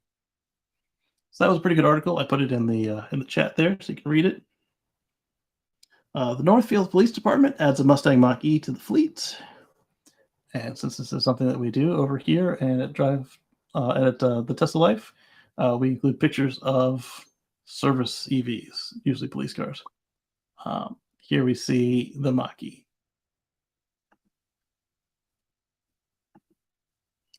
Next up, the Cadillac Lyriq shipping has resumed after quality issues are fixed.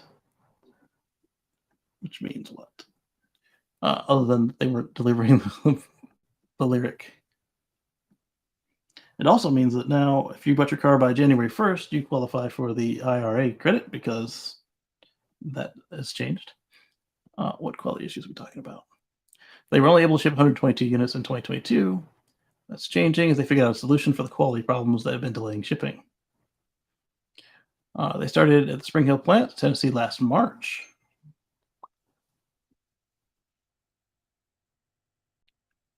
Timing could also be a factor. Tesla Hardware 4 is going to reduce the forward-facing cameras from 3 to 2. I'm surprised I didn't get this one in last week, but here it is now.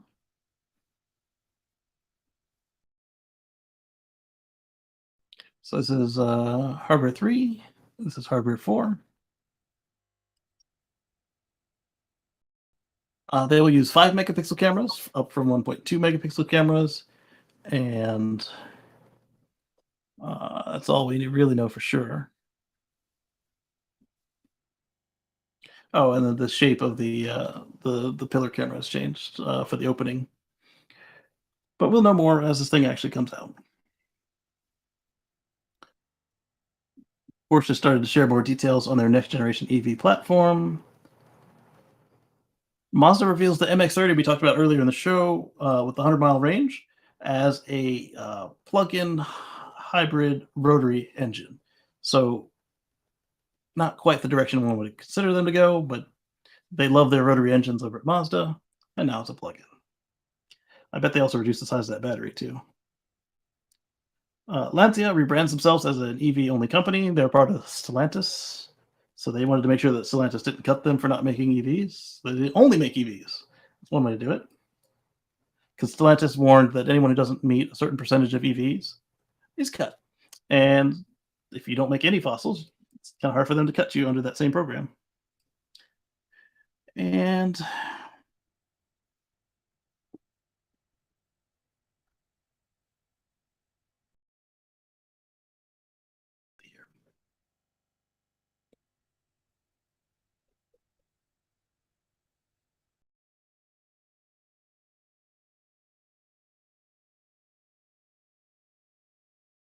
BMW recalls 16,000 iX and i4 and i7 vehicles in North America over malfunctioning high voltage battery software.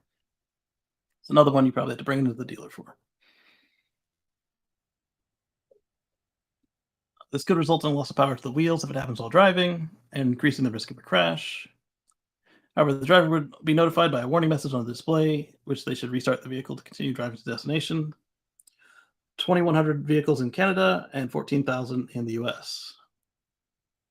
BMW is not aware of any accidents or injuries, and it was first noticed in China back in June of 22. An investigation in August and September resulted in 5 more cases being discovered in the U.S. In all cases, there was no permanent loss of power. You'll be notified by February 10th and be advised to schedule a service appointment for the fix. There we go. GMC Hummer EV recalled over concerns the battery pack may not be properly sealed, allowing water to enter the vehicle, the battery, causing damage, and the same goes for some of the Bright Drop vehicles, Ultium packs and all. And the Volvo CEO expects fossil parity by 2025. Here we go.